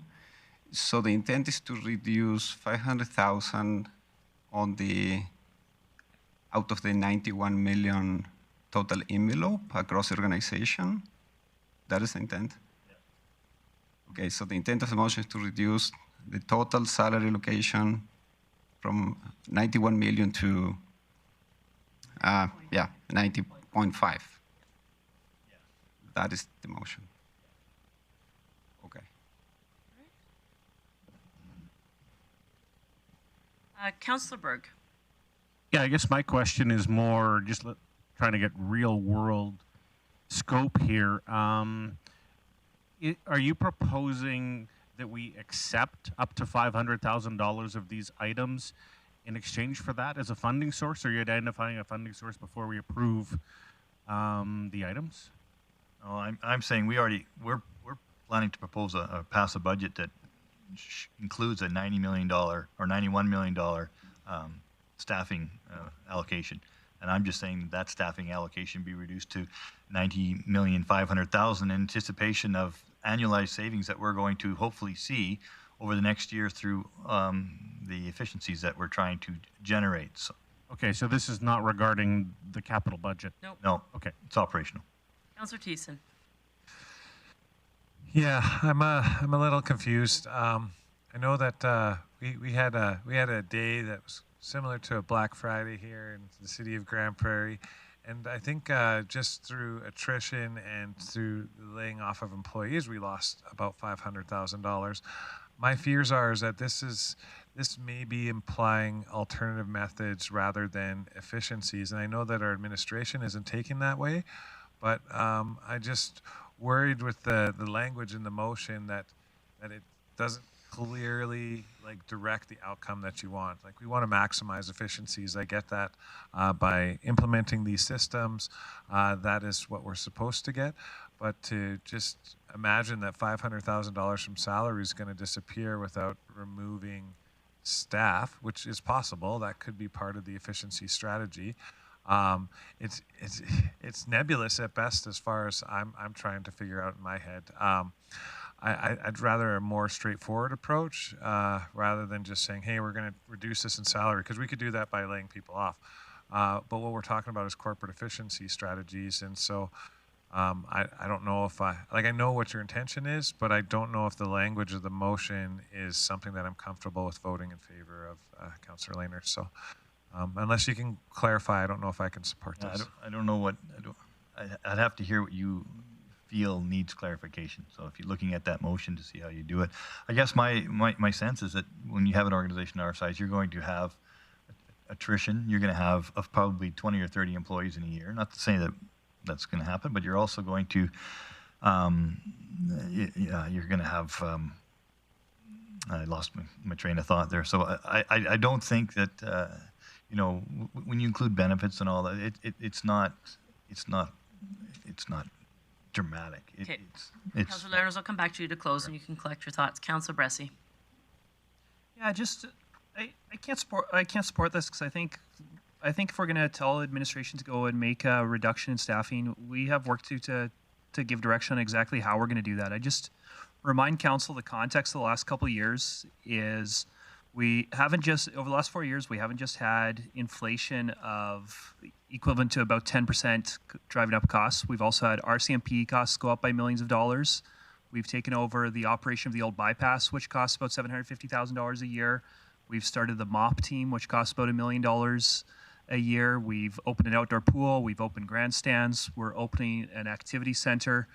And at the same time, the province has slashed police revenue, has slashed grants in lieu of taxes, has slashed infrastructure funding, and is about to slash it again. And despite all of that, over the last few years, we've lowered taxes by 1%. And that's largely been by our administration not reducing services. From my perspective, high contact, high value community services haven't been reduced. We haven't found that 1% savings despite all these other pressures by reducing services. We've done it by our administration doing great work of finding efficiencies. And I really think that you only wring so much water from a stone. And I think we're at the point where if we want to reduce salaries, if we want to reduce spending, that really is council starting to do the hard work, saying, all right, here are the services we're ready to sacrifice to do that. And here are the service levels that we need to adjust to do that. So for me, I think that it is, if we want to get this line down, let's do it by figuring out as a council what are our strategic objectives and where are we willing to compromise. I think we've done enough over the last few years of telling administration, just go away and find it, and hopefully we can live with the impact. So I appreciate the intention of finding long-term savings, but I just don't think this is the way to do it given the context of where our budget's gone the last couple of years. Councillor O'Connor. Thank you, Mayor Clayton. I won't support this motion as well. It just kind of hit me from the side, and I'm going, well, why are we doing that? And there's a threat there to our employees, and I think doing the efficiency strategies that Kinza brought up, I think we should be following that. So I won't support this motion. Councillor Bosch. Thank you, Mayor Clayton. So earlier we had spoke about some of the efficiency findings in the last year and a half, and so we're nearly 2 million in that, and 19,000 gained in capacity hours. So I do know that this efficiency team is doing a great job. My concern with cutting staff is it going to be cut into new programs perhaps? So things like the mobile outreach team that came out, that was brand new to us and highly valuable in our community. If other programs such as this are brought onto the table and we have to cut $500,000, would those be the first cut? I don't want new programs that do great things for our community to be hit first prior to looking at, other efficiencies. I'm not sure at this moment in time, 500,000 cutting off today, or do we wait and ask the efficiency team to find it within this next, half a year or whatever. Okay, Councillor Blackmore. I will support the motion, and the reason why is it's really applying a metric standard to a program. And programs without metric standards are really fairly wishy-washy. I really feel that what the amount in question, 500,000 out of a budget of 92 million or 91 million, is not significant in any way. But it does give a target and a metric to a program that is otherwise hard to measure. And so I feel that the intent is to apply that metric, and I would support the motion because of that. Councillor O'Toole. Yeah, I was wondering if you had a start date when you wanted to do this. Is it 2022 or did you want to have a year and plan for it for 2023 implementation date? No, it was going to be annualized. So, it wouldn't mean anybody right away. If just over the year, they would find those savings near the beginning or end or wherever they felt. I don't want to get into the operational aspect of it. It's very high, top end. And to what Councillor Blackmore was saying, it's us just setting high expectations and then asking them to meet them. Fair enough. Thank you. Councillor Thiessen.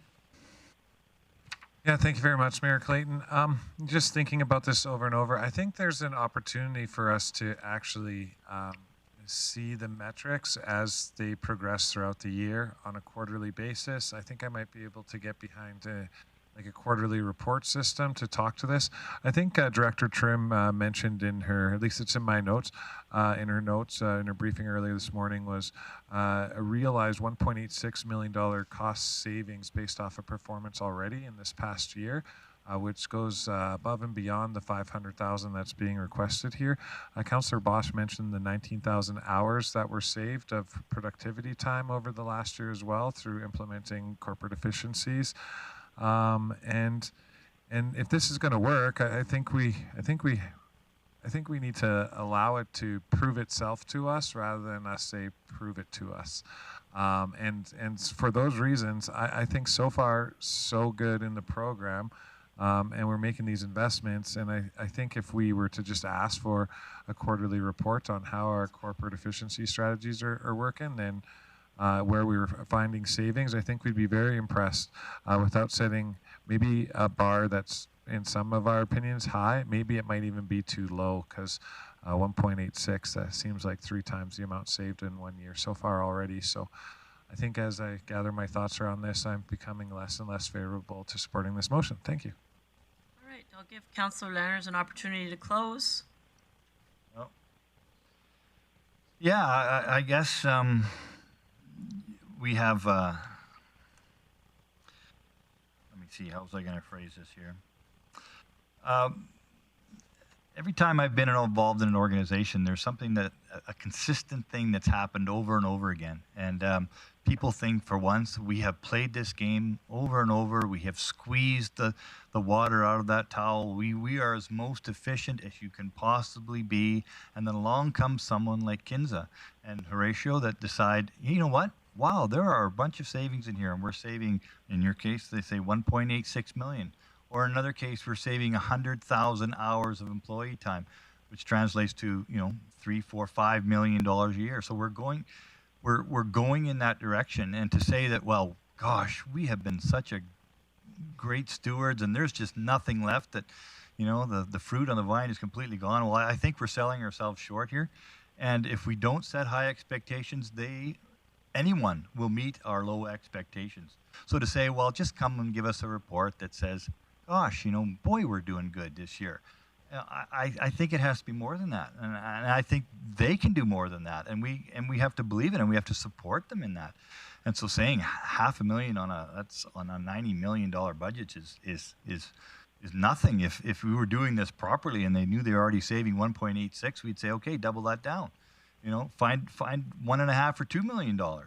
I took $500,000 to send a message that corporate efficiency is something that we as a council believe in. It's something that the CLT believes in, and we want that translated through. We're not trying to lay off people.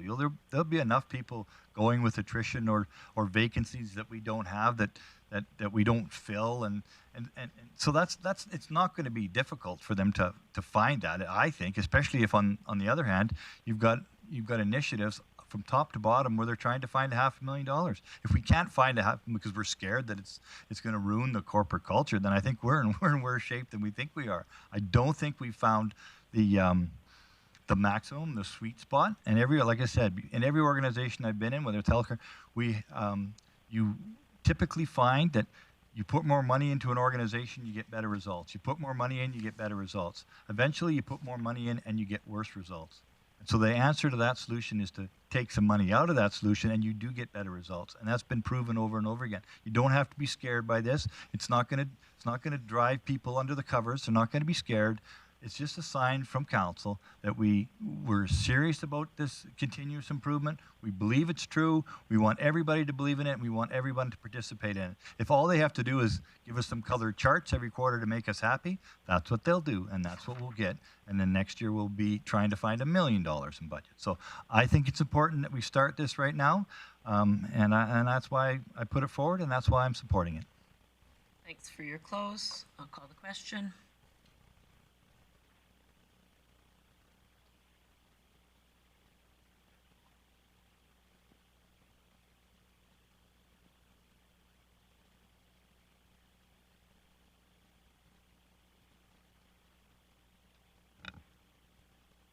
That's carried 5-4. So I'm going to take I'd like it to be less than 10-minute break. I'll talk to CAO Galante to see how late our intent is to stay here. I know there are definitely some items through capital budget that council, some members of council have some discussion on. So let's make this break really quick, and then we'll be right back.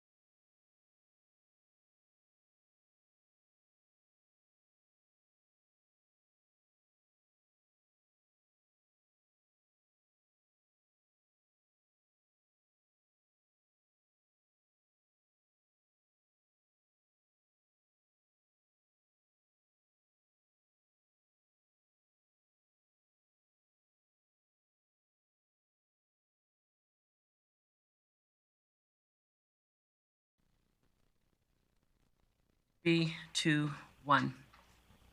Good afternoon. Welcome back. Thank you for your patience as we took a brief break. We are now going to move through some capital items that council had flagged. Some of these items, there is some intent from some councillors to make some motions. I personally am going to make the first one just to get us rolling.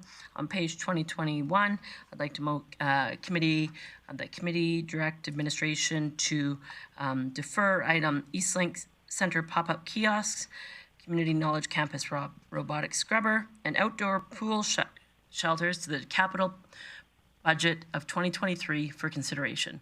Speaking to the motion, those 3 items specifically, I think are potentially great items. I just don't know until we have full actualization of these facilities if these items are required in 2022. We hear of rumors of a 4th and 5th wave, or a 5th wave rather. We have not had a full season of our outdoor pool outdoor pool facility as of yet, and these may be good in time. I just would like to defer these to 2023 capital budget for consideration. So if you would like to split one of them out, because there's one in particular or 2 in particular that you'd like to actualize in 2022, feel free to split the motion. What are the Page 3 items 2021, again? Sorry. it's the pop-up kiosks, the robotic scrubber, and the outdoor pool shelters. I see no one in the queue.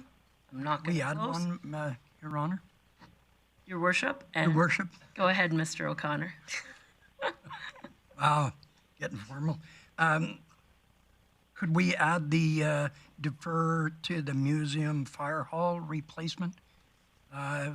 In talking with administration, I think we could move that and defer that one as well. So I am happy to take your friendly amendment to add that item to defer to the 2023 capital budget for consideration. Thank you. The museum fire hall replacement, also on page 21, 86,800. So 4 items there for consideration. Councillor Bressie. Great, thank you. Could I request we split out the robotic scrubber? Absolutely. That request is in order. Would you like to speak to it? Sorry. Yeah, so you'd like to vote on the robotic scrubber first then? Yes, what you're please. saying? Yeah. Okay. Yeah, for me, I think that it does make sense to fund this year. It's got a payback period. It's something that will. Robotic floor scrubbing technology isn't like other robotic technology we've done. It's a flat, well-lit, well-defined area. I'm confident that administration will end up with something if they move forward with this process that will work. I don't see this as experimental as some of our past initiatives have been. And we've heard from administration that it will have a pretty short payback period. And also what it will allow is it'll allow resources not to be cut from the organization, but redeployed to the activity center so that we can clean over there. So for me, I don't know why it makes sense when administration is saying, hey, we've got facilities and this is the way we can most efficiently clean our facilities as we expand them. I don't think it makes sense for us to say, well, actually, no, that doesn't work for us. So I think council should support this purchase. All right, so comments or questions on that item? I see Councillor Thiessen. Yeah, mine as well. I was actually going to make a motion to unfund this and take it right off the books. So I might as well speak in opposition to Councillor Bressie's motion. As much as I like to see that the future is in automation and all that, maybe I'm a bit gun shy. I know that we had Artie the Snowbot. He quietly went into retirement, and that's part of my worry is that we're gonna spend this money up front, and we're maybe gonna get the floor clean, but maybe not to the standards that we would hope for. And this might be money poorly spent because, as far as innovation goes, we're not at that point right now where we know for sure that this is going to be a dependable, reliable, consistent unit, and we may have to just go back to staff time anyways. So for all those reasons, I'm not willing to experiment with taxpayer dollars at this time. I like to see the technology prove itself out a bit further and a bit longer before we actually work towards implementing this into our process. We might even get it at a cheaper deal too in the future. So for all those reasons, I would encourage Council to defeat Councillor Bressie's motion. Thank you. Councillor Bressie to close. It's actually your motion, Mayor Clayton. But you split it. Wait, so we're voting to split it out, or it's just split out? So It's already split. You don't need to vote to split. Yeah, so isn't it your motion to remove the robotic scrubber from the budget? Okay. I have no intent to close. Thanks. Call the question. So everybody's clear. A vote in support of this will defer this item. No, we'll keep this item. If you support this motion, this will come to fruition in 2022. If you defeat it, it'll go to the other way around. So if you support it, it'll go to 2023. If you defeat it, it'll go to 2022. So then I actually will close. I apologize. So just quickly, my intent of deferring these things is, as I said, our facilities are not being fully utilized currently. I think that to come to another year of consideration, for example, at the outdoor pool to see what use looks like, I think they are all good items in due time. I think that, and I know Councillor Bressie likes to refer to the fact that we will push it into next year. I think there's many things coming down the road for us in regards to revenue opportunities that the impact may not be as large next year. So given that time and given time to see how our facilities recuperate and recover from changes in our operations as a result of COVID, I think that these are better discussed in 2023. Thank you. So 4, which would put them all to 2023. Correct? Ms. Garbage-Shoes? We're only voting on the, right. So if you vote in favor, it's to put the scrubber to 2023.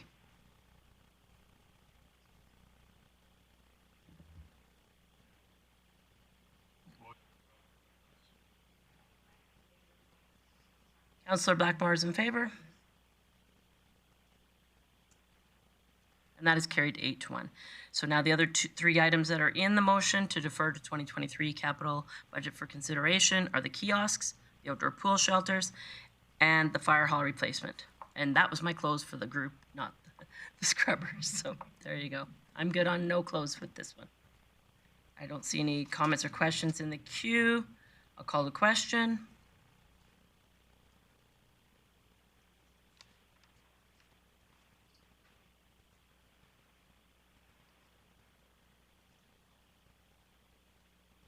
That's carried unanimously. Councillor Thiessen. Thank you very much, Mayor Clayton. I'm going to get this motion on the board real quick because I think it's a nice, easy solution. So I would move that Council direct administration to explore the feasibility of a change order to the Recreation Culture Needs Assessment to reflect our, sorry, I'm just going to, the Eastlink, or sorry, the Bonnets Energy Center business plan. Speaking to this motion, as discussed earlier, there's significant savings that we can recognize here by just doubling down on a process that's already started. I would imagine that it wouldn't cost us more than the $75,000 that is being proposed from our future expenditures reserve in this budget line item, rather than spending $200,000 to produce a report that we mostly already have in our hand here from 2015. So I would encourage council to support this. It could generate up to $150,000 of savings to our capital. Thank you. All right, comments or questions on that motion? Councillor Blackmore. I would support this motion, being as I was about to make it. There we go. And in speaking to this, in addition to the savings, I think it'll also get us answers quicker than if we waited for an independent study of it. And I would like to follow up with this motion, should it pass or fail, with another motion for those items following. Perfect. Further comments or questions on the motion? Seeing none, call the question.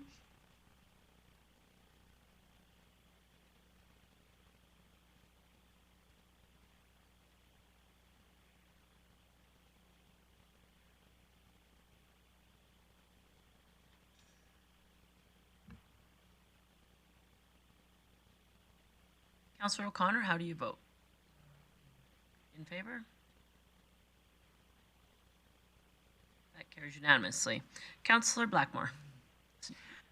I believe that there are some renovations that are on the capital plan for the Bonnets Center that would be better off if we wait until we hear the results of the study that we just voted on, and those are specifically the upgrade to the Bow Event Center truss, the outdoor tents, and the chairs, which I'm not seeing, but there's some there. There they are, the Bennett Center chairs. I believe we can defer all of those. There's also the concession upgrade. Did you hope to include that?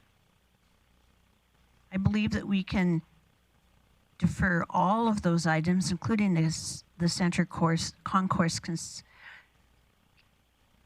Director Miller, the center concourse concession upgrade is already taking place, isn't it? This is the south one on the upper Yes. floor. Mayor Okay, Clayton's so right. This is a separate one. in my book it says center concourses. Oh, Bonnet's Energy Center. Okay. We would include that and defer them to the 2023 budget. Speaking specifically about the truss upgrade, I'm thinking that upgrading the truss to hang things on is a great thing, but it doesn't really address the issue of the snow load problems that they're having with the Bose, is it still called the Bose Crystal Gardens? Those gardens, yeah. Keep changing the names. I can't keep up. Anyway, my motion is to defer all of those items to the 2023 budget because I think we'll be better informed by then about whether or not they will be effective or whether or not new solutions need to be found. I'm going to go to Director Miller first, and then I'll go through the rest of the queue. Thanks, Mayor Clayton. It might be my fault, but upgrading the truss system does help with the snow load as well. I just wanted to clarify that point. All right. Councillor Bressie. Thank you, Mayor Clayton. Could I request that we separate out just the chairs? Okay. We'll do that one first. Awesome. Well, then to speak to this, I think I like where Councillor Blackmore's going. I'm hesitant, and I've been hesitant all along to invest more money in this facility until we know its future. But chairs to me are different because they can go in any facility, whether or not we renovate Bose, it will always need chairs. And so I don't think this is a sunk cost if we choose to put in major other renovations there. Some of the chairs there are just terrible. And my understanding is that also having different chairs, some older, some newer, are causing some issues with staff when it comes to setup, tear down, storing. And so these are not throwaway costs if we change course on the facility, so I think we should still fund them.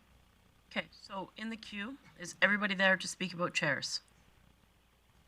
Okay, so I want to speak about chairs. Go ahead, Councillor Burke.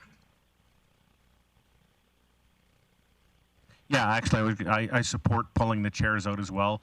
They are needed. They're going to be needed for the next 10 to 15 years. And as was brought up, is if we wait too long, they may not match. So again, if we've got certain events that we want to look classy, I think we should at least have matching chairs. It's not a huge expense. So that's one that I would back Councillor Bressie in pulling out. I want to speak about chairs. I would like to leave the chairs in for multiple reasons. Currently, there's approximately 300 chairs in the facility. I don't know when we're going to have an event that has more than 350 people in a room at one time in 2022. I understand, as mentioned by Director Miller, to not defer this for multiple years so that the fabrics didn't match. But deferring it by 1 year from consideration would be acceptable. So I won't support having it in 2022. Anyone else in the chairs, just put your hand up because I have a full queue for other items. If not, Councillor Bressie, to close. So this is actually Councillor Blackmore's motion. Councillor, sorry. I got to think of this. There's other items in here that people want to speak to and possibly pull out. So I'm going to go through those as well. Or can we vote just on the chairs? We can vote. Okay, so Councillor Blackmore to close on the chairs. I would still ask that we defer the chairs until 2023 because I don't think that's going to make a big difference to the order. I think we have enough chairs for our current situation. And again, we need to wait till we know what's happening with the building. All right, that's a close. Call the question. So a vote in favor puts them in 2023. Correct, Ms. Garbaszewski? In favor puts them in 2023.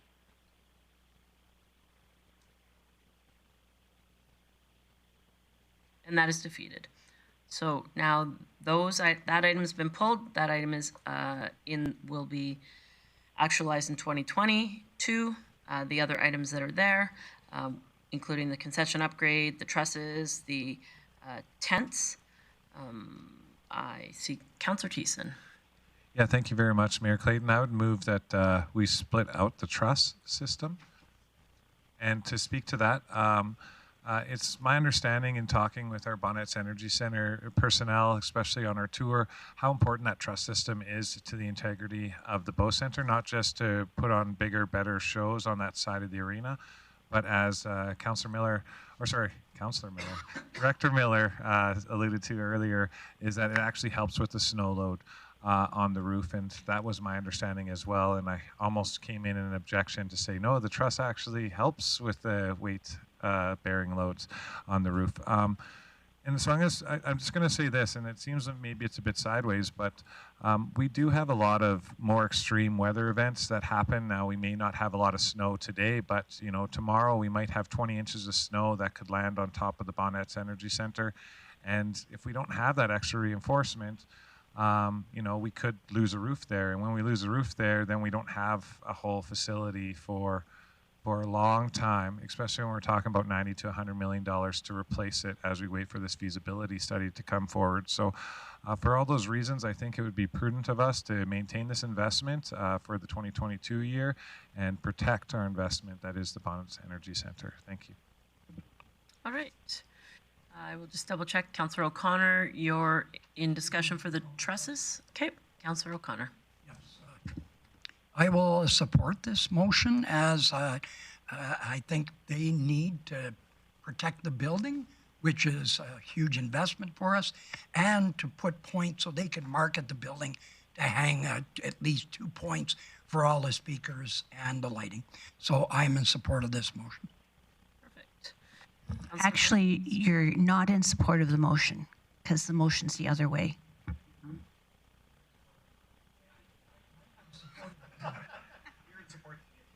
Yes. By splitting it out, we want to save the trusses. Yep. Okay, so Thank you. Councillor Berg, are you speaking to the trusses? Councillor Bosch, are you speaking to the trusses? I'm going to jump you out of the queue, Councillor Berg, but I will come back to you. There you go. Okay, thank you. So I am in favor of keeping the trusses. However, this motion is laid out that the trusses I would like to keep for reasons other than or additionally to what the last two councillors had spoken of. So in this past, well, just before COVID, events in the Bow Centre were under 50 in a year, and they've gone well over about 130 plus. So the staff have proved that they can make this event centre a positive place for our public that are willing to attend these events, plus, make some money on the side.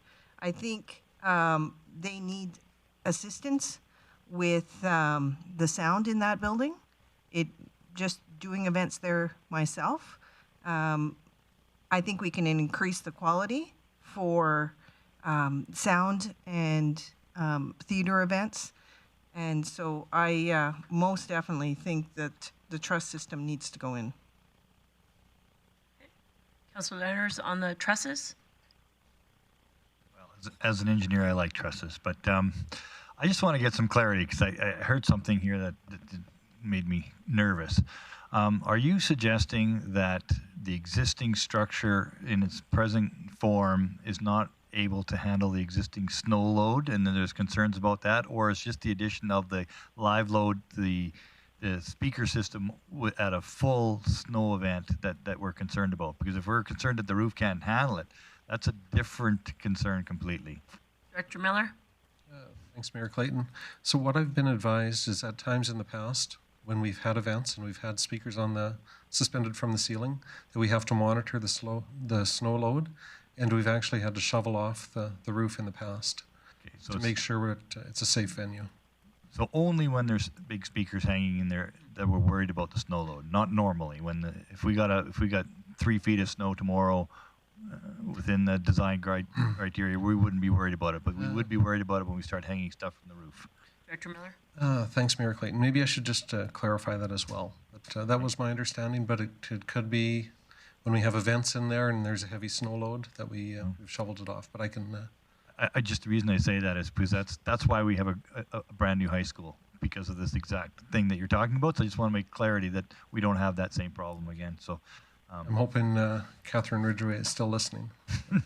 Okay, thanks. If you are, hi, Catherine.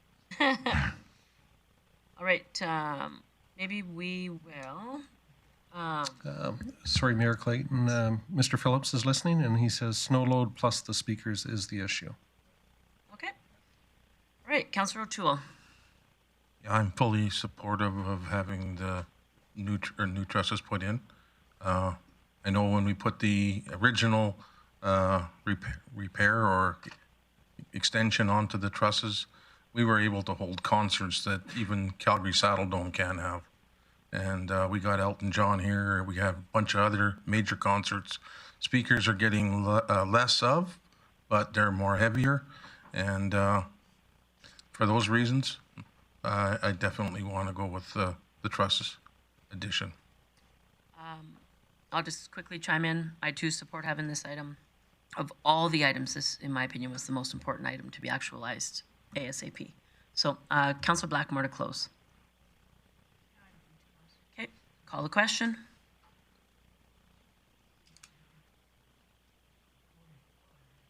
If you vote for, it'll happen in 2023. If you vote against, the trusses will be 2022.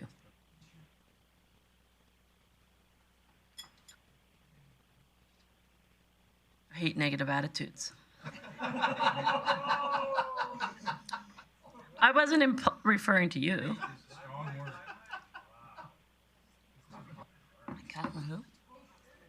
Councillor O'Connor, how do you vote? No. Negatively. Councillor O'Connor votes negatively. That is defeated 8-1.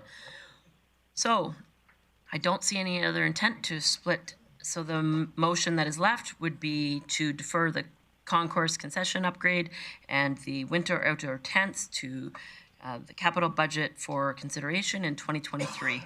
Comments or questions on that motion with those two items?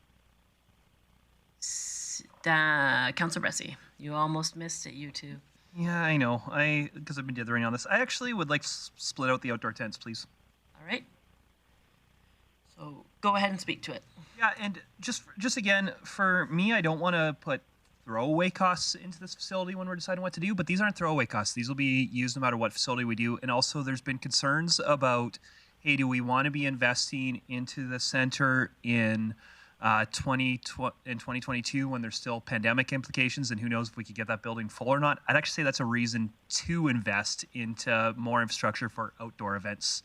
Let's make the really successful events at the Bonnet Energy Center this year have been the outdoor concerts and the outdoor things they're doing, because there's more certainty that those can happen. And so I think this is a good investment. Let's make it happen. All right. So comments or questions on that? Councillor Berg, is that on the tents? Go for it. Yeah, I keep going back and forth on this. I don't see it as overly critical, but again, the topic of COVID has come up many times, and as we saw, there were many events that were forced outside in order to have any capacity. Perhaps these tents would allow us to still have some capacity or host different events in an outdoor basis based on provincial guidelines. So there might be some value this summer. Can I just jump in before you, Councillor Thiessen, with a question for Director Miller? Am I correct that I heard that renting of the tents for our Grand Winter Festival alone is $30,000? Thanks, Mayor Clayton. I believe Ms. Ridgway told me it's about $30,000 a year we spend on renting tents for different events. Okay, perfect. Councillor Thiessen. Yeah, thank you very much, Mayor Clayton. I'm very much in support of the negative motion vote that Councillor Bress has proposed by having these stay in the 2022 budget. Part of the reason why is not just for the opportunities that we can create for the city and for the Bonnet Energy Center, but it also gives us an opportunity to maybe even help out other community organizations who might want to do outdoor events as well. At the Montrose Cultural Center, for instance, let's say the art gallery wanted to do an outdoor art show and exhibit during the summer months. Like, these could accommodate those. So not only would they be good for the city, I think they'd also be good for the community if we found a way to loan them out or lease them out at a reasonable rate where they didn't get damaged in return. So all in all, I think it's a good thing. So I'll be voting no. All right. Councillor Bosch. Thank you, Mayor. Okay. Yes, on the tents. I'm happy to have the tents, but I think we talked about earlier today about sponsorship for these tents. If we did get sponsorship, then we would just have a surplus in this part? Director Miller? I guess the Oh, question thanks, is sponsorship going to general reserve? That's what I was, general revenue, I believe it will go to. And then there was some concern about the sponsorship that if we're identified by our staff that if we rent them out, is it appropriate to have sponsorship or not? So we'd have to explore that further, but. Okay, thank you. Councillor O'Toole, on the tents? Go for it. We are a winter city. These are winterized tents, and I'm in full support of the city buying these. Thank you. All right. Councillor Blackmore to close? I am not convinced that we need to buy $80,000 worth of tents. They come with a lot of things that we haven't even discussed here today, like where do we store them, who sets them up, and what's their lifespan, how long do they last, and why are they winter tents? Because they really don't have any sides. So, like, what makes them winter tents? I'm not convinced that this is an $80,000 purchase that we need to make in the year 2022. Thanks, Councillor Blackmore, for that close. I will let Director Miller clarify why they are called winter tents. Thanks, Mayor Clayton. Just trying to think of what Miss Ridgway has told me in the past, but she does refer to them as winter tents. I just can't recall the exact details. Okay. If they're insulated or not, maybe heavier fabric. But. They have sides that you zip off and on, I'm assuming. No, the photo we had didn't have sides, unless maybe there's sides that can be attached as well. Maybe that was a summer version of the winter tent. Yeah. Okay, so that was a close, and so a vote no has the tents actualized in 2022. A vote yes moves the tents to 2023. Call the question.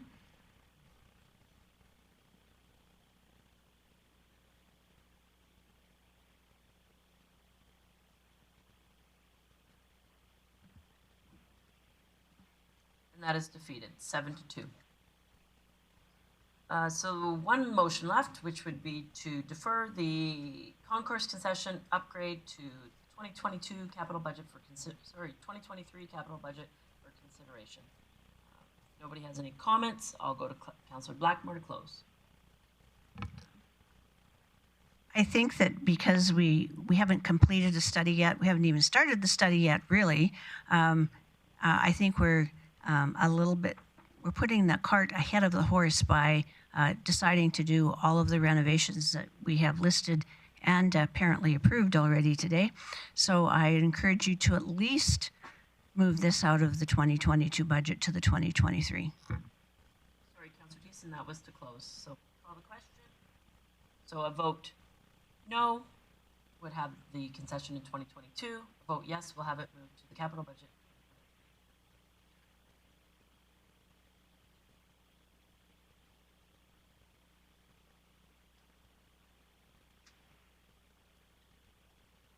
Councillor O'Connor, how do you vote? Councillor O'Connor votes no. That is carried 6-3. I will ask council if there's any other items on page 22. If not, I'll move to page 23. Get in the queue if you have an item on page 23.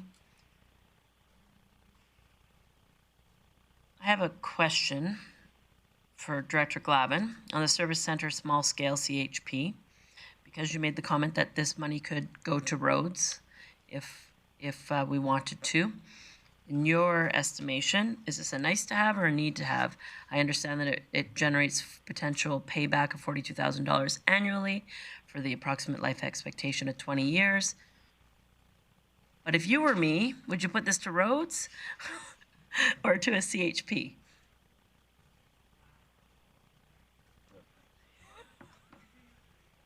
I want to see him wear a dress. This is a nicely set up question. Thank you. No, in all seriousness, I won't do that to you, but in all seriousness, tell me the importance of this in your opinion. This is, at the end of the day, it pays itself back in under 7 years, roughly 7 years in this case, which are sustainable savings for the remaining 13 years of the useful life of this asset. I would lean towards doing it. My question is, could that go to city-owned parking lot rehabilitation? The Canada Community Building Fund, would rehabilitation of parking lots qualify?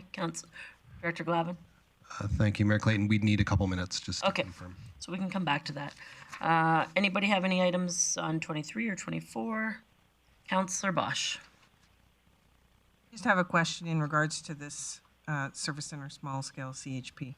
Okay. I don't know if maybe you need time or not, but my question is, with all the environmental grants that are coming through provincially and federally, is there an opportunity to get a grant for this outside of spending the $300,000 this year? Director Glavin? Thank you, Mayor Clayton. That would be we'll need a couple minutes just to clarify that. I'm assuming if there was a grant available that we would have applied for it, but I'll confirm. Councillor O'Toole and Councillor Thiessen, are you on the CHP? Okay, so Councillor O'Toole, you go. I have a question to Mr. Miller. I understand that the Bonnets Energy Center will be receiving quotes and estimates on a new food vendor in that facility. And I was just wondering if they supply their own cooking and fridges and freezers and all that kind of stuff, or is that expected from the city? Director Miller? Thanks, Mayor Clayton. I believe that's on us to provide all that equipment at the site. Thank you very much. Okay. So I'm just going to clear the queue because I know some people are on the CHP. Sorry, if you want to go into another item other than the CHP on item 20, page 23 or 24, please jump in the queue.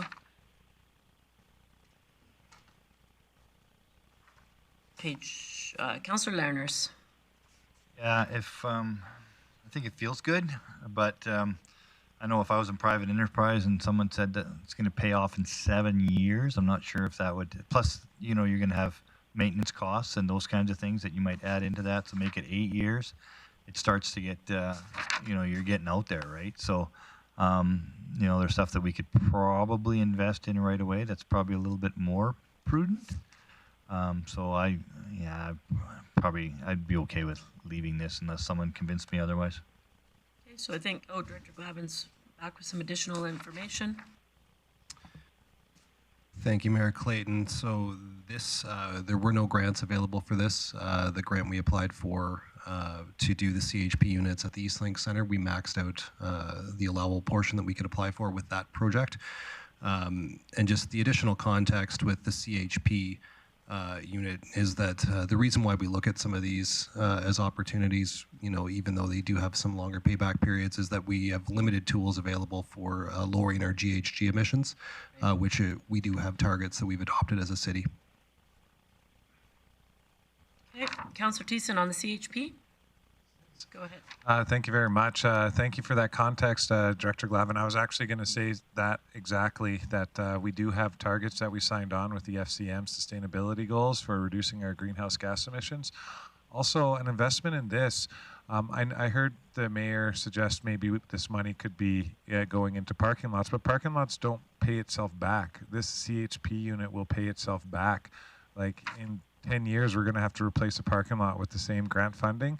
whereas in 10 years, this will be paid off and be making us money, not just cash money on our savings of our utility costs, but also on the triple bottom line. And that is, we're getting the carbon credits as well for it. So that'll go towards our overall grant expenditures or allocations in future years as well. So the more we spend on the green initiatives, the more money we'll have coming back to us in future years. So I think it's a wise and prudent move to make this investment now. So just so we're clear, there's been no motion made. I was looking for just a question on whether or not that fund could be used for parking lots. If you don't have that, I'm happy to come back. Okay, they'll come back. So other than a question on CHP, moving on to page 24, or Councillor Bosch. So, in my opinion, I don't know if I have to make a motion on this or not. You guys have to help me. Yep. But I think we can skip this for this year. And the Sorry, we're not talking about CHP right now. We're not? Anything but. I just said we're waiting for more information, because then, depending on the information, I may make a motion. So, all right. Anybody have anything other than CHP? Councillor Thiessen. Yeah, thank you very much, Mayor Clayton. As I alluded to at the beginning of this process, I love trees. I love to hug trees, and I think we've got a nice program of tree replacement at $95,000. I think it would be nicer if we top that amount up to an even Steven $150,000. And in talking to this, originally this program was meant to replace all the trees suffering from the cotton siley disease that was affecting a lot of our black ash trees. But we have other diseases that have come in, and new diseases for trees coming in from BCs. So I wanted to make sure that we're keeping up to our tree canopy, shading up our neighborhoods, greening up our neighborhoods, and replacing the trees that need to be replaced right now. And I don't think this would hurt at all. In years past, I think the previous council added about $50,000 to trees to specific neighborhoods, and you can see the difference in Hillside right now, where they planted over 250 trees up and down the roads. It's well on its way to redevelopment, and if we want our city to look good, there's lots of places that we can introduce this greenery that'll not only engage people driving into our city, but engage people who are enjoying the green spaces in the river valley around our city. So I'd move that we increase the funding of this tree replacement program to $150,000. Thank you.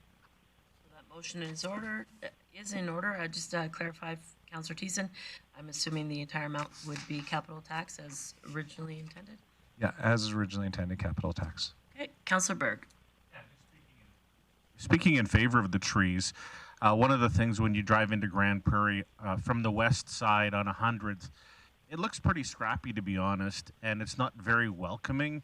And I think of visiting other cities and towns, and again, their streets, their main thoroughfares are lined with trees, and ours is not, and it's not very welcoming. It's not very attractive, and again, I don't think that helps our image in our city. We've done some beautiful things coming in from the north, but certainly not from the west. And so I would like to see, again, if administration feels, using some of that money to help beautify that, because again, the best time to plant a tree is yesterday, and the next best time is right away. So.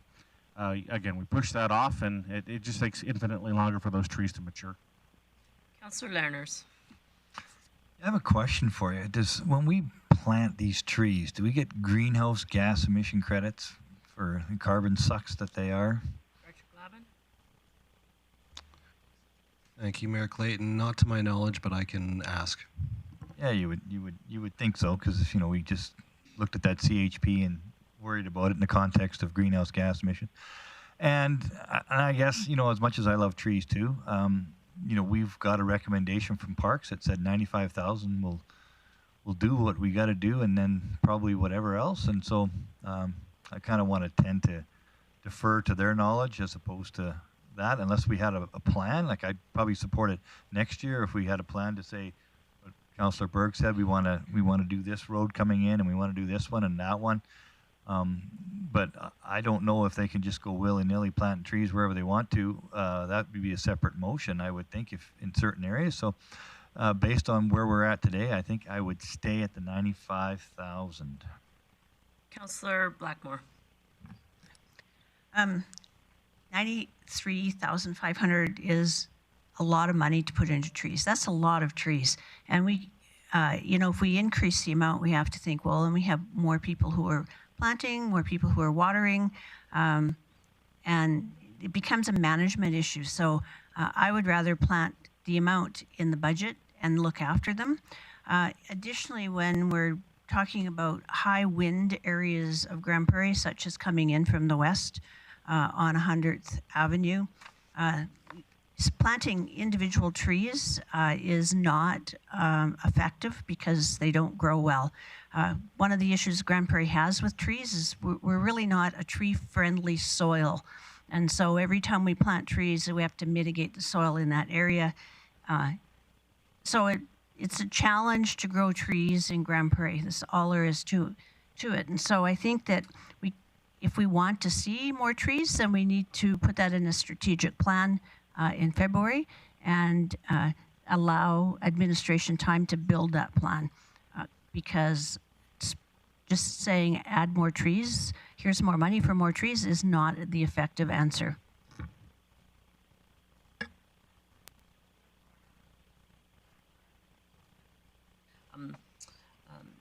The thing to remember here is there are two capital tax items for trees, and so there's the $93,800 in Hillside, the $95,000 in the replacement program. So we're nearly $200,000 in capital tax and trees. And I love trees. I grow lots of trees in my yard, but I think that as recommended by administration, this is the appropriate amount for 2022. So, Councillor Thiessen, was it your motion? So I'll you to close, Councillor Thiessen. Thank you very much, Mayor Clayton. And let's not talk about just the cost of trees. Let's talk about what trees actually do for our community, which is no small price that we could pay. They provide habitats for animals. They provide playground structures, in a sense, for kids. They prevent floods by using their root base to suck up water. And there's lots of neighborhoods in our city that could be beautified by the additions of trees. One of the things that I heard mentioned around the discussion was that our soil's really bad. Part of establishing the edible landscaping policy was me getting a real education from our pest management people in parks, where they informed me that they had samples of every single soil type across the city and that they knew what would grow best where. So when we're talking about planting apple trees in orchards, for instance, they know which neighborhoods and which parks are the best area to put those in. They have the expertise, they have the knowledge, and you know what? If you ask a parks person, should we increase your tree budget? They would every single time 100% say yes. Trees do a good job of managing themselves. They don't need to be watered unless they're in a downtown core where they're surrounded by concrete. These are great things, not just for our community, but for the environment as well. And it's a small price to pay. And I bet you if any one of us asked those parks people, as I said before, they would say, yeah, more money for trees, the better. We love planting those trees. So I would encourage council to support this motion. Thank you for listening. Thank you for that. That's a close. So the motion would be to increase the tree replacement program through capital tax to $150,000. Call to question. Please vote.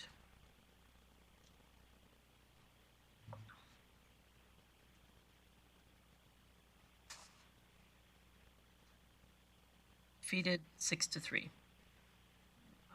No one else has an item. I have an item. Councillor Bressie.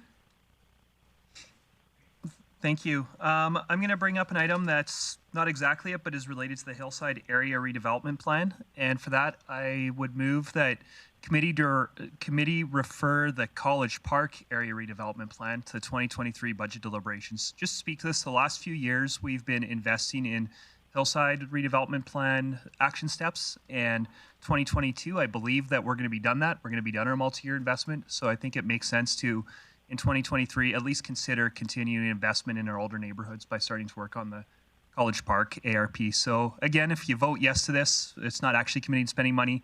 It's committing to having a conversation a year from now about investing into College Park. Just, I'm going to declare a perceived bias conflict as I live in the College Park neighborhood. So I'll just quickly remove myself from this discussion. Ask Councillor Thiessen, who is the deputy mayor, to take over the discussion on this item. Thanks. All right, so I'm just going to switch chairs so it's easier to manage this discussion debate. 1 sec.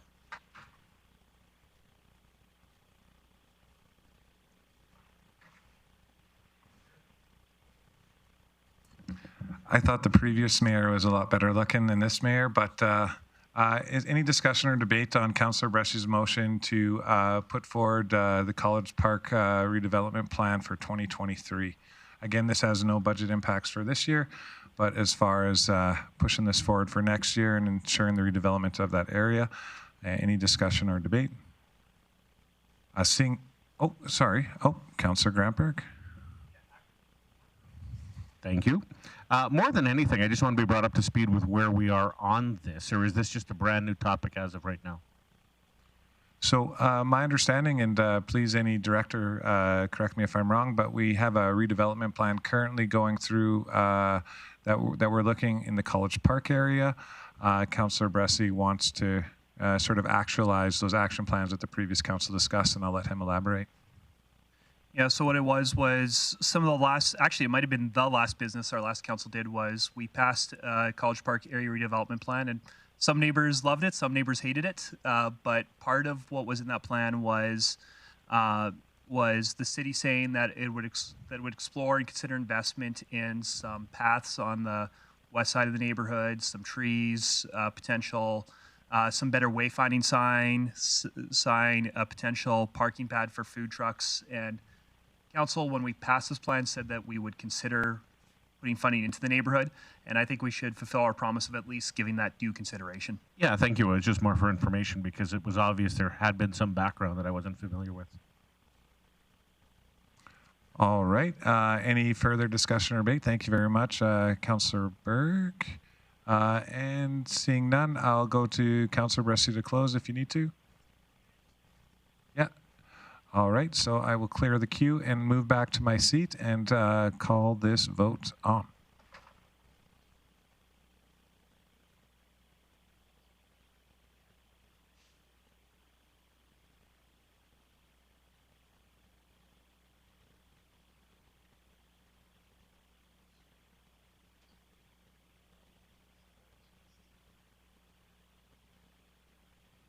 All right, and I'll call back Mayor Clayton into the chamber.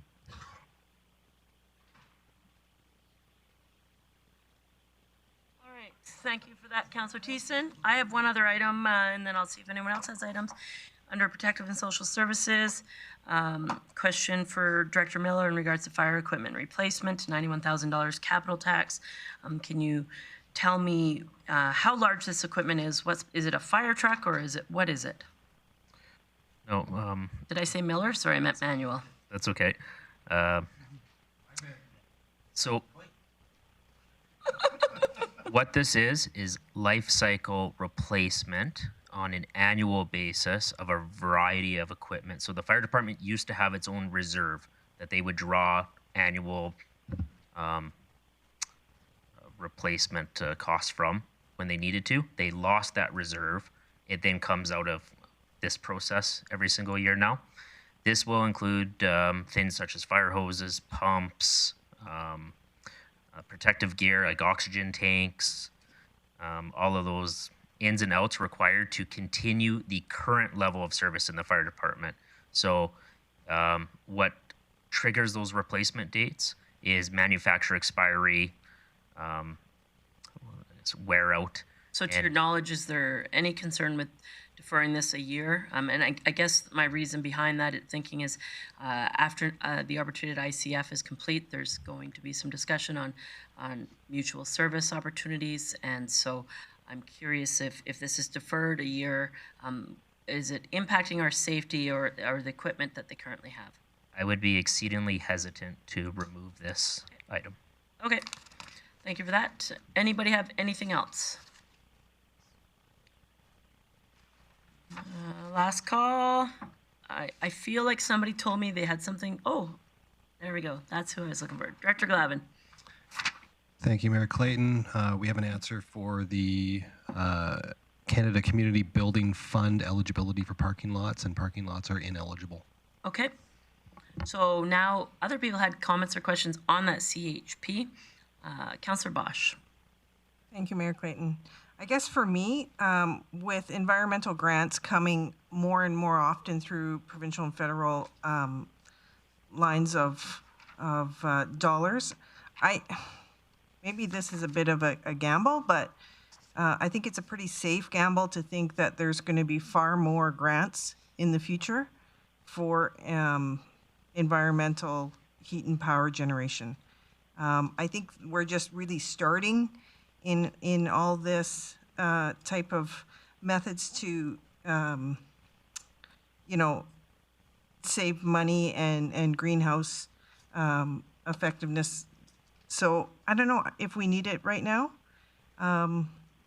So I would make the motion to take it out of this budget and relook at it in 2023. So to defer this for consideration in 2023. Page 23. It's page 23 under Infrastructure, Energy Management, and Environmental Services. Councillor Bressie.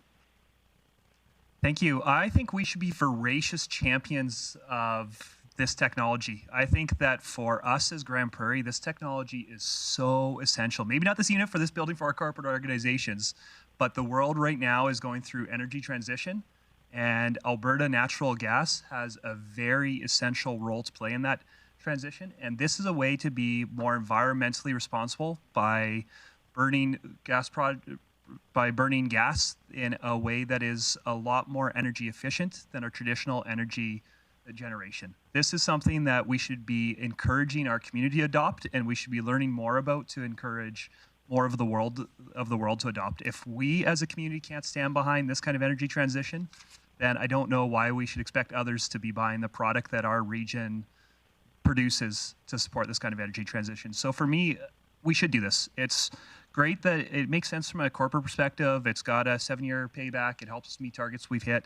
All of that is great, and I think it's worth supporting just for that. But also, I as a city want us to be building expertise and building capacity to understand this technology so that when we get CEIP grants, we've got expertise to share with other businesses and with residential units that are looking at adopting the same technology so that we as a community can learn more about it and we can be champions of it being adopted elsewhere. So this is environmentally responsible. This is fiscally responsible, but I also think we need to be voracious champions of this kind of technology. So I would highly encourage council to move forward with this purchase this year. All right. Councillor Blackmore. I'm going to speak in favor of the motion for the same reason that Councillor Bosch raised, in that I expect that over the next 12 months we're going to see an increase in environmental grants coming, particularly from upper levels of government. And also I feel that if we want to keep, I think it's more important to keep the solar panels on the Coca-Cola Center in the budget than it is to put this in the budget. That's kind of a trade-off. But I would support the motion simply because I think we can use the, I'm sorry, Brian, I forgot the name of the money pot for this. Canada Community Building Fund. Yes, I think we can use the Canada Community Building Fund in better ways.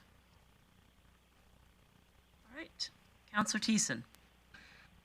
Yeah, thank you very much, Mayor Clayton. I think I want to galvanize Councillor Bressie's points here. Coat it in steel and stuff, you know.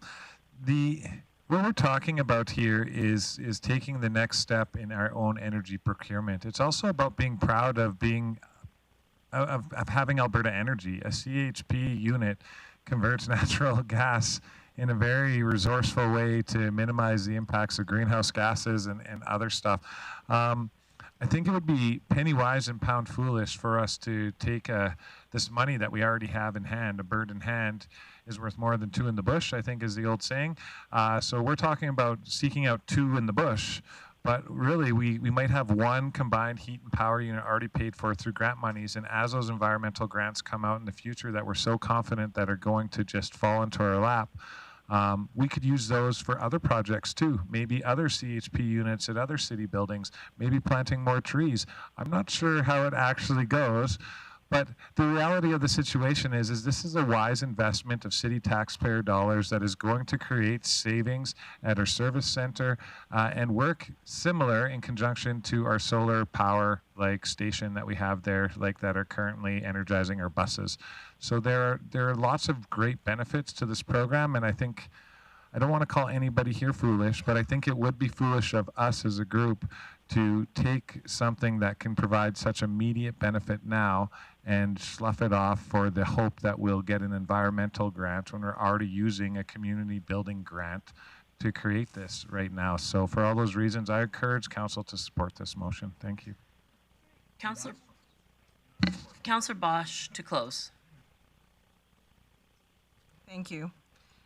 Well, obviously, I'm not supporting environmental advances. Otherwise, I wouldn't have voted for Coca-Cola Center Solar. Trees. Keep going, please. However, these are environmental advances and energy transition. Nobody's against that, and I'm not suggesting that we are against it. All I'm asking is for someone else to pay for it, probably in larger dollars. So if we wait a year to see what the provincial and federal governments are putting out, I think this is just the start to grants to environmental advances. So I'm willing to take that gamble. So please support putting this to 2023. I'll call the question. That was a close.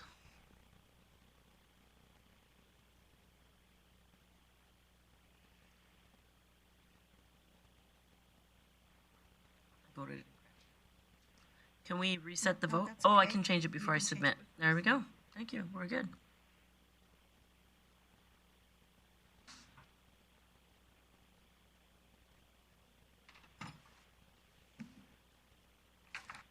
And that is defeated. I see no one else in the queue. I had one question for Director Miller, and then I think we are going to take a very brief break for administration to calculate where we're sitting at. Director Miller, in regards to the Montrose Cultural Center tractor, remind me, I know you said that we approximately spend $50,000 annually on a contractor currently. The acquisition of this capital item is $36,000. There's still labor on top of that, correct? Thanks, Mayor Clayton. We would use existing staff, so that would just be part of their normal shift is to do those. Yeah, but I'm sure they're already doing current things, correct? So They would be, but right now at times for certain events, if the contractor doesn't show up, then our staff are redeployed to shovel by hand because we don't have a tractor on site. So we still see it as an efficiency. okay. Anybody else? Councillor O'Toole. Would there be a location in the building to store this tractor in inclement weather or after hours? Director Miller? Thanks, Mayor Clayton. Yes, I believe we could store it in the underground parking. Thank you. I think that's all in regards to items that were flagged. I feel like somebody on council told me they had a brief roundtable item they wanted to. Councillor Blackmore?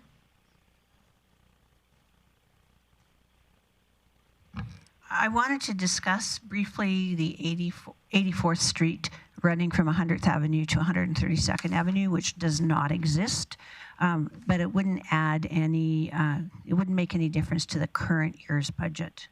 So if you're just looking for additional information, could we possibly ask that you speak to Director Glavin and he brings it back to the appropriate standing committee? Yes, I can do that. Okay. Anybody else? Somebody told me they wanted to say something before we finish, but maybe it was you, Councillor Bressley, on the College Park thing. Maybe that's what it was, which we already dealt with. Okay. Okay. Okay. No, that can wait too. No, if you have a motion, go for it. I move that we take $1 million out of reserve to put towards the tax base so we can reduce the taxes. And we've done it before. This is a rainy day, rainy year, rainy 2 years. And I think that this would be a benefit to the community. So Councillor O'Toole, your motion is in order. I'm just wondering if possibly we could have that motion after administration comes back with what the tax looks like, if that's okay with you? Yeah, no, that's what I was gonna do, Okay, but you said perfect. to go ahead, No. so. So, what I think you're referring to is that it would be from the financial stabilization reserve. But if we can come back to that, so hold that thought. Councillor Bressie. Yeah, thank you. Not a motion, but just a request if it's reasonable. As administration comes back, I know I'm expecting they're going to come back with expected tax rate. Two of the numbers that I'd find useful is what our current capital tax for 2023 is at, and just a total of how much money we've referred to next budget would be a couple other useful numbers to me, if that's Ms. reasonable. Whiteway is nodding that that's reasonable.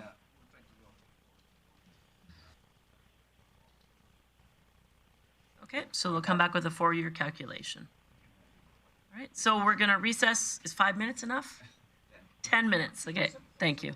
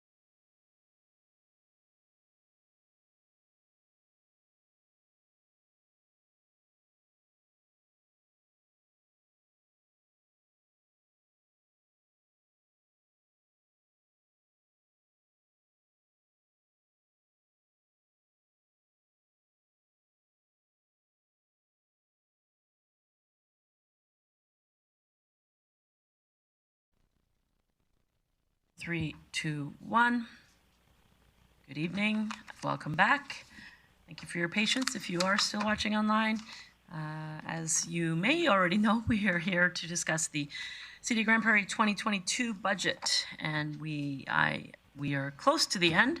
I'll turn it over to CAO Galante or Ms. Whiteway for introductions. Thank you, Madam Mayor. So we did a calculation with all the different adjustments as per council's motions this afternoon. So we have a final tax rate, including all the different motions. So Daniel, if you're ready, we can put that on the screen potentially, and I believe we have for the 4-year cycle, okay, not only for 2022. So, Ms. Whiteway. I'm just waiting for my computer to catch up with me. I'll just be 30 seconds, hopefully. No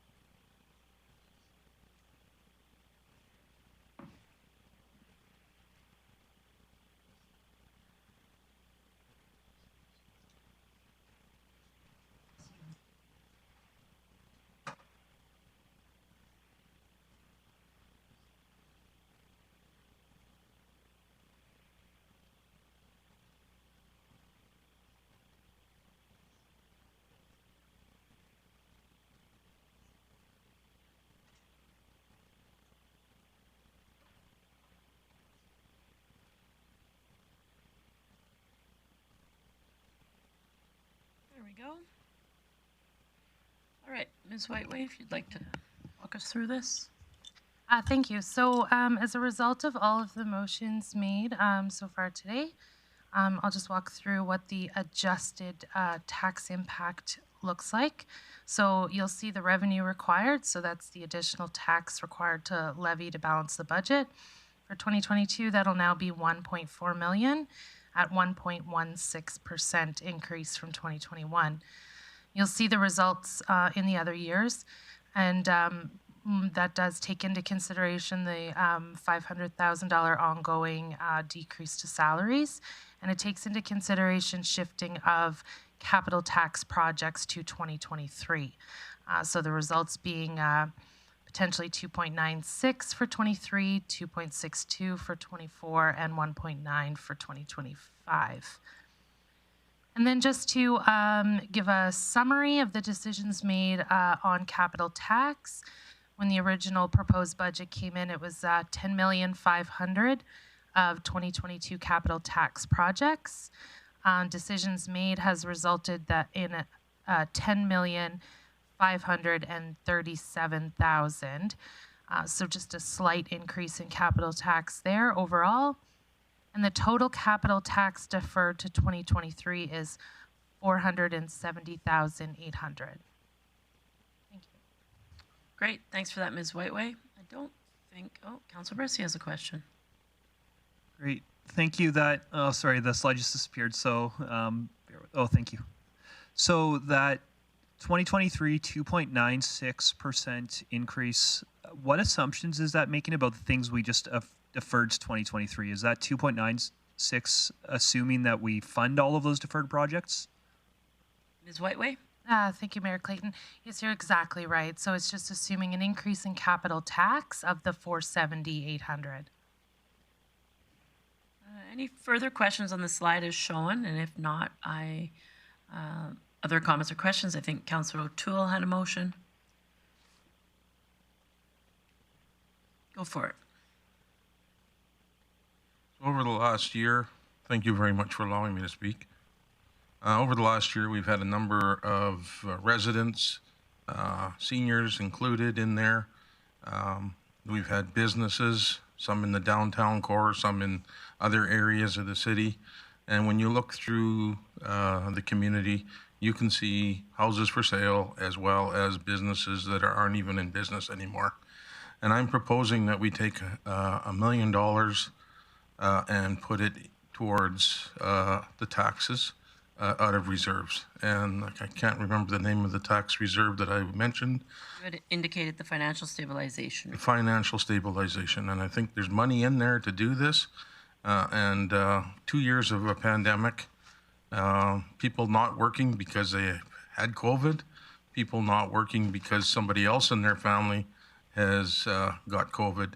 And it's put a strain on the education system. It's put a strain on the family. And I think we need to take some money out for a rainy day and make this happen. And look for your support. Thank you for your comments. That motion is in order. Councillor Bressy. Great, thank you. I definitely appreciate Councillor O'Toole's intention with this in terms of there are families and there are businesses that are hurting and they need to be helped. But for me, I much prefer targeted support at them. I really appreciate that one of the changes we made today was adding in $200,000 for business supports. Throughout budget deliberations, I've mentioned the Recreation Access Program, and because for me, I want to support the people who are hurting and the businesses that are hurting as much as possible. But there are people in our community where the pandemic's led to the best year they've ever had in business, depending on the nature of their business. And there's families that haven't lost their jobs, haven't had their income hurt. And the problem with tax decrease is it helps everybody regardless, and it doesn't really care if they're hurting more or less. And for me, I'd rather have targeted support for the people that are hurting so that we can help them more than we would if we were helping everybody equally. So for me, I really appreciate the intention behind this, but it's just not the way to accomplish those goals in my mind. Thank you for your comments, Councillor Bressy. Councillor Bosch. Thank you, Mayor. Well, I guess I have to say after nearly 2 years of living through a pandemic and everybody also having to cut back, it's almost every business that I've ever spoken to and the households that I've spoken to where they've had to make cutbacks. It's just a constant. So for me, it's a time to rebuild, not a time to incur more cost to people who have already been struggling. So I am in support of Councillor O'Toole's motion. Thank you for your comments, Councillor Bosch. Councillor Thiessen. Thank you very much, Mayor Clayton, and thank you very much, Councillor O'Toole, for the motion. I also appreciate the intent, but I do have a question for Ms. Waitway. In regards to this, what would $1 million off of a household be? I guess in a month or a year, whatever's easier to calculate. What does that represent on a $350,000 home? Ms. Waitway. Thank you. Just bear with me one moment here. Just to confirm, I'm just going to pull the exact amounts that we've used as our average monthly bill, and then we'll go from there. Oh, sounds good. Thank you. Perfect. We could sing our song. Yeah. No, I'm joking. Which one? The one we did for the Grande Prairie Regional Hospital? Thank you for being a friend. I'm joking. Okay. No. That's Miss Carol's? Thank you for turning that off.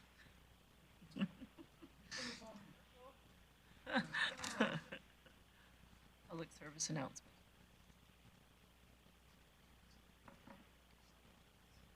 Totally. Join us in January for the Grand Winterfest.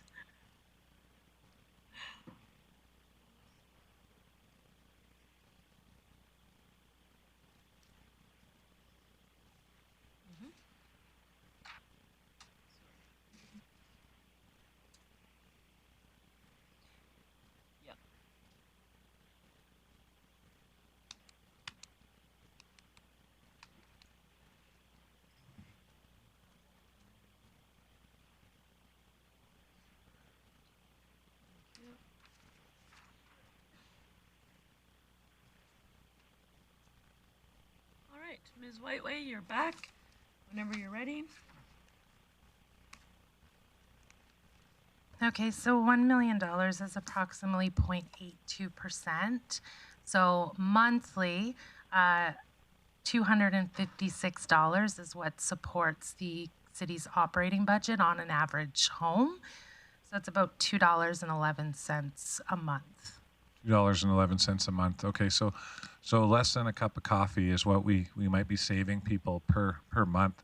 And just to speak to that, I agree with Councillor Bressi. I think we need to have targeted approaches. I know in the past we've gone through our reserves to help mitigate any increases to taxes, but I would just like to compliment our administration and our council today for the very hard work that we've done over the last 2 days as a council and over the last year as a council and administration in putting forward this budget. We started out with a number. It was 1.45 up to 1.95, and we brought that down to 1.16. And I think for that, we've added stuff to the budget. We've taken stuff out. We've deferred stuff. But I think we've been very deliberate in our approach. And I think we have added value to the residents of our community. And for a 1% tax increase, which is what this amounts to, I don't know if I feel comfortable taking $1 million out of reserves to just give people $2.10 a month tax break. I don't think they'll notice it. And I think what we'll find through that is what we found in years previous when we've kept our tax rates low, is that it doesn't affect assessment. So even though the tax rate may go down, the assessment still goes up. And people are still asking us questions as to, well, why? I thought you reduced the taxes. So for all those reasons, and probably a few more, I appreciate Councillor O'Toole's motion, but I think we've done some really good work here today, and I'm comfortable with the tax rate increase as it stands right now. Thanks. Thanks for your comments. Councillor Blackmore. I was going to ask for some information to be confirmed, which Councillor Thiessen just did. We started out with 1.55 today, and we moved to 1.16. While I support the concept of moving money out of a rainy day fund, what I feel is that the people who benefit the most are people who are in a higher tax bracket and therefore don't need the extra support. So when I look at what I pay in taxes on my house compared to what my son pays in taxes of his house, I would actually get a better benefit, and he would need the benefit more. So I'm going to stick with the 1.1% that we got to today. Thank you for your comments. Councillor O'Toole. Yeah. Sorry, this isn't a close though, right? Just so you No. I just another clarification. Okay. What would it cost, or what would the reduction be on a commercial business similar to the Prairie Mall? I don't know what they pay in taxes, but are we able to do that? I can ask Ms. Whiteway, but I think the answer is going to be that at this point the mill rate's not set, that it can't easily be transposed to a number. I'll look for additional comments from Ms. Whiteway in case I missed something. No, I think you're absolutely right. It would be a very high-level estimate if we could make one at this point. And again, assessment values go heavily into fluctuating the tax bill, so that's just something to consider as well. Okay, thank you. Councillor Lerners. Yeah, thank you. I'm always, much as I appreciate that, what you're trying to get at, I'm always a little bit nervous about pulling out reserves for operational purposes. So I think the route to success is through efficiencies and making sure what we're getting value. So I'd probably just vote to leave it the way it is. Thanks for your comments. Councillor Berg. Yeah, I think if we were looking at a higher tax rate, then absolutely. But all factors considered, with provincial cutbacks and interest being at 4%, coming in at 1.16, I think is extremely reasonable.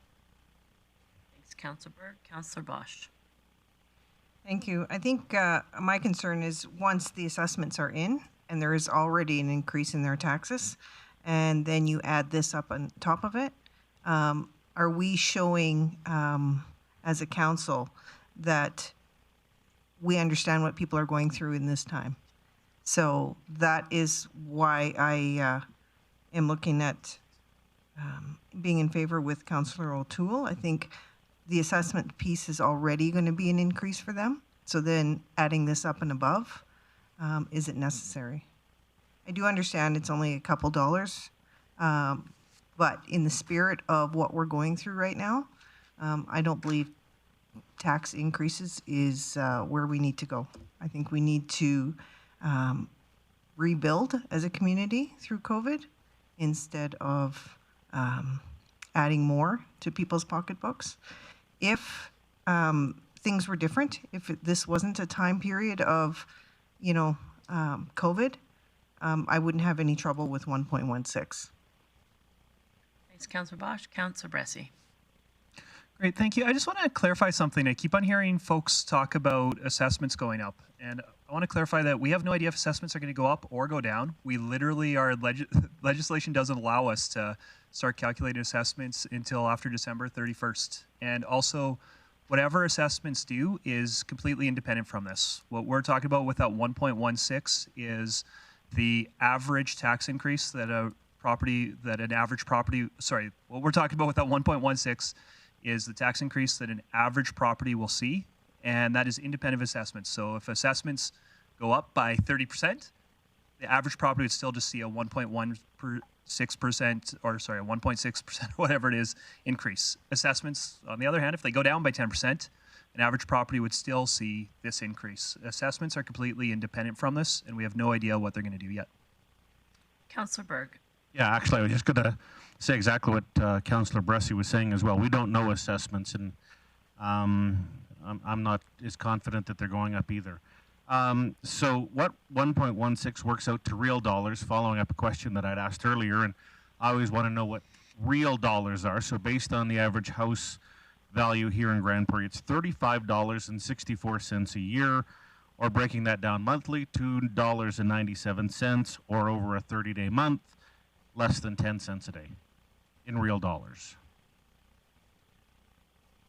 All right. I'll jump in the queue here.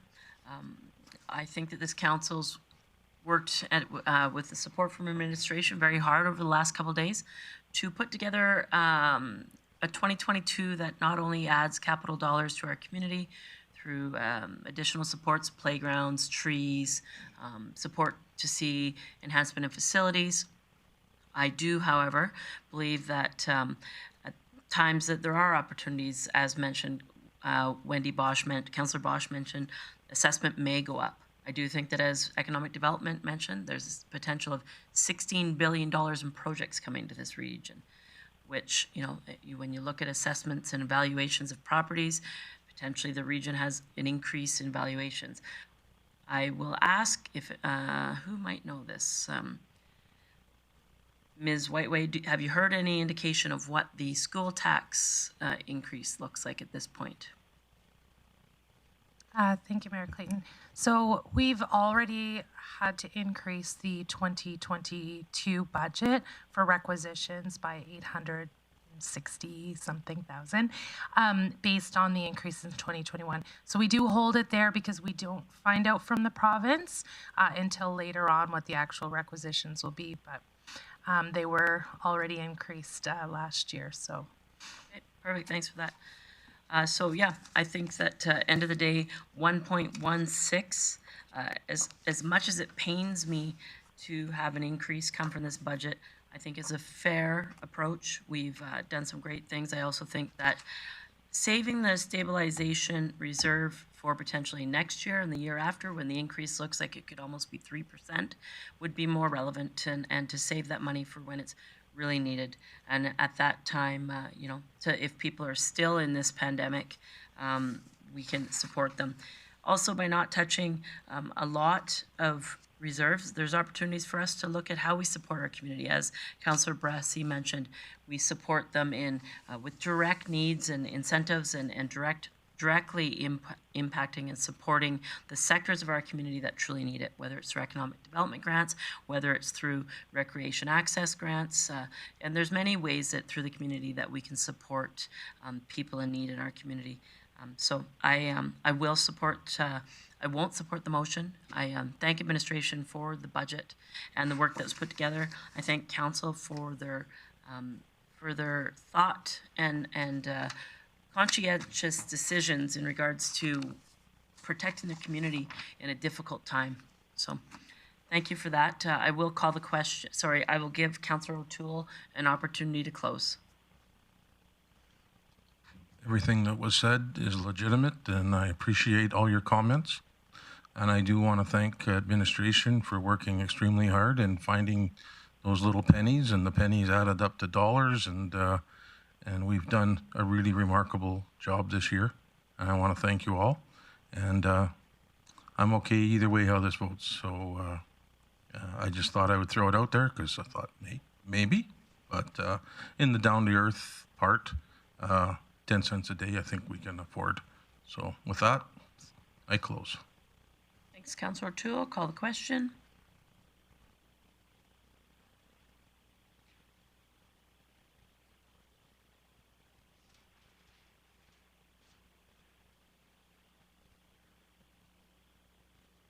And that is defeated. Now, Ms. Karbaschewski, you had an additional motion that you would like brought forward today. Thank you, Mayor Clayton. I do ask this council to make the motion that committee recommend council give 3 readings to bylaw C-1395H, being an amendment to the fees, rates, and charges bylaw. Thank you for that. If I could ask Councillor O'Toole. That motion. All right. So, Councillor Bressie? I do have one amendment I'd like to make to that, but I think probably what's best is if I just wait till council actually debates it, just given the time. I just wanted to check in. Okay, great. Thank you for that. I'll call the question on the motion to give the budget 3 readings. Or not the budget, the fees and rates and charges. And that carries unanimously.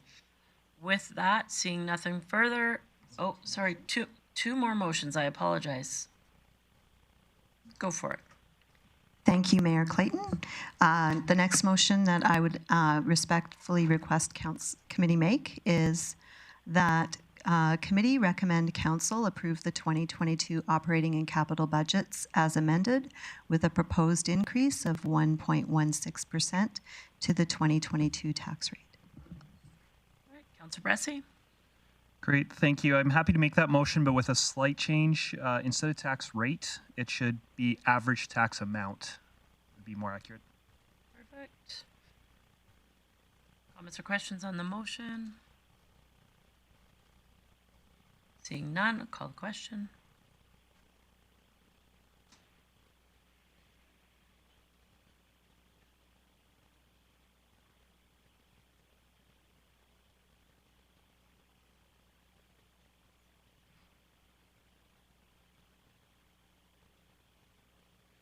Carries unanimously. Ms. Karbaschewski, you had one more.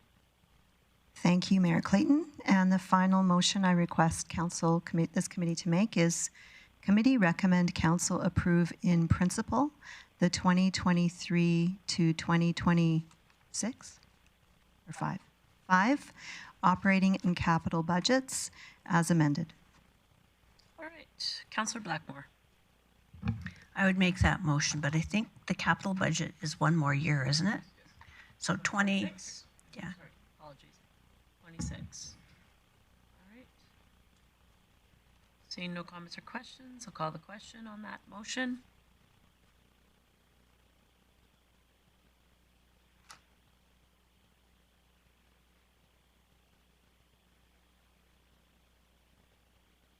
And that carries unanimously. With that, again, I thank you for your time. I thank administration for their patience and their hard work. And this meeting is adjourned.